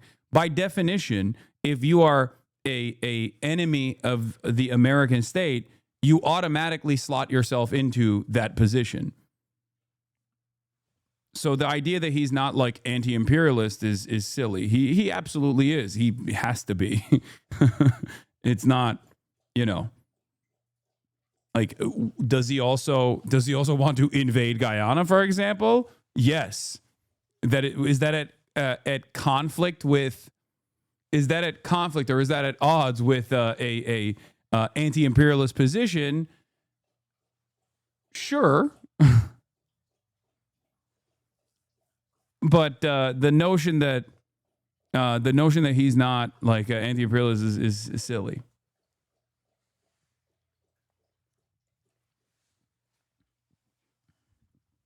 Anyway.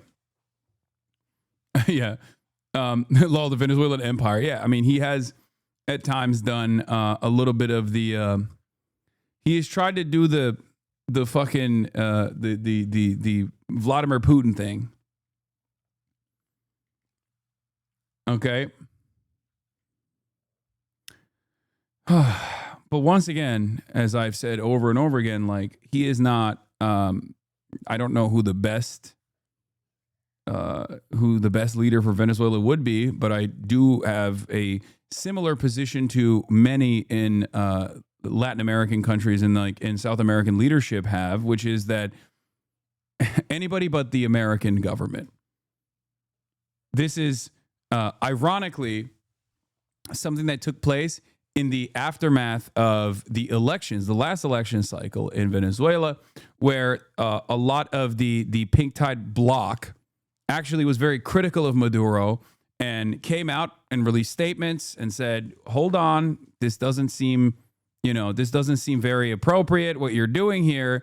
And then America was like, actually, you're right. Yeah, we don't actually abide by these elections. These are fucking sham. And then every single country in the South American bloc said, okay, never mind. Actually, we were wrong. Venezuela, you're good. America's reputation in South America is so bad for obvious reasons, for very good reasons, that I think its intervention will inevitably lead to a legitimization of Maduro regardless. Hello? No, you can't get on my lap. I'm sorry. No. Oh, watch out. Oh, God. You're going to rip the fucking cords, lady. Okay, go. Place.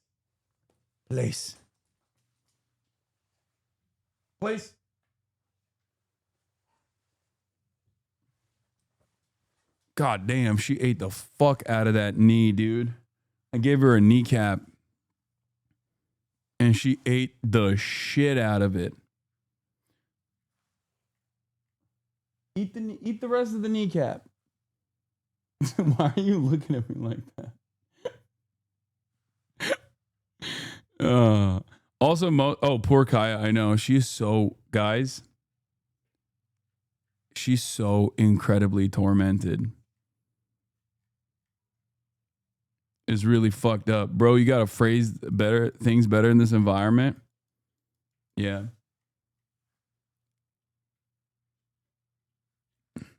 It's really messed up. You can see the tear in her eyes. Yeah, as she finished. Okay. Okay.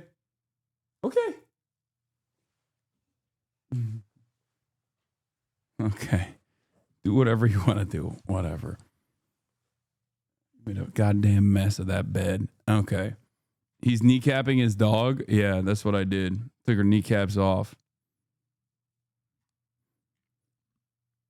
I can see them using that as evidence now. Using what?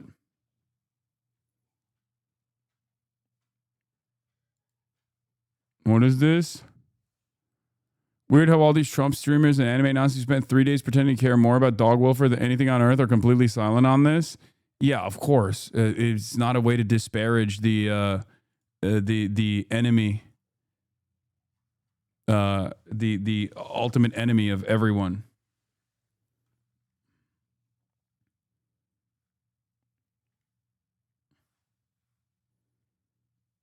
Anyway.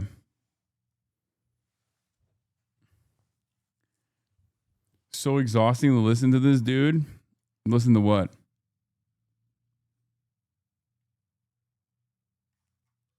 All right, let's continue. Where were we?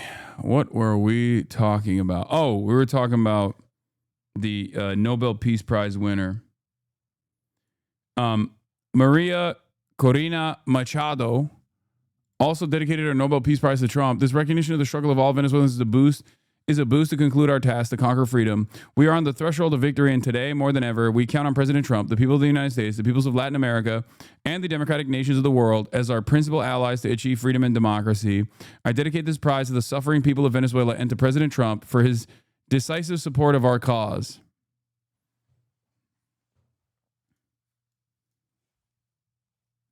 Yeah. So, that's It's given me a lot of confidence, I think, in this new design we have. The Nobel Peace Prize awarded Maria Corina Machado after she called for U.S. military intervention in Venezuela, called for sanctions to be imposed on Venezuela, which have killed tens of thousands, expressed support for the Zionist genocide in Gaza, sought backing for mass murder in Netanyahu for military intervention in Venezuela, celebrated the U.S. extrajudicial executions of Venezuelans on boats. I don't know about the last part. That last part actually seems incredible. I don't know if she actually did that. That seems a little bit far-fetched, even by like American crony standards, because I feel like I don't think the Venezuelan population would be on board with it. She's a right-winger, but I feel kind of bad for her because of how much she has to suck up to Trump just to keep his attention on Venezuela. It's like when Zelensky had to talk about Charlie fucking Kirk at the United Nations. I think that you are making it seem as though the grand ambition here is like true freedom for the Venezuelan people. I don't agree. I think if someone is an American crony, I suspect that the grand ambition there is to abide by the wishes of empire.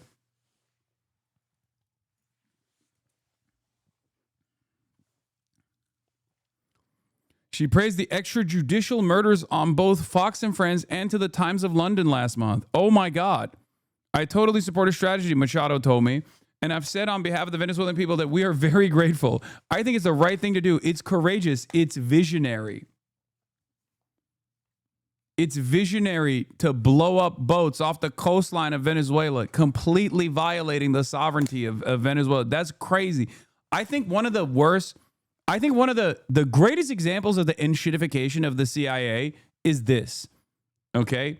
Because I feel like you shouldn't be this. You should not be this open. Like, you shouldn't be this transparent with how much you're dick riding America. You know what I mean? Like, it's just, if I'm Venezuelan and I fucking hate Maduro, okay? And I hear the oppositional figure that I'm supposed to have confidence in go, America, thank you for blowing up our fucking boats off of our coastline. I'm going to say, yeah, maybe that's not the best person.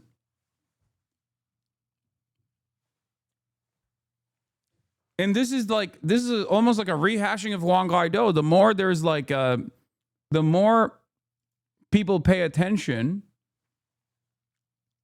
the more people,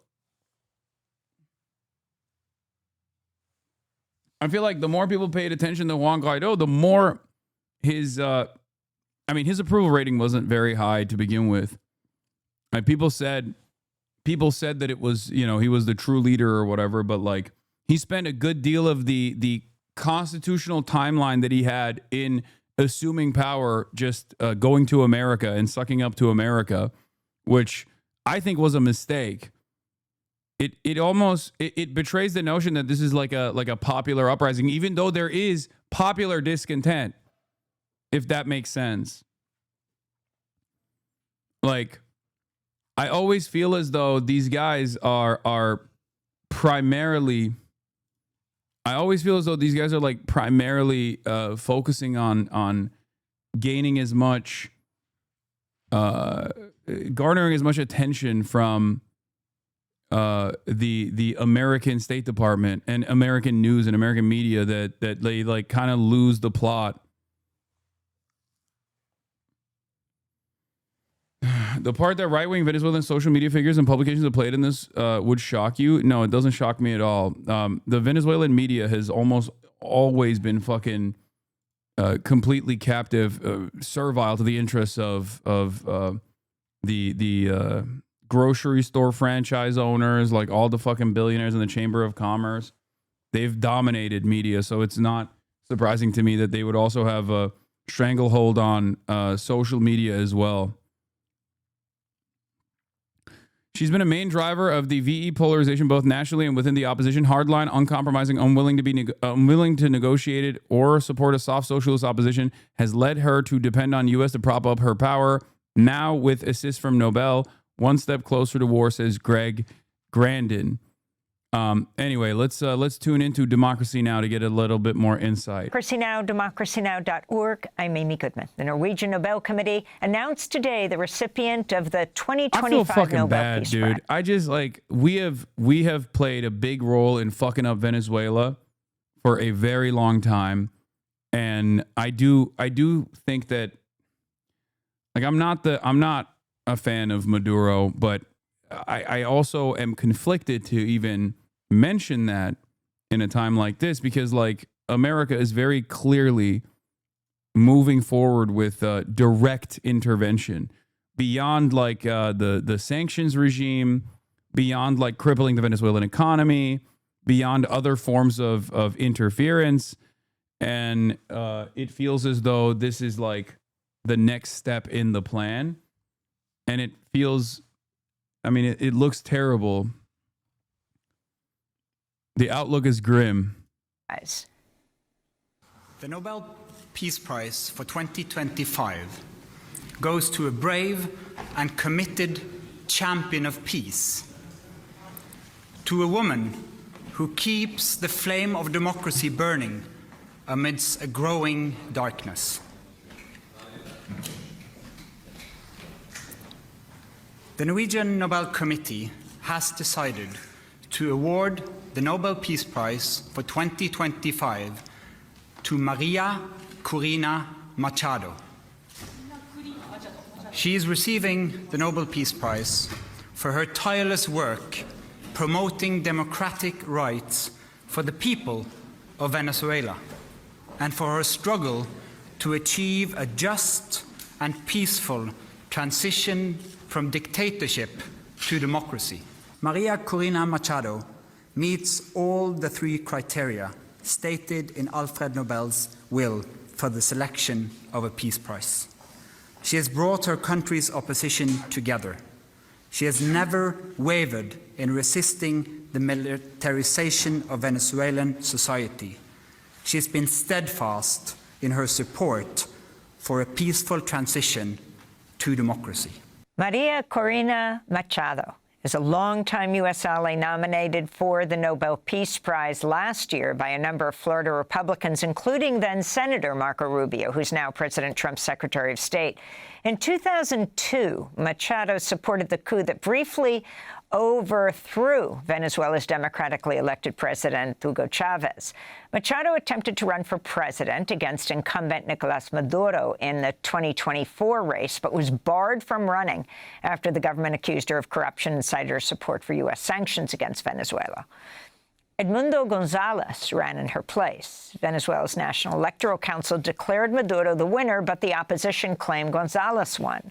Machado has vowed to... I want to mention something here, by the way, for people that would say, like, oh, that's crazy, I can't believe like, she was barred from running.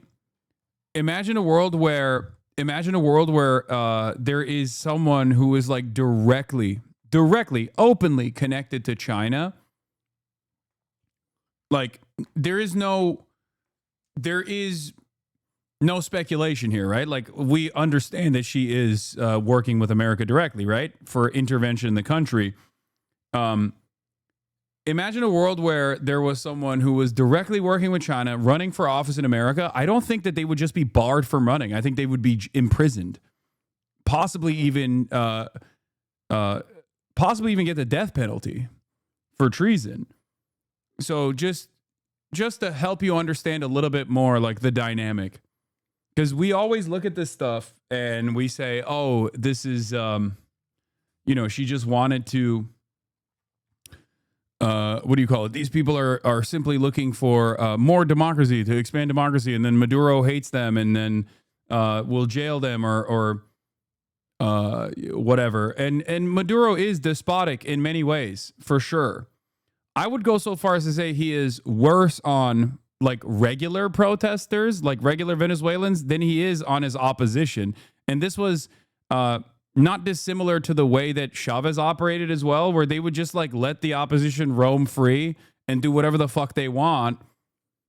And, and continue to gum up the works to the best of their ability,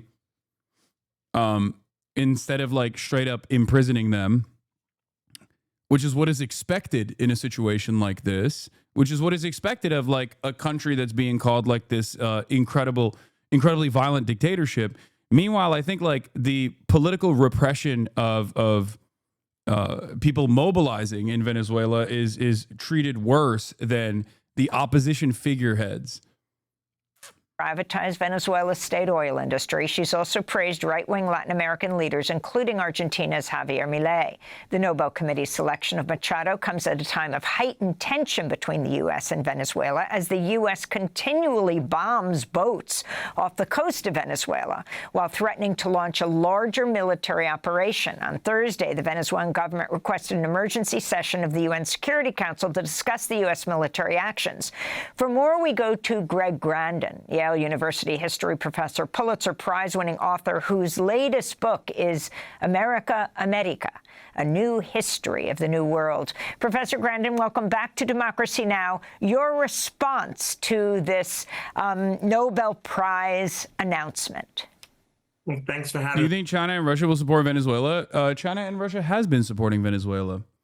Also, ironically enough, Turkey, playing both sides and always coming out on top, is also a supporter of Maduro as well, in spite of the role that they play in the region, in the Middle East.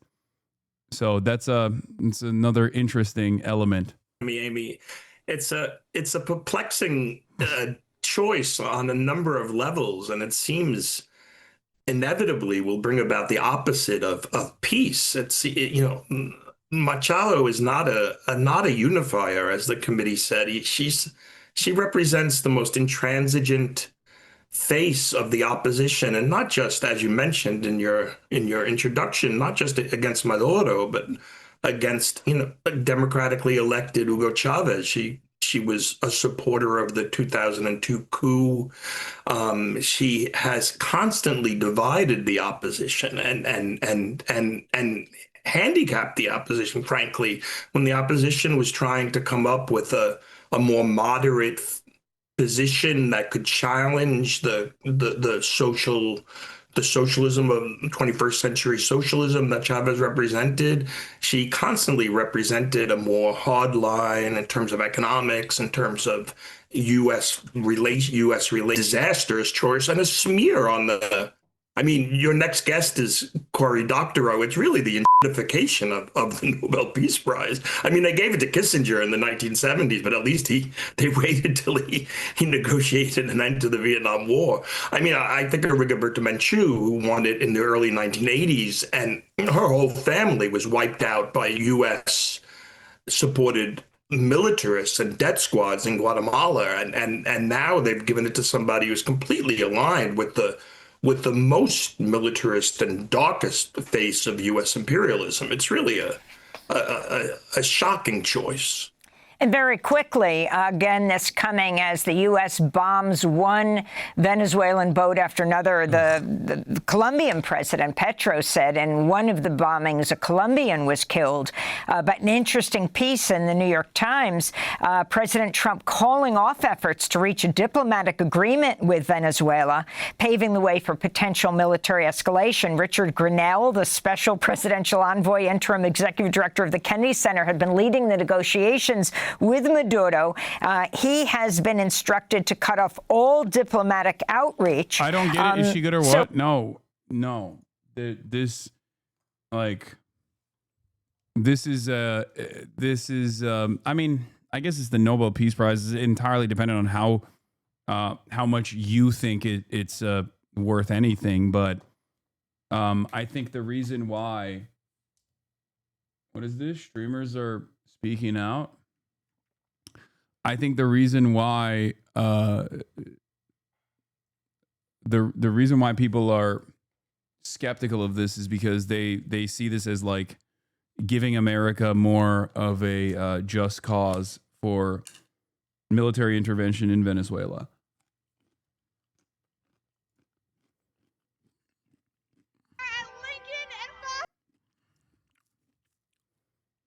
Ryan Grimm has spoken.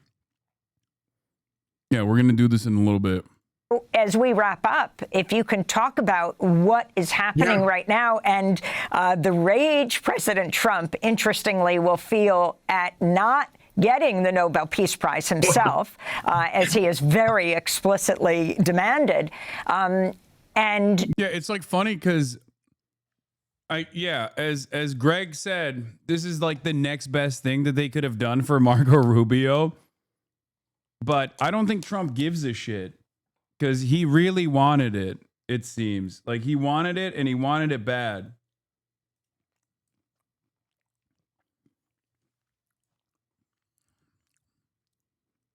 I don't think he cares that this plays a role in like America's strategic interest in dominating Venezuela. And I don't even think Trump wants it for the prestige. I think he wants it just because Obama got one.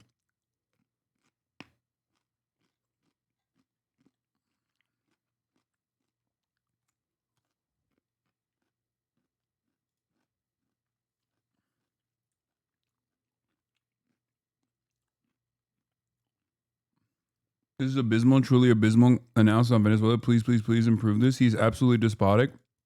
What the fuck? I said that too. I don't understand. Do you want me to hype up the like American prop figurehead here? I'm saying that the situation is dire in Venezuela.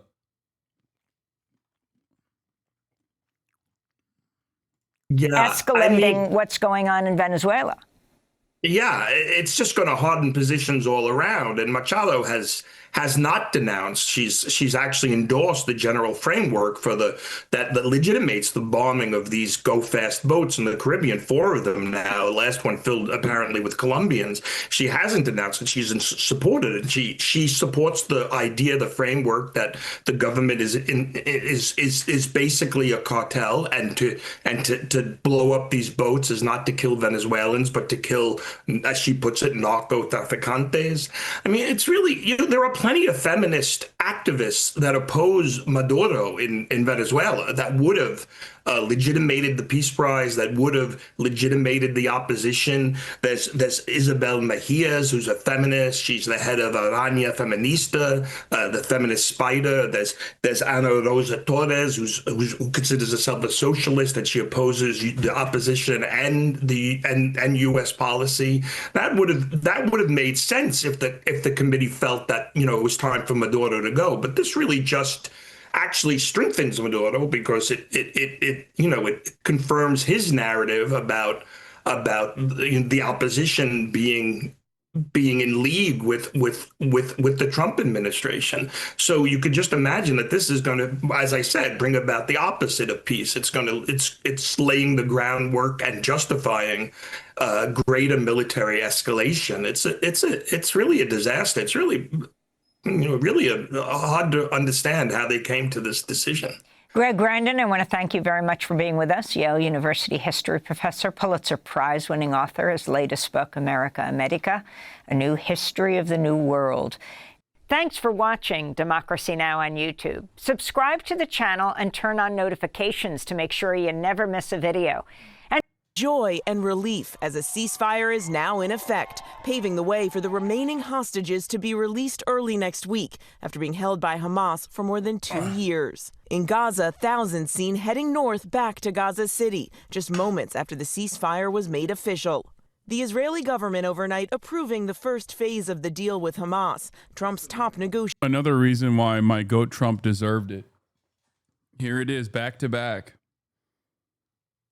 Once again, showing that the Nobel Peace Prize, is a shambolic institution. They didn't give it to my goat.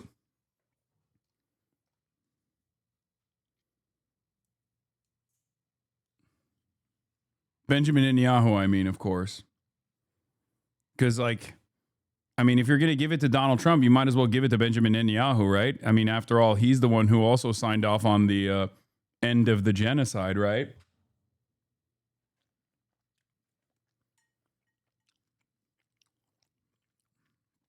Fuck it, give it to Jared Kushner, too.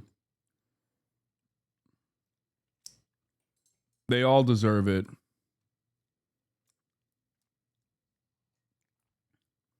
CBS is back to calling it the Hamas-run health ministry. Fantastic. Here's CBS before Barry Weiss's arrival and after. Spot the difference? Accuracy is back. Hospitals and health clinics in the Gaza City are on the brink of collapse. Nearly 2 weeks into the offensive, 2 clinics have been destroyed by airstrikes, 2 hospitals shut down after being damaged, and others barely functioning, according to the Gaza Health Ministry. Israel's retaliatory war in Gaza against Hamas. Well, I mean, this is like, you know, it's accuracy now. Israel's retaliatory war in Gaza against Hamas, which the U.S. and Israel consider a terrorist organization, has killed more than 67,000 people, according to the Hamas-run Gaza Ministry of Health, which does not distinguish between civilian and combatant casualties. Wow, I'm glad that they really added all of those qualifiers, though. They're really laying it on, huh? Very subtle, very subtle. We're like a couple weeks removed from CBS News basically being like, well, you know, the Palestinians are dogs who deserve it because they have an ancient anti-Semitism. Taking over editorial control at CBS News has, in her first week, led to phenomenal news coverage for Barry Weiss. Hamas, who celebrated the beheading of 40 babies in Israel.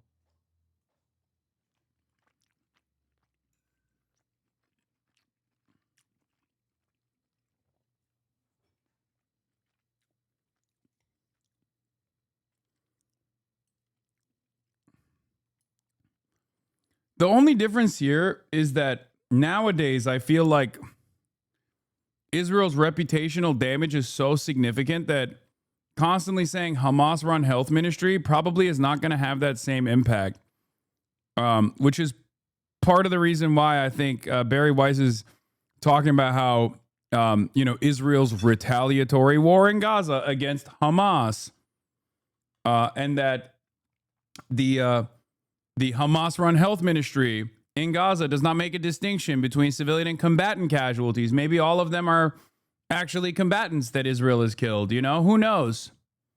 Like that sort of thing. Negotiators envoy Steve Witkoff and son-in-law Jared Kushner there with Prime Minister Netanyahu. This morning, 200 U.S. troops now heading to Israel to monitor the ceasefire, working with other international forces, though officials stress the U.S. military will not go into Gaza. At the White House, the president celebrating too, calling the deal a momentous breakthrough. I think it's going to be a lasting peace, hopefully an everlasting peace. Right now, what's been agreed to is phase 1. Hamas set to release the 20 living hostages early next week and the remains of 28 others who perished. In return, Israel releasing more than 1,000 Palestinian prisoners and pulling back its troops in Gaza to an agreed-upon line. The big question, then what? The president's 20-point plan had called for Hamas to disarm and for Gaza to be governed by an apolitical Palestinian committee overseen by an international board of peace with Trump as its chairman. I asked the president, what comes next? What guarantees Hamas disarms and that Israel doesn't resume bombing once the hostages are released? The first thing we're doing is getting our hostages back, okay? And that's what people wanted more than anything else. They wanted these hostages back that have lived in hell like nobody has ever even dreamt possible. And after that, we'll see. But what is phase 2? When does it begin? I'm not going to talk about that because you sort of know what phase 2 is, but there will be disarming, there will be pullback. So, as opposed to a restrained or a limited amount of interest in wanting your immediate family members to return. Nobody ever thought they would want their family members to be returned. Very shocking.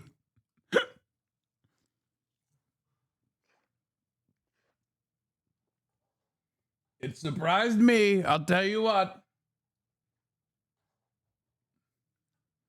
They really wanted their immediate family members to return. A lot of things are happening. Months ago, Trump said the Palestinians would have to leave Gaza. His 20-point plan outlined a different approach, saying we will encourage people to stay. I asked him if that still holds. Can you confirm that as Gaza is rebuilt, that no one will be forced to leave? Yeah, nobody's going to be forced to leave. No, it's just the opposite. In Gaza, hope, but also uncertainty. I hope this happiness will be fulfilled and the ceasefire deal will last. This displaced mother says, we don't want them to take their hostages and then return to war. Now, as part of this initial phase, desperately needed humanitarian aid will be allowed into Gaza, though it's not exactly clear when. The Israeli military now has 24 hours to scale back its troops. After that, Hamas will have 72 hours to release all of the remaining hostages. That is expected early next week. And President Trump says he is heading to the region in the coming days, George. Okay, Mary, the Nobel Peace Prize announced this morning President Trump had been campaigning for that based on his work in the Middle East. He didn't get it. He did not, George. Instead, the Nobel Peace Prize has gone to Venezuelan opposition leader Maria Machado. The Nobel Prize Committee recognizing her for her, quote, tireless work promoting democratic rights for the people of Venezuela and her work to achieve a peaceful transition from dictatorship to democracy. Trump had hoped he was in the running for this, but he said yesterday, George, quote, whatever they do is fine. Mary Bruce, thanks. Breaking right now, Fox has told those reduction in force notices are spreading at this hour. Edward Lawrence reporting they have affected now every bureau within the Commerce Department, and an Education Department statement says their agency's also seeing the layoff notices. All of this is happening as the government shutdown extends into day 10 now. Hey, Sean Hannity here. Hey, click here to subscribe.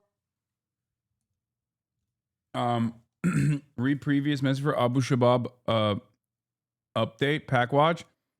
Palestinian resistance members have been launching coordinated attacks against the Israeli-backed militias in the Gaza Strip throughout the entirety of the day. The groups who agreed to work alongside Israel to attack dense areas in the Gaza Strip, leading to countless massacres, have now been abandoned by the occupation inside the Gaza Strip without air protection that was once provided to them before the ceasefire, where they once celebrated the massacres of defenseless women, children, and men. Their turn has now begun to receive the same treatment.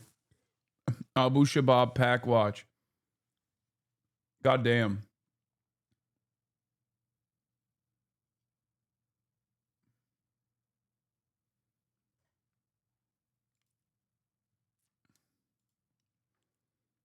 I don't know why they thought that Israel would actually fucking defend them. It is pretty funny that Israel straight up said, yeah, we're out, big dog. You're on your own.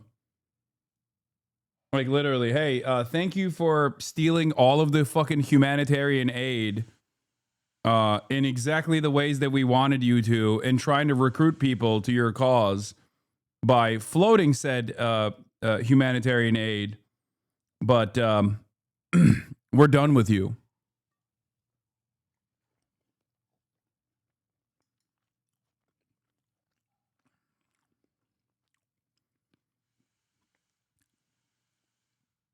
The Trump admin in a core filing says 7 agencies began RIFs today. Commerce, Education, Energy, HHS, HUD, DHS, Treasury. Holy shit. It's surprising. Weather is not the only problem for travelers this weekend. The 10-day-old government shutdown could also hit holiday flyers. What's the holiday? You say Monday, by the way, is Columbus Day. The air traffic control system is grappling with an increase in sick-outs, and one top Trump administration official is now threatening to take action to stop all of that. Chris Van Cleve is at the LAX airport. That's in Los Angeles. Chris, good morning to you. What's the latest there? I'm glad he went there. Well, good morning. Transportation Secretary Sean Duffy raised some eyebrows when he said air traffic controllers found to be taking advantage of the FAA's sick leave policy could find themselves in trouble. In fact, they could find themselves out of a job. That said, we are continuing to see spotty staffing issues at air traffic control facilities. At a time of unprecedented staffing issues, what you should do is threaten the fucking existing workforce with no way of replacing them, okay? That seems really smart, dude. That's a great job, guys. Keep up the great work, okay? That's awesome. They literally do not have... This is a lie, okay? I need you to understand something. This is just them flexing, but they straight up do not have the capacity to do this, okay? They don't have the capacity to do this because the way ATC works, you actually need to train. There's already understaffing issues everywhere, okay? there's already a significant problem with understaffing for air traffic control in, I think, like 90% of towers in the country. Okay. But also on top of that, because the government is currently shut down, there is no additional ATC training taking place. The process is already costly, it's long, and currently it's on a pause. So even if they were to turn around and be like, oh, dude, fuck you, we'll fire you permanently if you choose to do a sick out. The irony is they have no way of replacing these guys, which would, which ironically undermines the reason as to why they don't want anybody to fucking call out of work anyway. Across the country. We saw it again yesterday.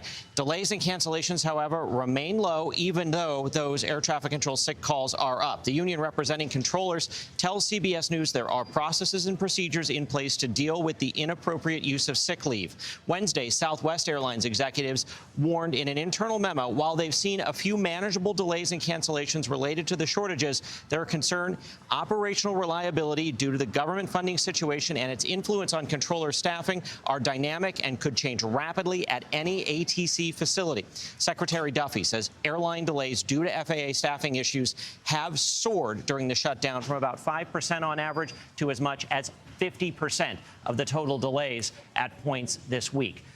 Bottom line, though, most flights are leaving on time or close to it. The vast majority of controllers are still on the job. What this is doing, though, is really injecting uncertainty into everyone's travels at a time when the weather is already doing that on a busy holiday weekend.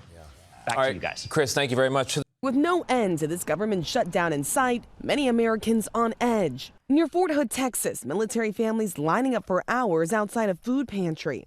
And on live television, Republican House Speaker Mike Johnson confronted by one woman who said communism. You see that? Bread lines. Communist bread lines. Classic. she's a military spouse from Virginia. I have 2 medically fragile children. I have a husband who actively serves this country. She told Johnson she is outraged she won't bring the House back into session to pass emergency funding to pay the troops. As a Republican, I'm very disappointed in my party, and I'm very disappointed in you because you do have the power to call the House back. You did that, or you refused to do that just for a show. Oh, Joe Brandon. Can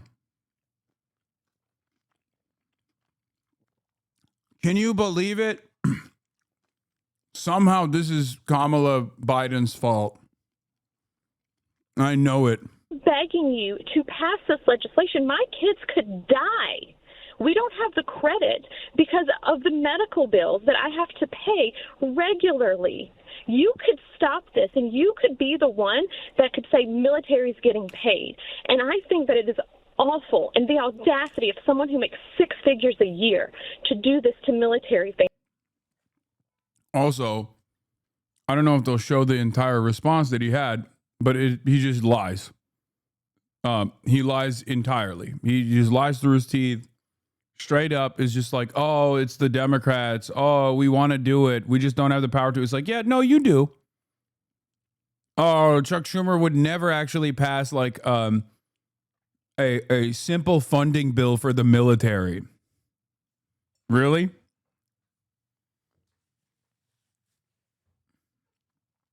I mean, if that's the case, why don't you just bring Congress back into session and then put the ball in Chuck Schumer's hands and put forth a clean, actually clean, straightforward funding bill just for these, just for the military or just for whoever needs funding in this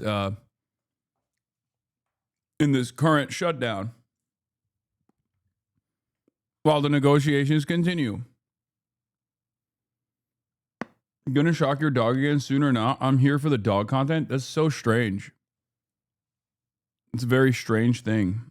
Unfortunately, you've come to the wrong stream for that, but very, very odd thing to say you want to watch.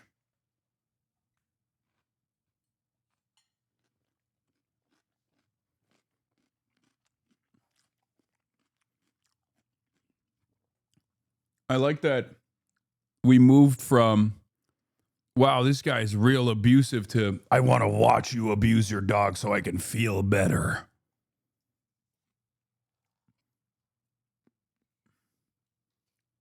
Feel better about my hatred for you. So I don't have to ever re-examine my worldview. Yes.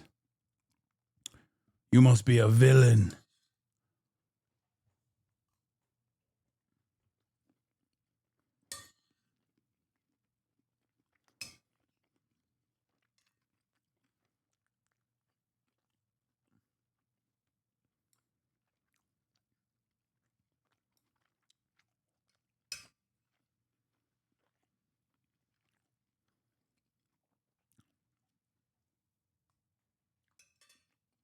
Why do you take everything people say so seriously?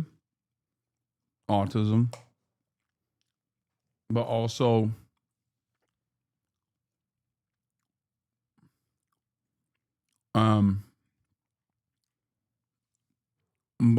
because I feel like that's how I've chosen to run my streams, where I try to have like back and forth discourse, which oftentimes can be a mistake.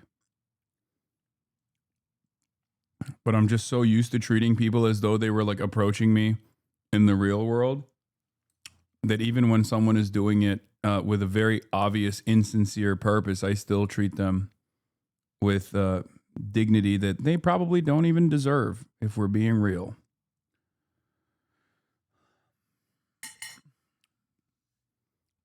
He only reads negative comments if you tell him he's great and inspiration, crickets. No, that's not true.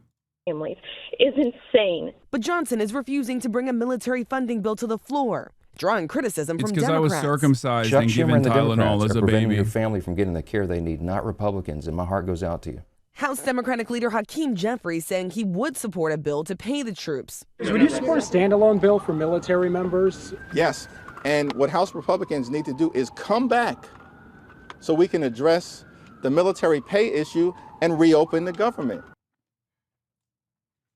And this morning, Transportation Secretary Sean Duffy really trying to increase the pressure on air traffic controllers, many of whom started calling out sick to work this week, leading to travel delays, staffing shortages at airports. He's now threatening to fire them if they do not show up to work. They are considered essential workers, supposed to work without pay during this government shutdown. Meanwhile, the lawmakers that left Capitol Hill, they are still getting their paychecks, George. Rachel Scott, thanks very much. One of the most controversial members of Congress, Republican Representative Marjorie Taylor Greene of Georgia, usually draws the ire of Democrats, but now she's speaking out against some in her own party and coming out in favor of what Democrats demand to reopen the government, an extension of enhanced health care subsidies.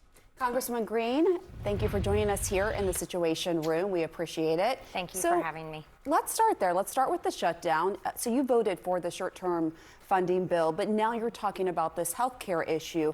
Help us better understand. Why now? Well, actually, this is something I talked about when I first ran for Congress in 2020, because I grew up in a construction company family. That's such a funny statement. Just like, yeah, dude, you're the daughter of a real estate developer. Okay. That's such a funny way to, like, you make it seem like it's some blue collar thing, you know?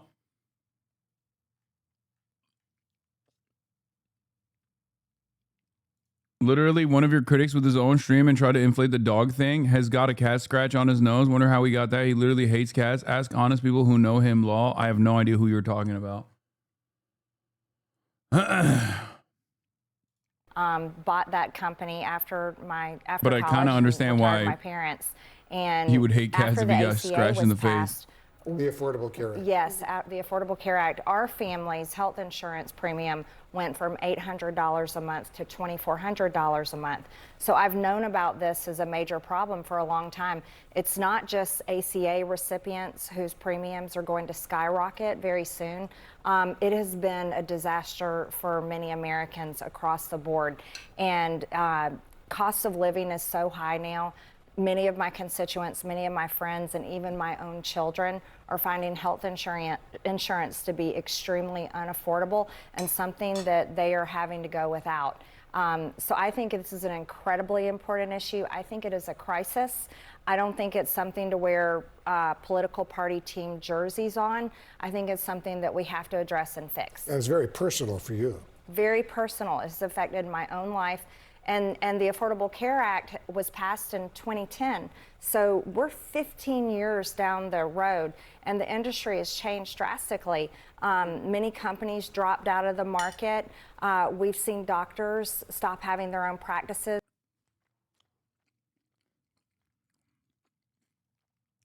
I don't know what's going on, but it feels like a reverse Fetterman situation. Like, did they swap bodies or something? What happened?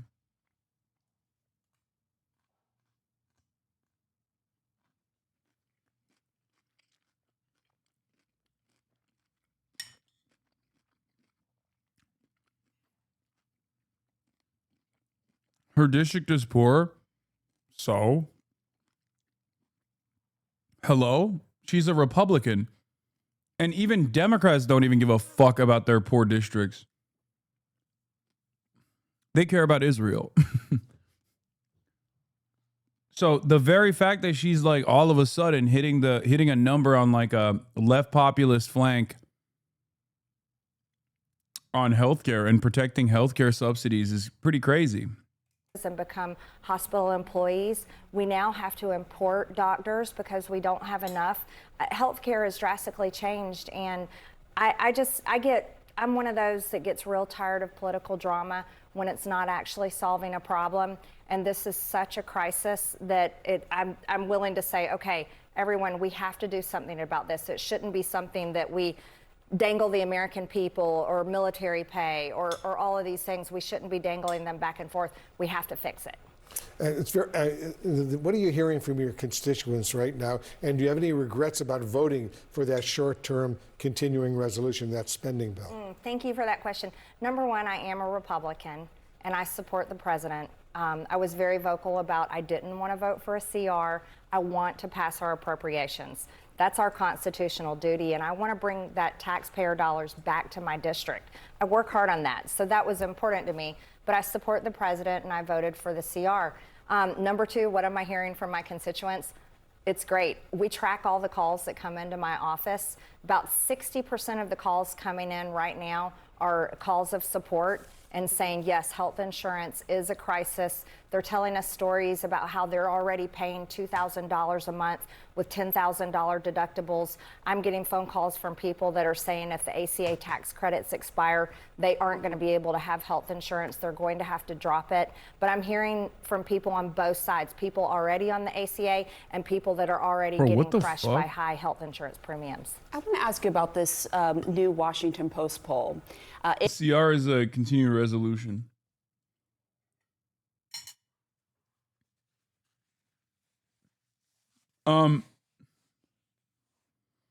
This is,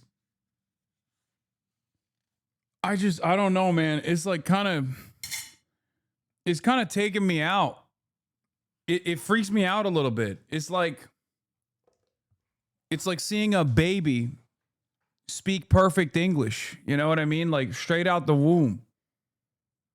If you saw something like that, you'd be like, that's odd. That's a strange phenomenon. I don't know how to deal with it. And that's how I feel right now. Watching Marjorie Taylor Greene, Marjorie Titan Greene,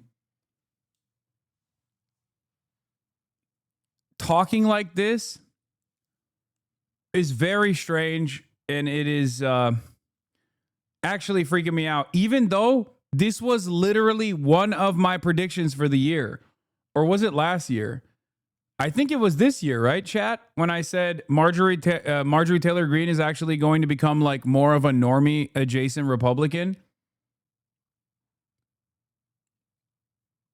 But she's even outflanked my expectations. I think that was this year. Yeah.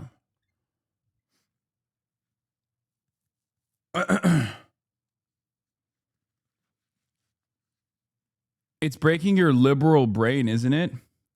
No, this is nothing. This is unironically closer to a Marxist analysis than a liberal one, where I say that both parties in a bourgeois democracy do not represent the popular interests of the proletariat, and instead are just simply figureheads for capital, figureheads for the bourgeois.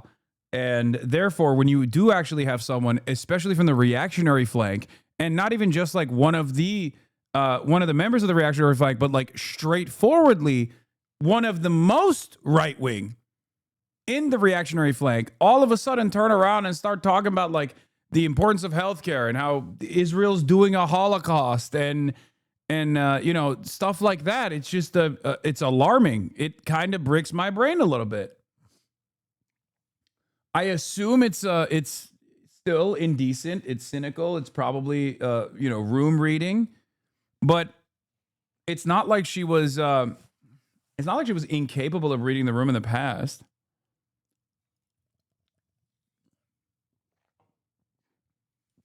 Or rather, Marxist Tito is green.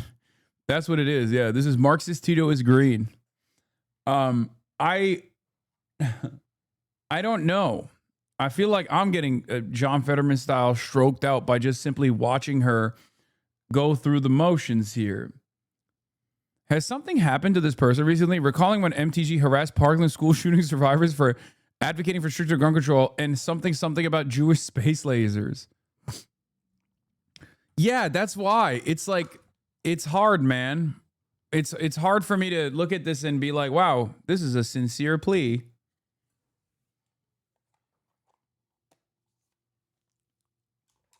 Are we duped? Do we get easily duped?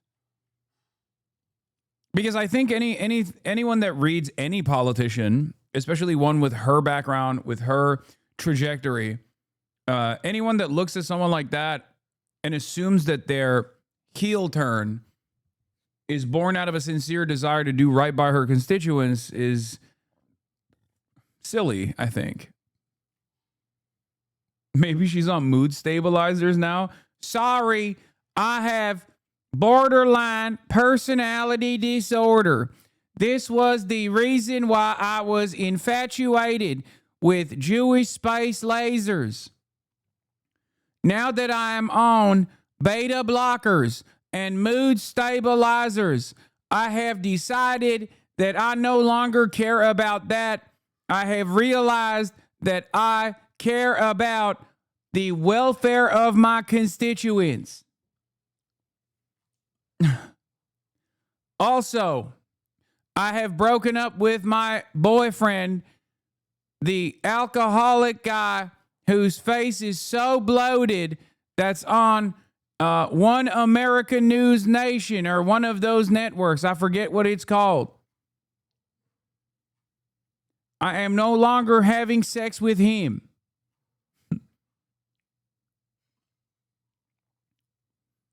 She's a National Socialist? No, she's not. It shows that 47% of Americans believe that President Trump and the Republicans are mainly responsible for the shutdown. You see it here on the screen, compared to just 30% of Americans who blame Democrats. Of course, Republicans are the ones with the power. Do you agree? Trump has called senior Republicans to ask what's going on with Marjorie. The answer, Marjorie Taylor Greene has become disillusioned with her party, especially after White House talked her out of a Senate bid. I am not some sort of blind slave to the president. What the fuck? That's what it takes? God, this country is so ass, bro. It's just like petty vengeance, really? Because she did very clearly try to signal to the establishment to the establishment Republicans that like she was trying to be better. Okay, she was trying to become like a more serious figure and not like Jewish space lasers, right? And what's interesting is I think those initiatives were not met with support by the Republicans, who just kind of know her as the Jewish space laser woman. So they basically were like, yeah, dude, shut up. You're fine. You're fine where you are. So now it feels like this makes more sense. It feels like in an interest of making herself a more prominent national figure, and also backed by petty vengeance, she is putting her ear to the ground and, making these kinds of statements that she knows will garner her support. Maybe not bipartisan support, but at least like these are the types of things that other Republicans would look at and go, you know what? That Marjorie is good, actually. She's clearly fighting for me. And she also hates that, Israel is dominating American politics or whatever, right? Like those are things that are popular. But those are things that Republicans don't say. The reason why they don't say it is because they know that it's popular and you're not supposed to say it, and you're supposed to just like shift people's priorities away to like transgender athletes or undocumented migrants doing mass rapes or something, right? Like that's what you're supposed to do if you're a Republican. It's not like these guys are oblivious to how fucking popular healthcare is, right? Like they know that. It's not like they're oblivious to how popular social safety nets are in general. Of course they know that. That's why they fight back against it tooth and nail. Especially once implemented, it is very difficult to whole cloth cancel social programs because people rely on them for survival. This is something that Donald Trump also had to recognize with the Obamacare situation, right? He was like, I'm going to cut Obamacare. I hate it. I hate it. And like, it was very unpopular when he tried to do that. So Republicans already know this. So I guess the reason why she's going unshackled mode here is probably to build her national profile for a senatorial run, and also to kind of do a fuck you to the Trump admin a little bit for not taking her seriously. Yo, where is your dog? She is out on a walk. She's out on her afternoon walk, as she usually goes on right around this time.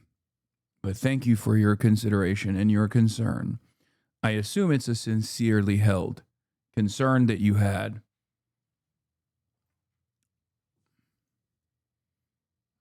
She's in the torture chamber. Exactly. We put her in the torture chamber. She's getting tortured right now.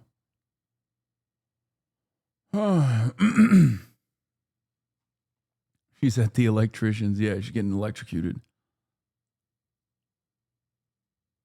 Agree with Americans in that poll that see the shutdown as your party's fault? You know what? I don't think the shutdown is popular for either side. And so I see the shutdown completely different from maybe my party leadership. And I'm not putting the blame on the president. I'm actually putting the blame on the speaker and Leader Thune in the Senate. This should not be happening. And I don't think, look, as a member of Congress, we already have a low enough job approval rating. This shutdown is just going to drive everybody's approval rating that much lower. But so you're putting the blame on the leadership of your party? Absolutely. We control the House. We control the Senate. We have the White House. I've been vocal saying, you can use the nuclear option in the Senate. This doesn't have to be a shutdown. But what we have to do is we have to work for the American people. And our country is so divided right now. We see it all the time in every single way. It's divided in what I would say very dangerous ways. And we saw that with the recent assassination of Charlie Kirk, which has upset so many people across the board. And look, when it comes to hearing from senior citizens or my own friends and neighbors and my own family members and people that voted for me, and they're just saying, Marjorie, we just really want somebody to do something about health insurance premiums. We really want our government and our leaders to actually focus on our country for a change and fix our problems. That is the message I constantly hear from my district, and I'm a representative. I don't have to be a cheerleader for my party. I have to represent my district because those are the people that hired me and sent me here. And I myself, I agree with them, and I'm pretty much over the, it's just drama constantly on TV. No offense, because you guys are on television, but that's all that we see in American politics now. You know, there's reporting that President Trump, as you know, recently called at least 2. Bro, this is so weird, dude. This is actually so weird. This is demonic. This is the most demonic thing that she's done. I'm sorry. Like, if I were to hear her, deny the Holocaust or something, I'd be like, that tracks. This is far, far stranger. This is the strangest thing that Marjorie Taylor Greene has ever done. I don't understand it, and it's freaking me out. She is not only making sense, but she's also speaking clearly, slowly, in a coherent manner. I don't know what's happening. I've always been very skeptical of these sorts of figures, as you guys know.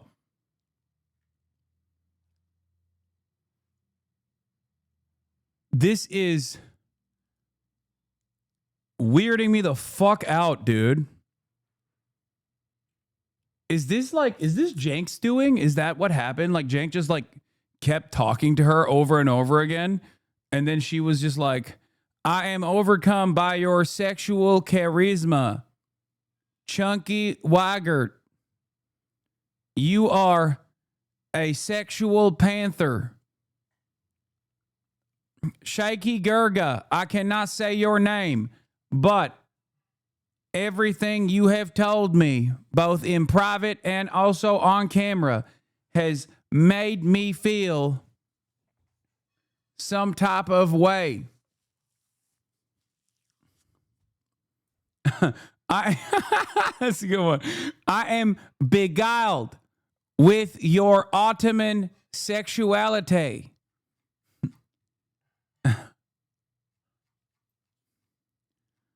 It's just weird because, where was this? Okay? Where was this? You don't expect a LeBron performance with Tony Snell. If you have a game like that, you're like, how did that happen? How did this happen? You don't expect White Mamba to play like Kobe. This is strange. Did she get hit with the Havana syndrome, Ray, or something? What the fuck? Is there... Because here's the thing, okay? Here's the thing. We know that there's the gun that makes you stroke out and become pro-Israel, okay? The John Fetterman Ray, as they call it.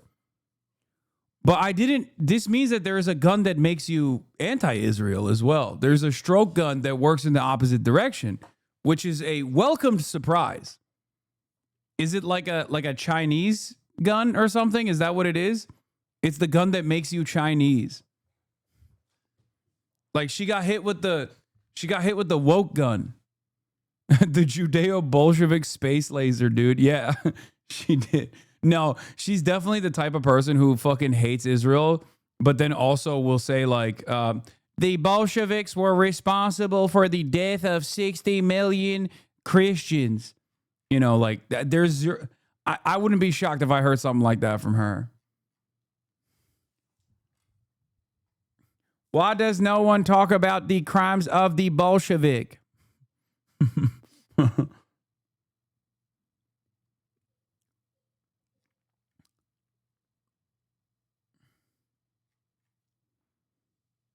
It's called literature.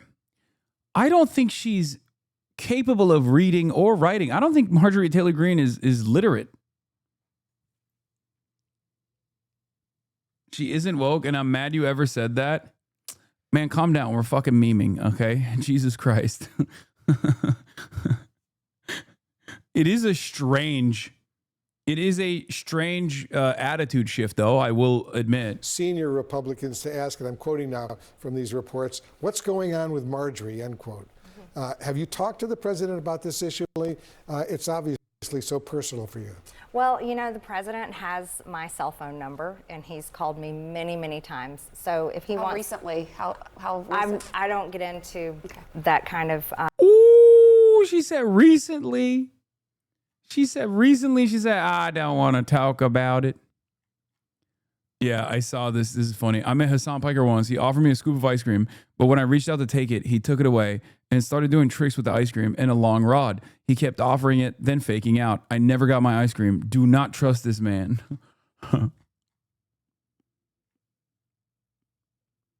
It's true. It's a part of my Turkish culture. I'm sorry. If you think that this is inappropriate, then you don't understand. This is something that I have to do. And it is Turkophobia to criticize me for doing that.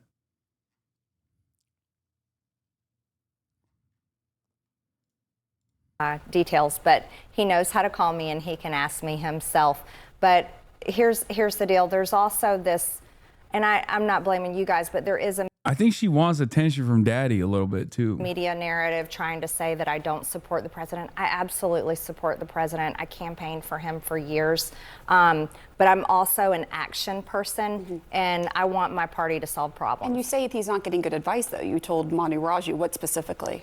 Well, I don't think it's good advice that a government shutdown is going to help Republicans in the midterms. I don't agree with that.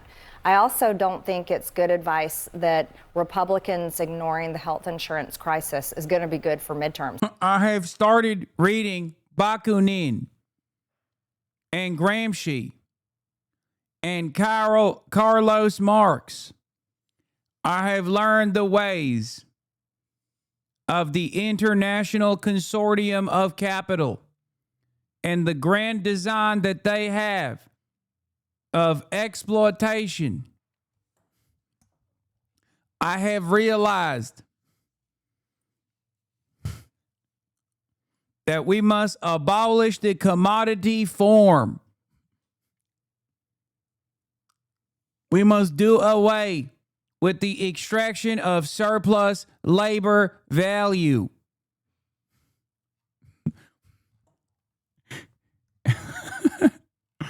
What the capital owner calls profits, I call exploitation. There are more of us than there are of them. I actually think that would be very bad for midterms. And I think that just not staying focused on America First policies is detrimental as well. Yeah, and on that note, are you concerned about the cost of living? Are you, Very. That the President Trump said he would lower? The inflation crushed people in the past 4.5 years, and the costs have not come down. I myself can tell you my apartment here in Washington, D.C., the electricity bill is $100 more than it was last year, because you can look at your own bill and look at cost. Prices have not come down. That is a reality. People's wages have not gone up. That's another reality. And so Americans are continuing to have a very difficult time getting by. It's not really that complicated why she's doing this. She's an opportunist and understands that any publicity is good publicity. Yeah, except if fucking if she can understand that this is like good commentary, okay? If she can understand that this is like garnering support for her, then why the fuck can't the Democrats?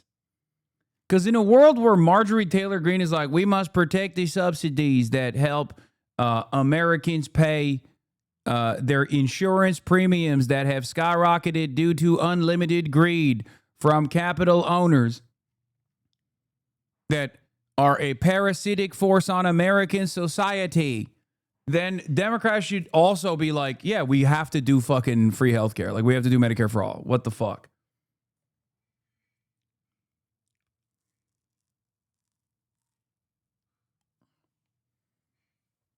is genuinely not just that she's an opportunist. I think it's crazy she's going this far with the message. Yeah, she's going ham.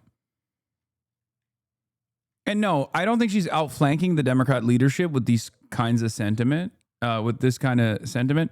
But I do think that she is outflanking everyone in the Republican Party. That is a certainty. But I don't, yeah, you look at Wolf. He's like, did you stroke out? Like, what's going on? Look at his face. He's in utter disbelief.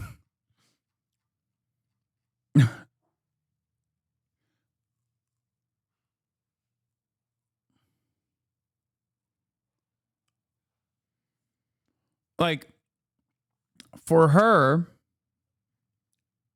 I understand why she would take a anti-Israel position, right? The starting point could have even been like, you know, anti-Semitism, or truly could have been the fact that like she is like horrified by everything that Israel has done. Now, I think it's a bit of both, and the reason why I think it's a bit of both is because like she was so invested in the QAnon stuff not to be like, at least still have like some remnant dormant anti-Semitism swirling around in there. Like she was literally the QAnon congressperson, right? So it's got to be positive CTE moment. Oh my God.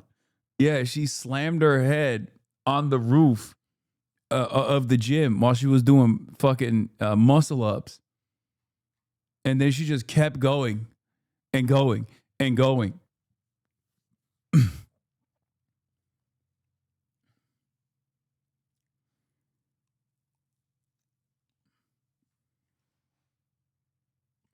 This is a remarkable change of pace. I didn't watch this yesterday because I was like, who gives a shit about what Marjorie Taylor Greene has to say? Turns out I was wrong.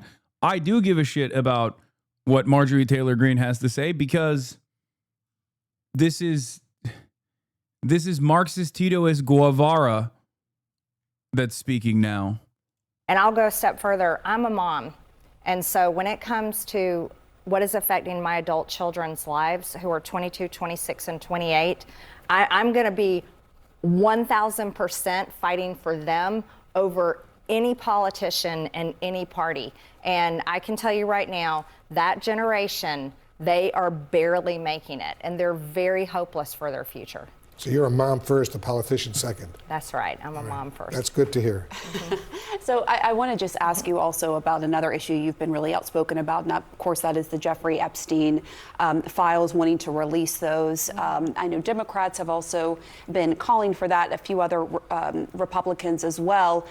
The Democrats are accusing Speaker Johnson of delaying the swearing in of Arizona's Democratic Congresswoman-elect because she would give the last vote needed to release those Epstein files. I'm wondering, the Speaker, for his part, he has denied that. He said it's because of the shutdown. She's like, I have been watching alongside my children this new Twitch channel. Do you know what Twitch is? It's where they play Fortnite, but one of the guys talks about politics. Now, I know he's in some hot water right now because people are saying he abuses his dogs. Having said that, I, as also a dog abuser, actually like him even more now. And I have been watching him, and he has been talking a lot of truths. Have you spoken to him? Do you think she should be sworn in right away?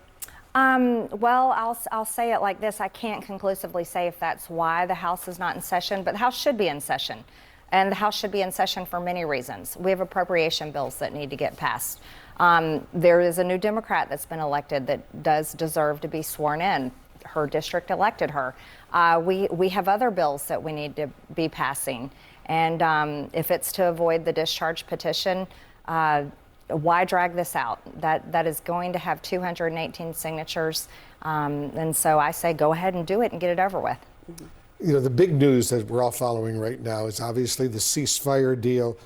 between Israel and Hamas and Gaza, and the hostage deal that all the remaining Israeli hostages, dead and alive, will be allowed to go back to Israel. President Trump says he might be going to the region as early as this Friday. He wants to be there when this historic moment unfolds. He wants to witness this, talk to his aides, talk to the Israelis, talk to the Palestinians as well. Do you have any concerns at all that this deal could still, God forbid, fall apart? I don't know. I certainly applaud the president. This has been one of the issues that I've campaigned on and talked about constantly. I'm very much against America's involvement in foreign wars. And the president has worked very hard on this. However, we have to see Israel and Hamas, both sides, truly cement this agreement. But I certainly hope for all involved that this definitely is a peace deal that will remain. We all hope that, yeah. And on July 28th, you talked about that. You said, quote, it's the most truthful and easiest thing to say that October 7th in Israel was horrific and that all hostages must be returned. But so is the genocide, humanitarian crisis, and starvation happening in Gaza. On that note, when it comes to the genocide, I mean, do you believe that Israeli Prime Minister Benjamin Netanyahu is a war criminal? I don't know if I can accuse him of being a war criminal. Oh, however, well, let's just say both. Boo, you literally have said he is conducting a genocide. Come on. Boo, so close. Boo. Issues are bad. That's why I said that. What happened on October 7th is absolutely horrific. And of course, our hearts go out to those families and those hostages that remain. But at the same time, the relentless bombing of the Palestinian people, and many of them have been just innocent people. They're not Hamas. They're literally women and children, and you can't unsee the amount of pictures and videos of children that have been blown to pieces and are they're finding them dead in the rubble. That isn't, those aren't actors. That isn't fake war propaganda. It's very real. And I think that is equally horrific. It's not equally horrific. It's far, far more horrific. That's crazy. It's far larger in scale. It's just not. Anyway, obviously, I mean, she's a Republican, so my expectations on this are limited. What is interesting is that, like, there is a recognition of the genocide. Hasan shocked his dog.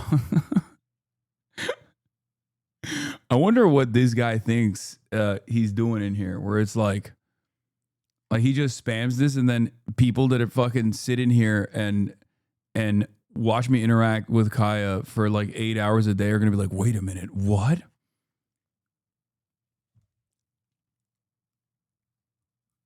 Yeah. If you spam a little bit more, I think you'll be able to convince people in here. But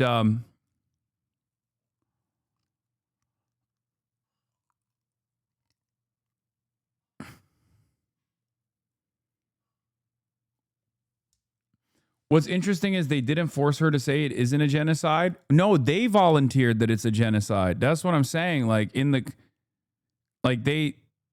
here, look.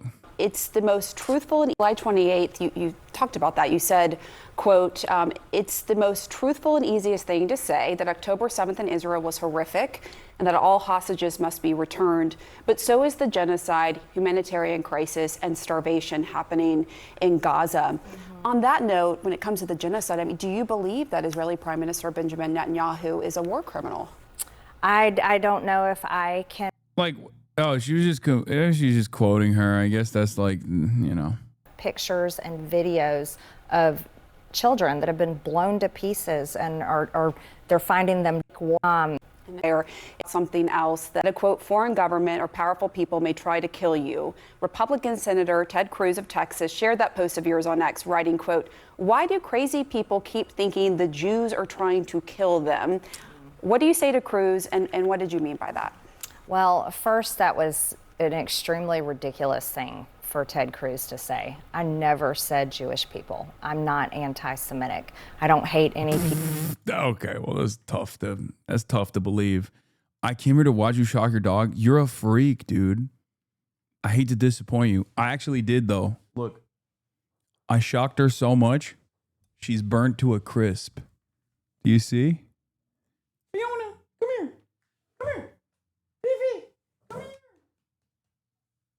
Look at that. Hi. No. Fiona has the opposite the opposite interest of being on camera. She hates the camera and avoids it, whereas Kaya loves being on camera. Hello, Fifi.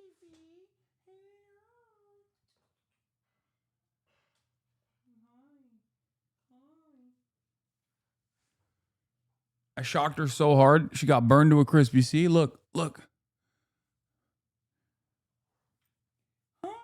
Okay, you can go back. You can go lay down again. It's fine. Shocked her so hard, the dog changed. Yeah. Wow, killed Kaya. Now he wants to kill another dog. Yeah. Shocked the hair off of her. That's what, yeah, it turns out I was lying this whole time, actually. Kaya is not 120 pounds. She's like actually that tiny. But because I zapped her so hard, all of her hair flew off. And now you know how tiny she actually is. It was all just fur that made her look so big. Is Fiona good with you holding her? No. She hates being picked up. She is also the opposite of Kaya in that way as well. Where Kaya does not mind being picked up. She loves being picked up, even though she's 120 pounds. Fiona does not fuck around. She does this thing where she will like tense up. You be nice to Fiona. She's a sweetie, no slander. No, I love Fiona. Are you kidding me?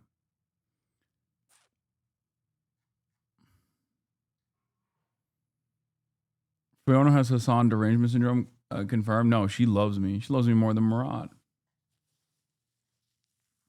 You know what? It just hit me. People made this up because they can't call you a terrorist for supporting Palestine anymore. No, I think they still do that.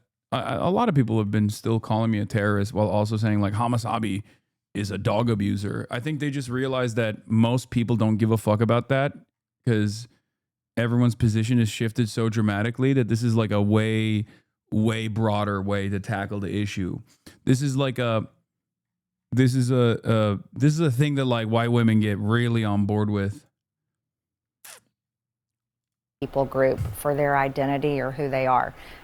So that was unbelievably low for a sitting U.S. senator to say that.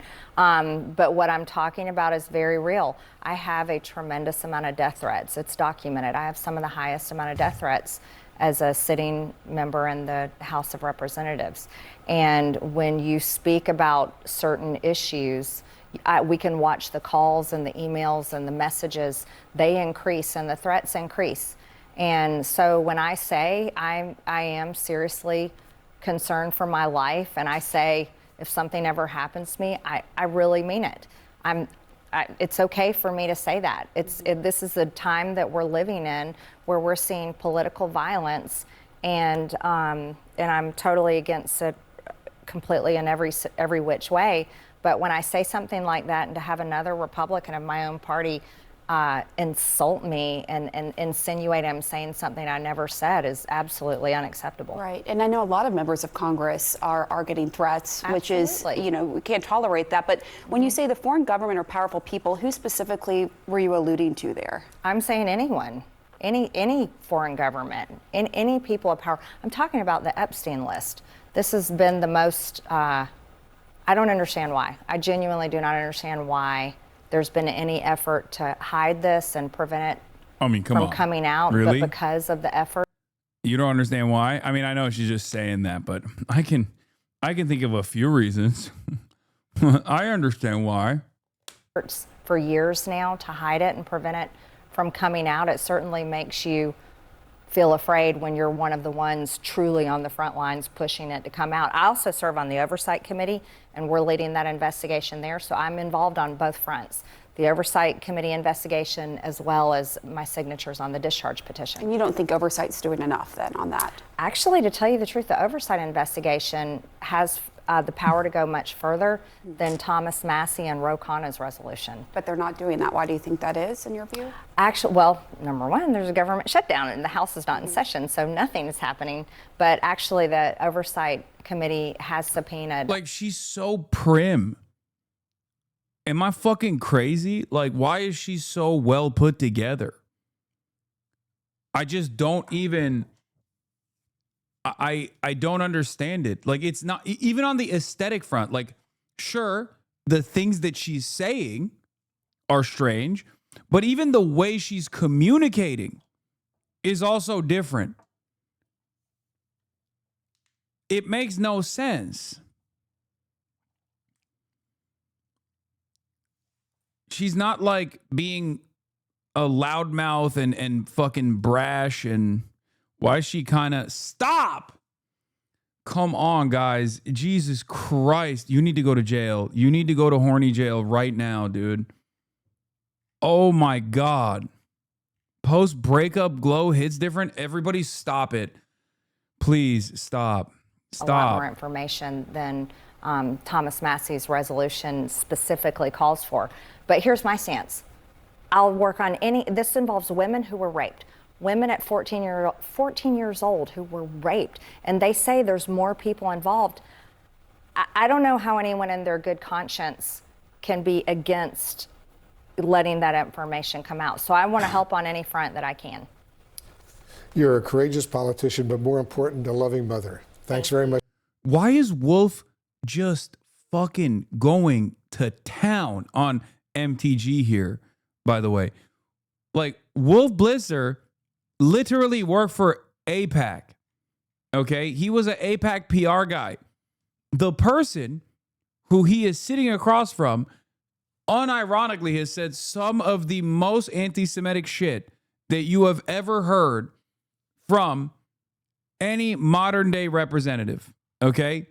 I don't even think that there's any confusion there. I think that there's no competition. Like, Marjorie Taylor Greene, I think, has said some of the most insanely anti-Semitic shit I've ever heard. Now, having said that, I know that's not like a big problem for a lot of people in the media as long as you're pro-Israel, right? But now she's also anti-Israel. So what the fuck am I looking at? What's my expectation here? What am I supposed to expect from a guy who worked for AIPAC? Because, like, anti-Semitism is not an issue for these guys at all as long as you are still very much pro-Israel. But being anti-Israel, now that's a real problem. And they are being so nice. I don't understand it. Hundreds of National Guard. Anyway, judge blocks National Guard deployment in Illinois amid immigration enforcement dispute. And also, I saw like some National Guard general guy on TikTok talking about how, this is home territory and the Oregon National Guard will defend Oregonians. So I don't know how that's going to work. Like, is Trump just going to move like right-wing National Guard from red states and then force the red states to do like a military invasion of blue states, and then the blue states are actually going to defend themselves with their National Guard? Like, how are we doing like a little Civil War type situation? Is that what's going on?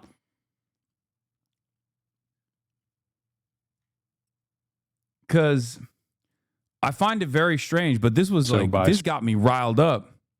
This is 8 seconds. I want to see more of it, though. Does anyone have a longer version of this? Because this speech was fucking awesome. The speech that he delivered on this was like, it got me riled up a little bit. It got me going, hoorah! The Chapo officers coup is going to be real by 2026. I'm telling you. I mean, we are closer to that than ever before, especially with the fucking stupid ass. To answer your question, I don't want to speculate on what level of training they will be trained in or what they will be Oregon General's testimony that National Guard troops will be protecting any protesters authorized to perform as far as rules for the use of force. The Title 10 headquarters will provide that training to them.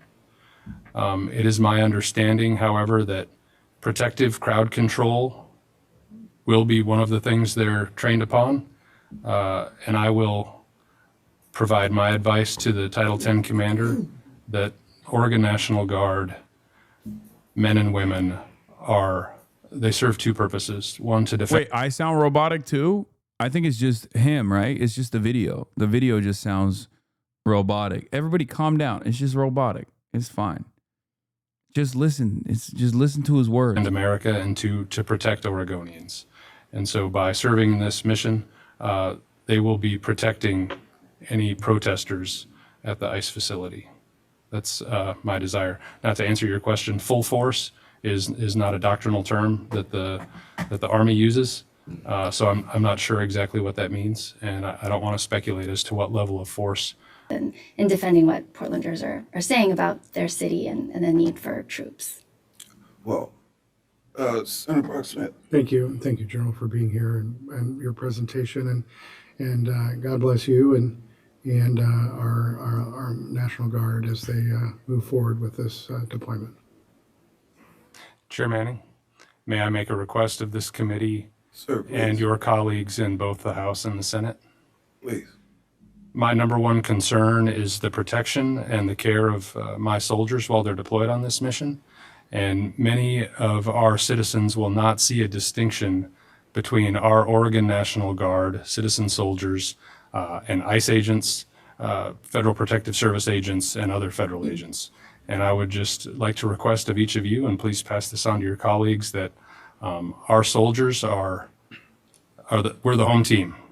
And our job is to protect and serve Oregonians. Bro, that's crazy. That's crazy. Woke generals, bro. What the fuck?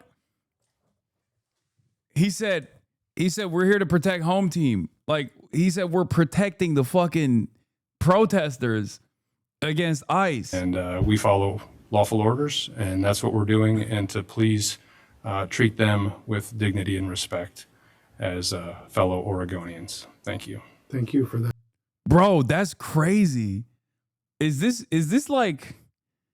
the makings of a civil war, kind of? Like, what the fuck's going on here? I saw this shit and it blew my mind, dude.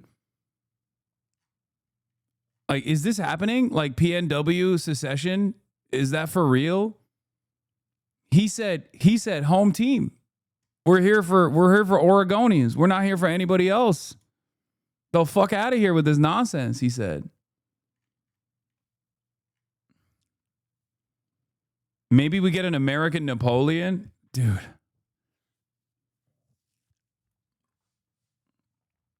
You all made fun of Alex Garland. Why'd this blow your mind, though? Military aren't hogs like cops. I mean, there are still plenty of hogs. Get out of here. But I mean, it's funny that you're saying that, because, like, they are literally... Trump is sending So America's Texas National Guard to Illinois on purpose, okay? second civil war just began. If you didn't hear. Greg Abbott, governor of Texas, and Trump both agreed to send hundreds of National Guardsmen from Texas into Illinois because Illinois isn't doing too great. And Trump and Abbott completely disregarded Illinois' governor, J.B. Pritzker, his wishes, saying, I don't want this. I don't need it. I am a state. I can govern myself. That's how it's supposed to be. And the federal government's supposed to be a mediator when they can't. The federal government has a huge hand. And right now that hand is reaching across state lines and quite literally picking up troops and weapons and setting them in another state just to see what happens. There's no high crime rate in Illinois, specifically Chicago, more than there ever has been. As a matter of fact, they're at like a 5-year low. Coincidentally, so is DC. They're at a 30-year low, yet troops were still deployed. The same thing's about to happen in Portland, Oregon. But the thing about Portland, Oregon is they have slightly different laws up there because states have different laws. That's why we are here. We're a United States, but with different beliefs and laws. And when we can't agree, the federal government is supposed to mediate, not take over and dictate. But in Oregon, what's going to happen, I guarantee, is they're not going to pull troops outside of that state to deploy into that state. It's going to be Oregon National Guardsmen that are overseas getting pulled back home. And they will be the ones deployed in that state. And again, this is the federal government just reaching, picking, poking, just to see what happens, just to see what they can get away with. This civil war is going to escalate within the next week and a half. I guarantee it. And you had no fucking clue until just now.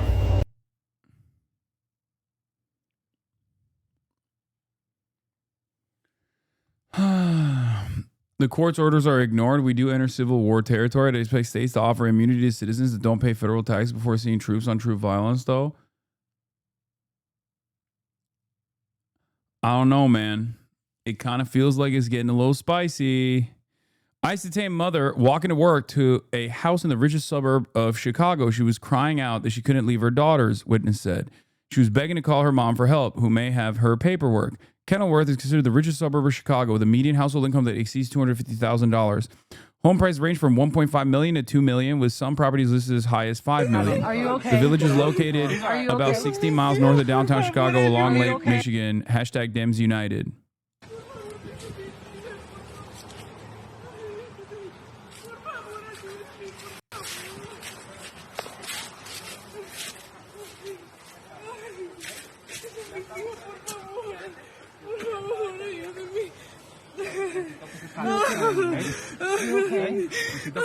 Are you okay? Get off the car. Are you okay?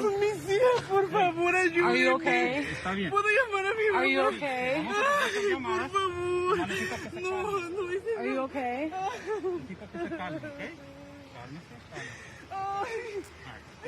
Are you okay? Like, how can you feel like you're doing a good job? Like, I'm serious. I'm serious. How can you do this and be like, I'm doing this for the greater good? Like, there is no shot, dude. Do people, like, how can anybody look at this image and think, yeah, more of this, please. I voted for this. Shit like that. It truly does not make any sense. Like, you are not a human being, brother. If you fucking look at this and think, wow, what a great job. You are not a human being. You are something different. We cannot be the same type of organism. He's all right. Are you okay? Honey, are you okay? Where do you live? Yeah, people started to hide their neighbors from ICE. Truly the Fourth Reich. Neighbor shielded 7-year-old during South Shore federal raid. I didn't want them to take her. During the September 30th raid, one tenant protected a terrified girl and her mom. Remnants at the complex, including a detailed map of all the units, offer clues to what the authorities may have known before that night. We're not the same species. Where's your house? Por favor, ayúdeme. Where do you live? Where do you live? Por favor, ayúdeme a alguien. Por favor, no. Jenny, help. They're taking her away. They just drove by in this car and are grabbing this woman and they're taking her away. Can you call somebody?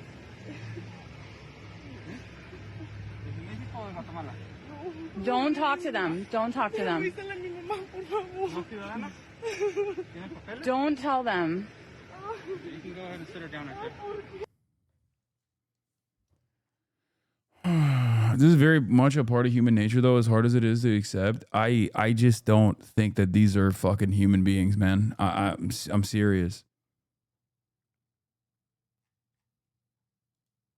Like, I just don't, I can't see this as anything but just like fucking sheer cruelty.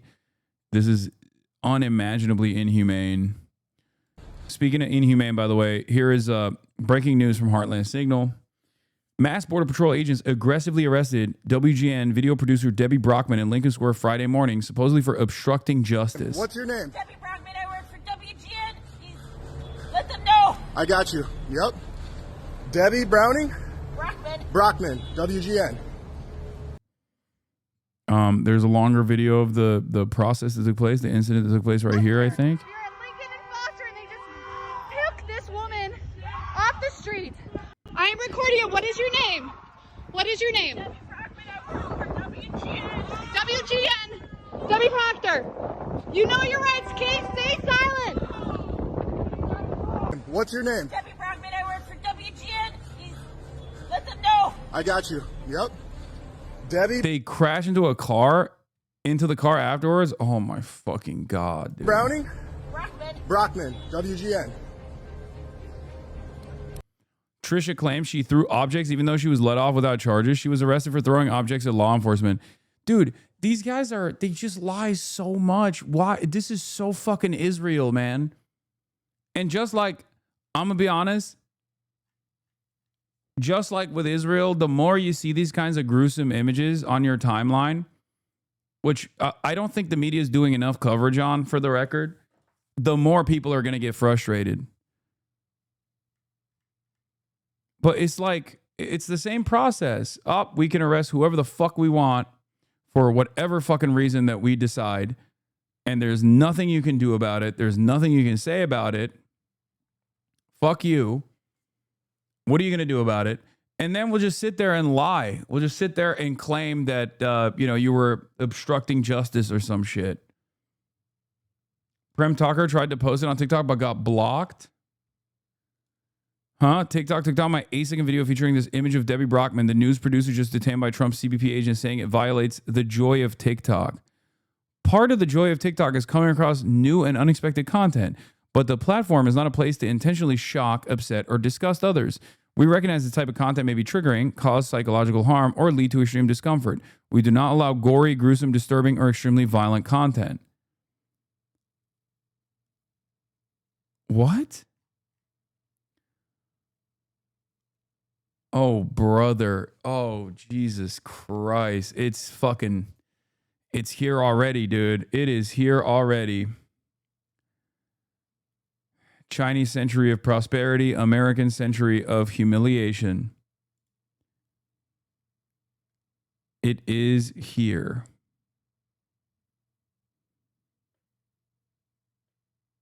It is upon us. It is here. Holy moly.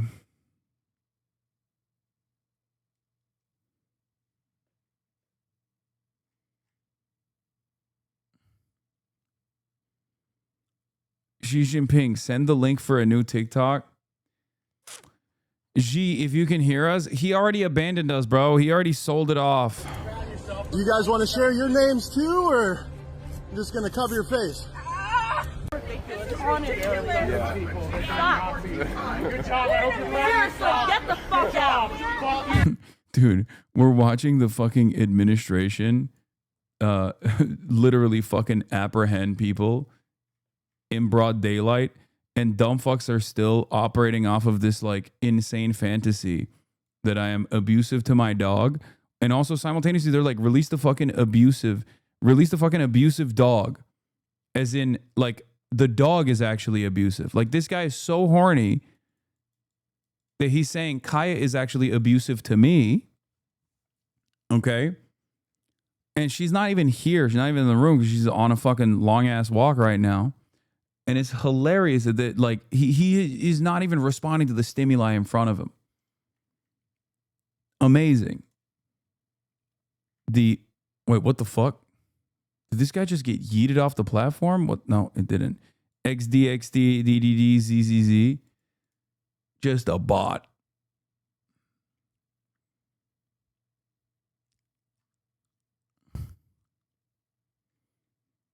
Just a fucking bot, dude.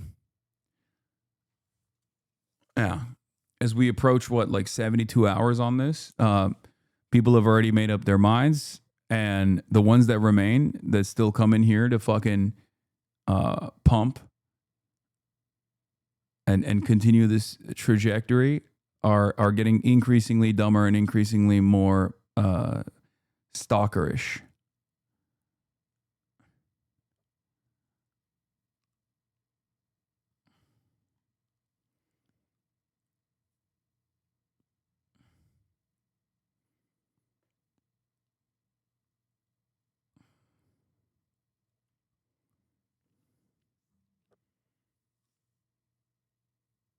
I literally live on an island in Canada, and one of my fuck-ass coworkers was spending all day watching Collargate slop. Shit's insane. That's so funny.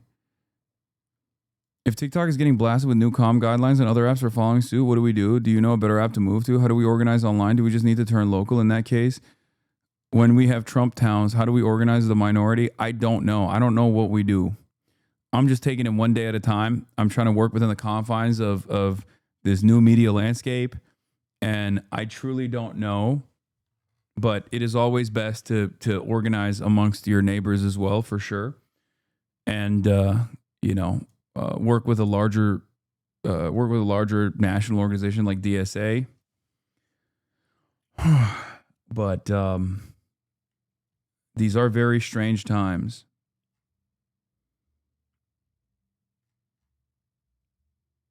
Guard troops sent by the president are still in the state of Illinois this morning, even though a federal judge has ruled they should not be there. That judge temporarily blocked them from deploying anywhere in the state after some soldiers turned out to protect a federal immigration facility outside Chicago. This, the latest legal setback in the president's effort to send troops to support immigration enforcement in cities run by Democrats. Ian Lee is still in Chicago and has reaction from there. This is an important decision, not just for the state of Illinois, but for the entire country. Illinois Attorney General Kwame Raoul praised the federal judge's decision Thursday to temporarily bar the deployment of National Guard troops anywhere in the state for 2 weeks. While sweeping immigration raids in the Chicago metro have sparked tense protests, rise off our streets now! In a hearing Thursday, the judge says there was not credible evidence the federal government has been unable to enforce the law without the Guard's help. The decision came after soldiers, including roughly 200 Texas Guard members, had already arrived in the area and were seen patrolling the federal ICE facility in the suburb of Broadview. In response, Illinois Governor J.B. Pritzker wrote in a social media post, "Donald Trump is not a king, and his administration is not above the law." Earlier in the day, Trump said this. I don't know what the big problem is. If I were a Democrat governor, I'd be saying, whatever you can do to get crime down, I'll take anybody. We really haven't seen in modern American history a president federalize the National Guard against the wishes of a state's leadership. CBS News legal contributor Jessica Levinson. And all these judges are struggling with the same question. Do the facts give rise to triggering the president's authority? We're figuring out, in part because we just haven't had cases that ask this question before, and in part because the facts on the ground are different in each city. The Illinois restraining order blocking Guard troops' deployment is set to expire in 2 weeks. At that time, the judge will consider whether to extend it or whether the facts on the ground have changed to substantiate the soldiers' presence in the state. Gail? All right, Ian, thank you very much. Well, when it comes to shrill political invective, the fur has been flying in all directions here this week. After Donald Trump sent the troops in, the state's Democratic Governor J.B. Pritzker decried it as an illegal invasion.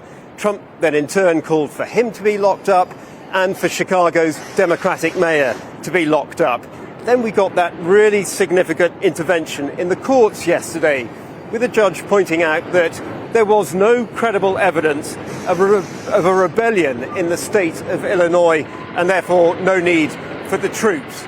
What we're seeing here across America is this epic struggle between presidential power and state sovereignty being played out in these big Democratic voting cities. And the message from the Democrats, the boast of the Democrats in this one now is, if Congress won't check this president's power, then Chicago will.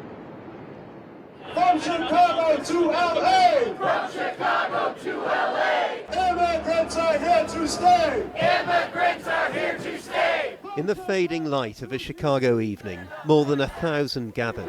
Stand up, fight back. This city now the latest crucible for the deafening power struggles of Trump's America. The National Guard does not belong in our city. The trigger, a ramping up of immigration enforcement by ICE federal agents, and now Trump's mobilization of 500 Army Reserve National Guard to the area We won't surrender. against the wishes of the city and state's Democratic leaders, just as in Los Angeles this summer.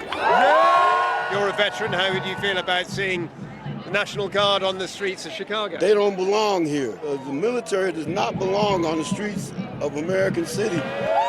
Donald Trump has called Chicago a war zone. It's going to be a war zone. He keeps it up. What I mean by that is he won't get away with this, and we're not going to stop. No bargaining. What's going to happen next? I'm afraid of what might happen next. That's why we're here. We need to stop it now before something really bad happens. Make some noise, Chicago! And with that, they began marching en masse towards Chicago's Trump Tower. Whole city! Our city! Chicago is a city with a very strong history of protest, so a response like this to troop deployment was always on the cards. And just as inevitable, perhaps, was it, that Trump would be targeting a city like this. This is the funniest one. This is the funniest chatter that I've received so far. I don't think you abuse, man, but stop shocking dogs.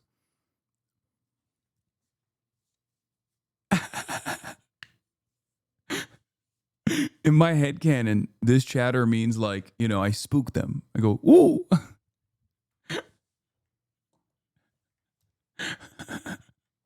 Like I walk up the dogs and I'm like, whoop. Killer of dog. This person didn't even put together a coherent sentence, just said killer of dog.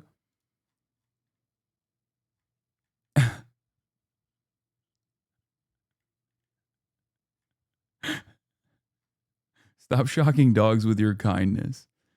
7 months up, following since 2022, meaning they saw Kaya grow up on stream. That's true.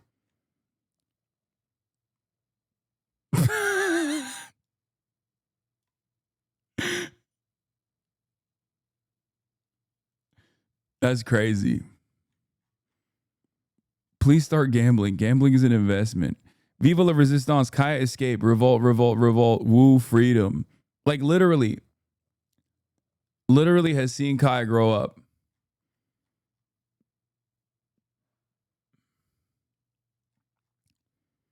$10.7 lever? I don't know. Was in here. Said turkeys.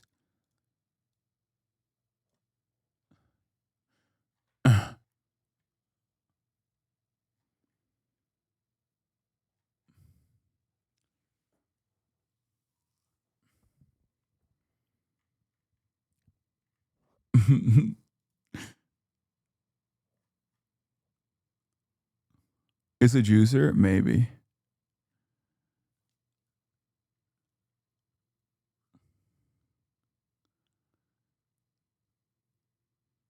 You shock local dog by speaking fluent Chinese?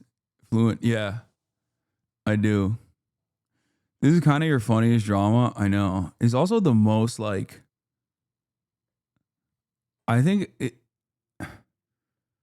Like, whether you think it's like appropriate or inappropriate that I bought a house, I still did buy a house.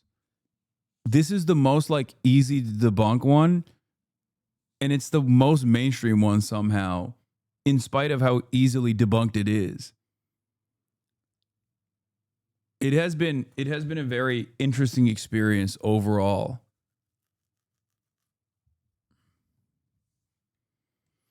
Shock hours for lazy dog owners, though.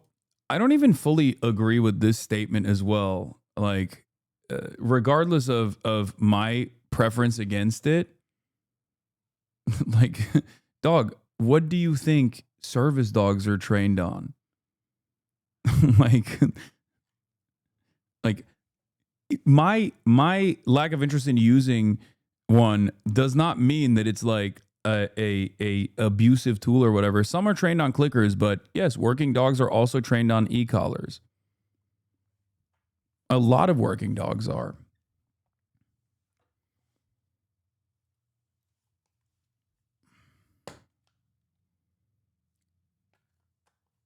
Are trained service dogs never shock collars? Are you telling me that no one trains service dogs with e-collars in general? I do not. Okay, so others do, but you do not.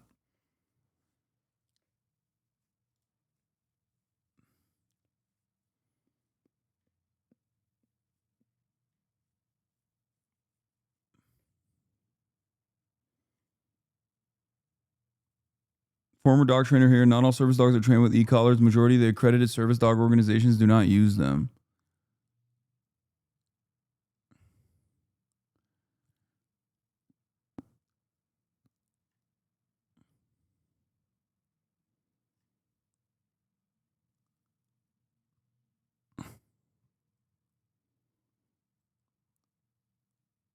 There was a watermelon username on TikTok who went crazy on you over this, and there's literal next video is, I don't believe everything Israel says, that media companies are lying, and that we should look at historical data of events thoroughly.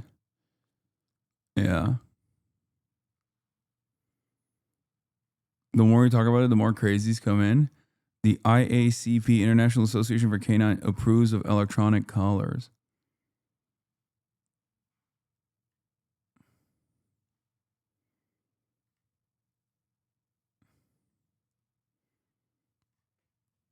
I don't know. How has this affected you? It's fine. It hasn't really impacted me because the reality of the matter is I'm constantly outside. I'm constantly surrounded by normies, and I always have Kaya with me. So they're in utter dismay. They're in utter horror of what they have heard from like coworkers and shit. But they think it's funny for the most part. Like they're just shocked. No pun intended.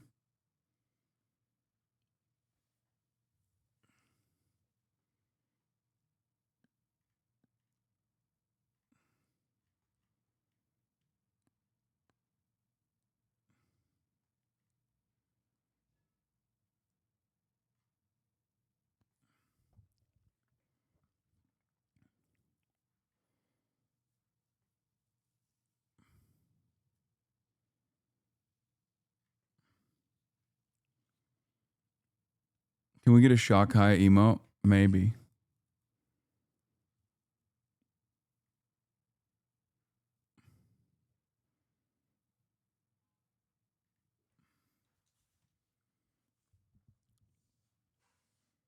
Wait till they learn about shock fences at farms, etc. I mean, I think that's like actually an electrical current that can actually knock you out.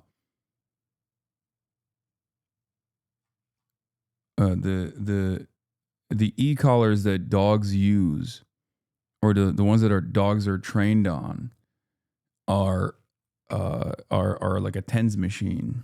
It's like ants crawling on your skin. Like I've used one on myself. I know what it feels like.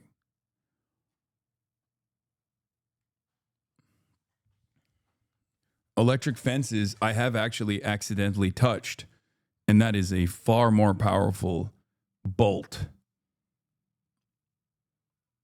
But I think it's probably far more powerful because the fucking animals that they're supposed to be keeping in are far larger. And the animals that they want to keep out, they don't really give a shit if they die.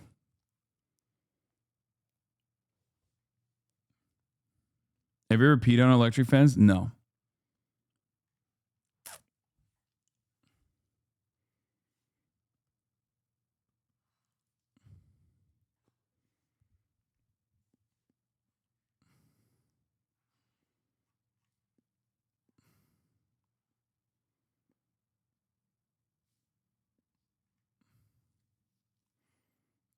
Are you dressing up as Raiden for Halloween? I am.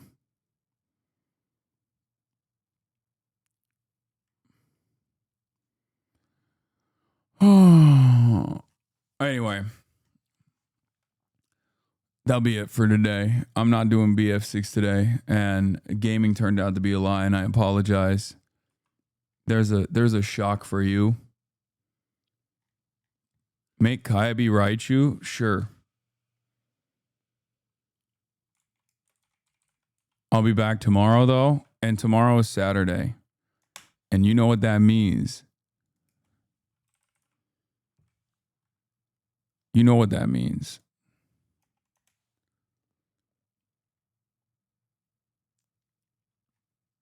It's a fun day. It will be fun. It actually will be fun. Like no memes. Hey. There'll be fun stuff. Doing this to sound like Bo Burnham. Okay. But I'm chillaxing the chat, so hi.